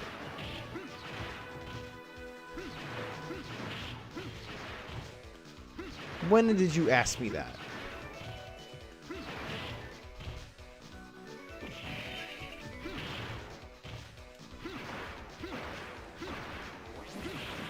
Are you kidding me? Ugh. Hey, Jerry. You lose. This is tougher than I thought. Round 4. Fight. Not today.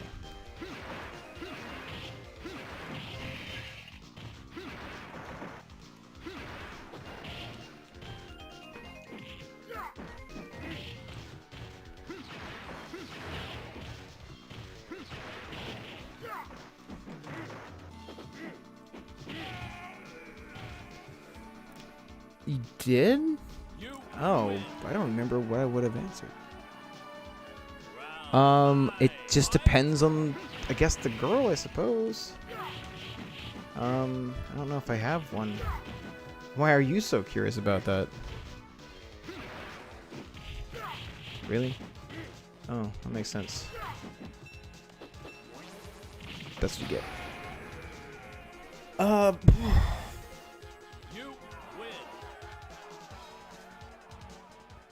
That must have been ages ago.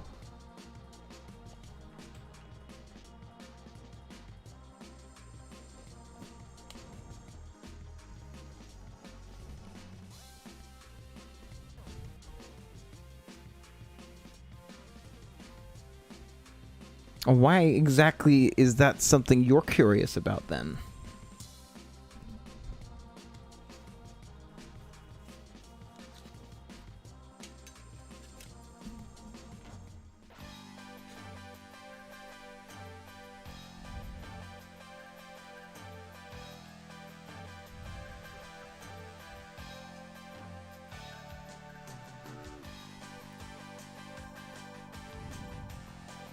Oh no, I was.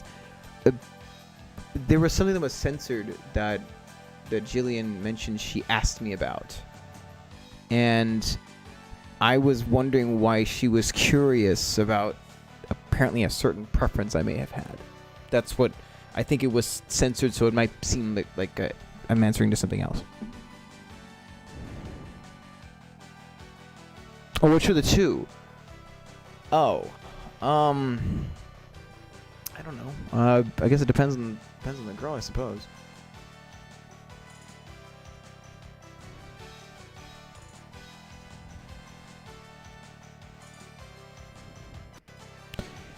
Let's see.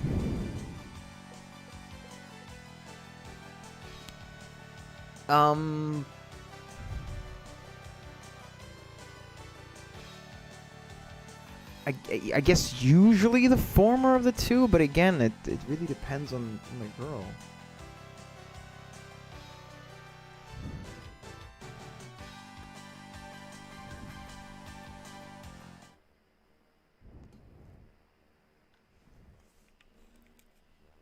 Alright, I got a little more time left.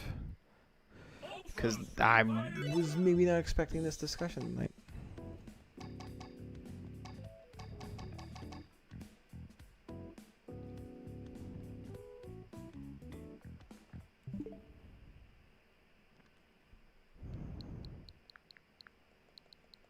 So this is just a routine you have with everyone?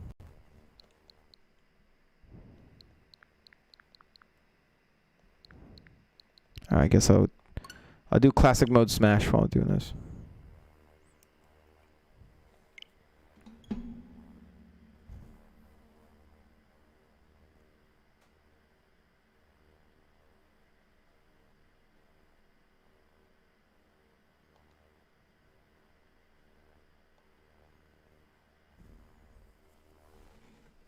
What's going on, Jerry?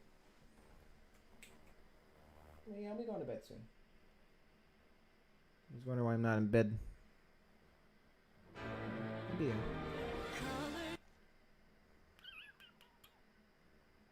Good boy.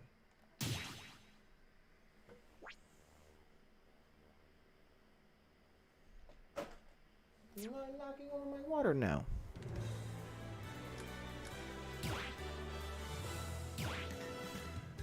Too normal.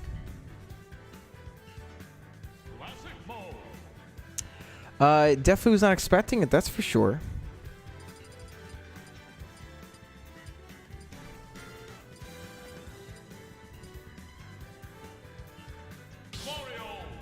Sounds good to me, man.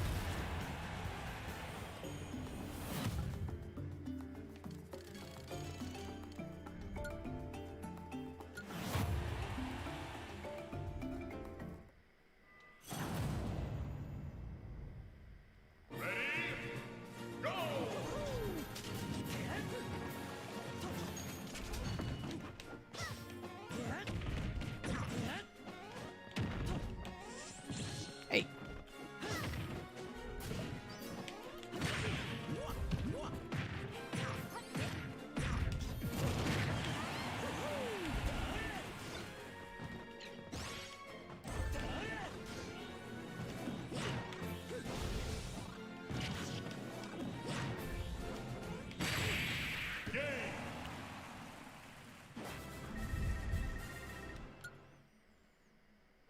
I was still trying to get an idea if all of the inquisitiveness you've had these past few weeks is this like the modus operandi you have?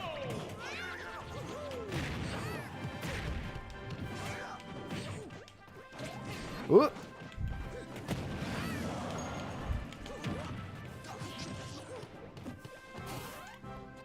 Oh, I'm glad you're enjoying it.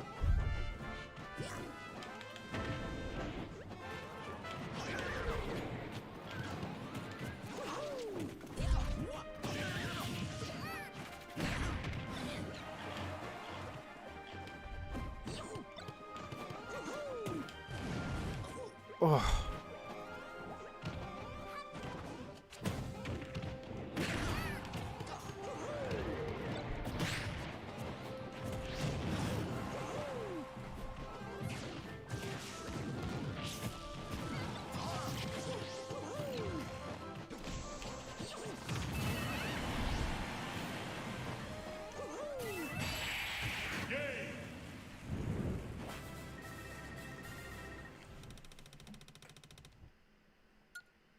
Well, I'm glad you think I'm fascinating. I never actually see your face, I don't think, on any of the calls I've seen you on. I've heard your voice a lot, I've seen your hand. But I don't think I've actually seen your face. You're very mysterious. Oh, God.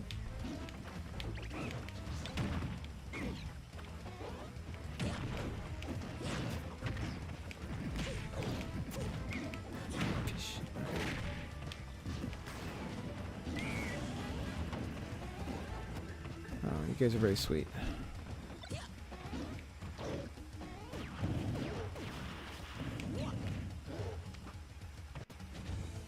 Remember when I taught you the Ooga Booga with that the move of his? It's good times.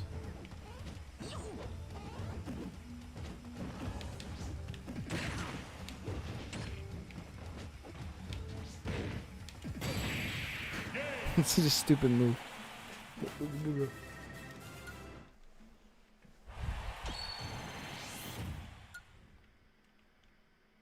It's fun.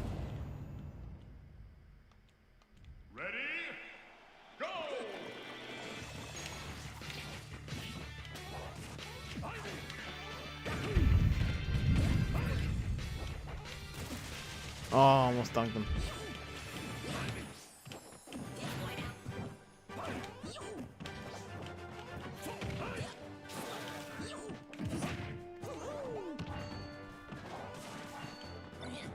Even with your profiles and stuff, I noticed you. Yeah, you're like, I don't know. Not a lot of photos of yourself, I've noticed.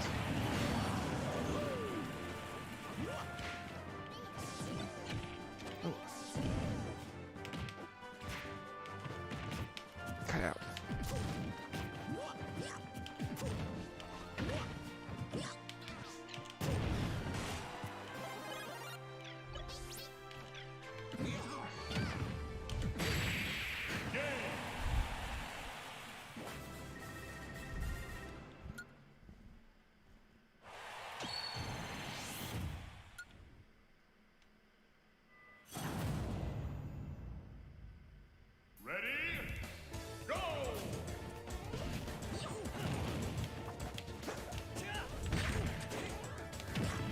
I would say she's quite cute from what I've seen. Just yeah, she seems very shy in that regard. Ow, cut out.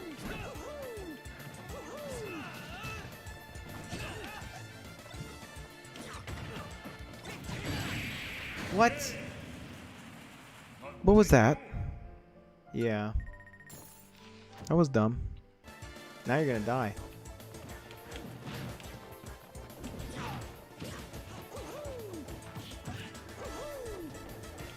You should have Lucas pointed at you then, because that helps. Eat this.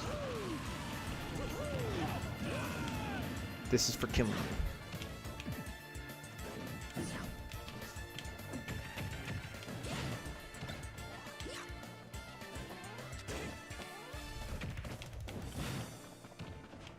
I'm gonna make his death slow for that.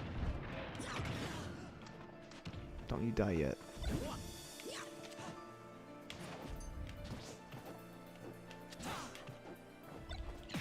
Okay, he's done. Hey, pose.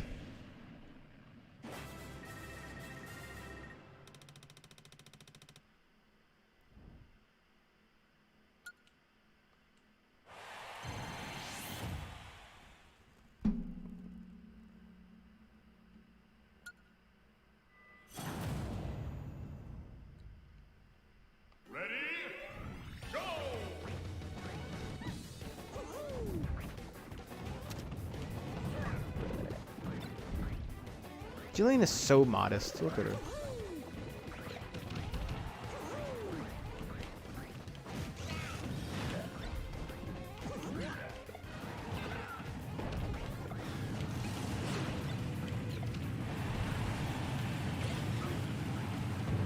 Oh boy.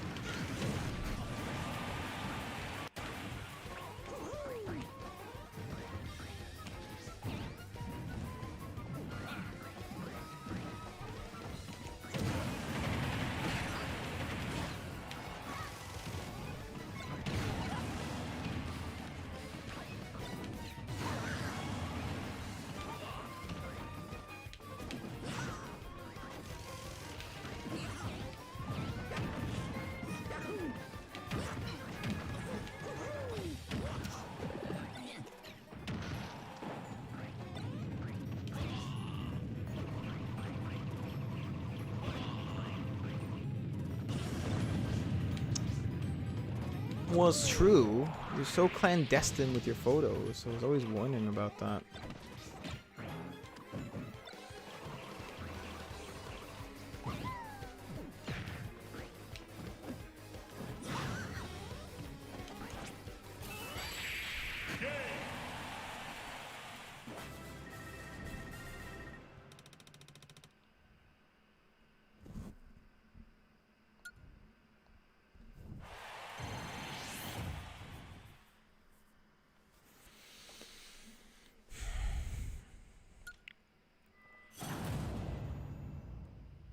I'm just saying, you're a cute, pretty cute alternative girl. I don't know why I would, you know, hide your photos all the time.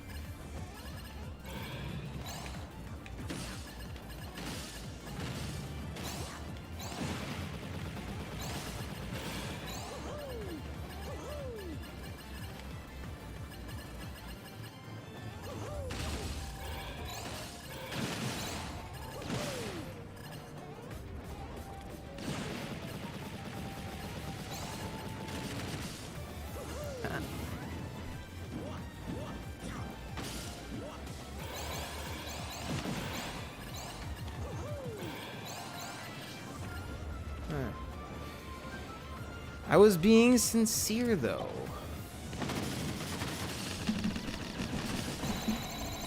Complete.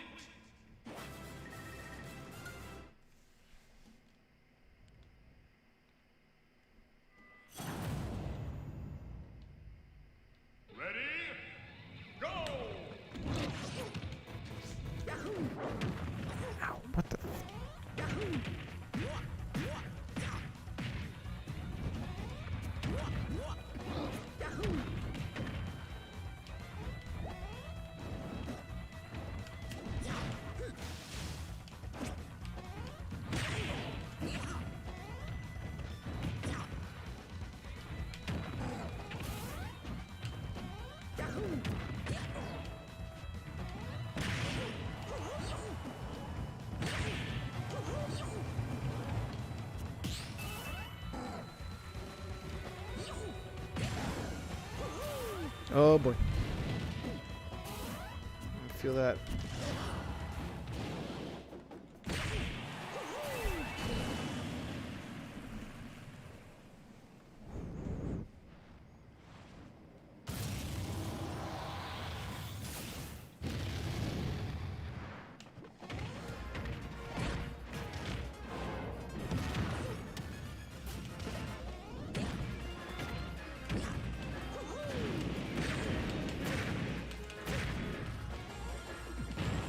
Oh god.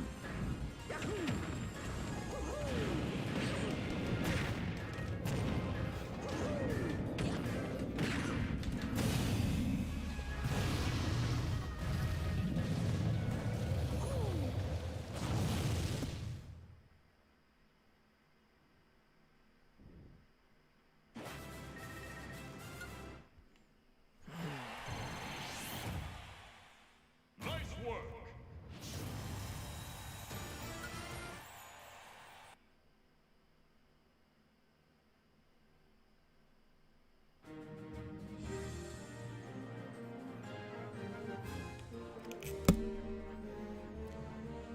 This is certainly one of the most fascinating discussions I have had in this stream, and hopefully we can continue it sometime soon.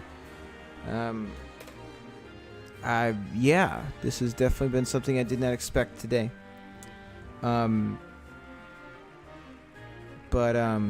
Yeah, I gotta get some sleep for a really early morning. I gotta get up about 9:30, and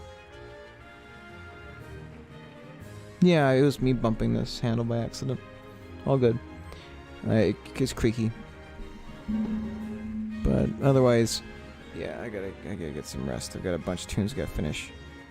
But thanks so much for the donation tonight, Jillian, and the very interesting discussion we had. But otherwise, I hope to see you guys in the stream tomorrow. Huh?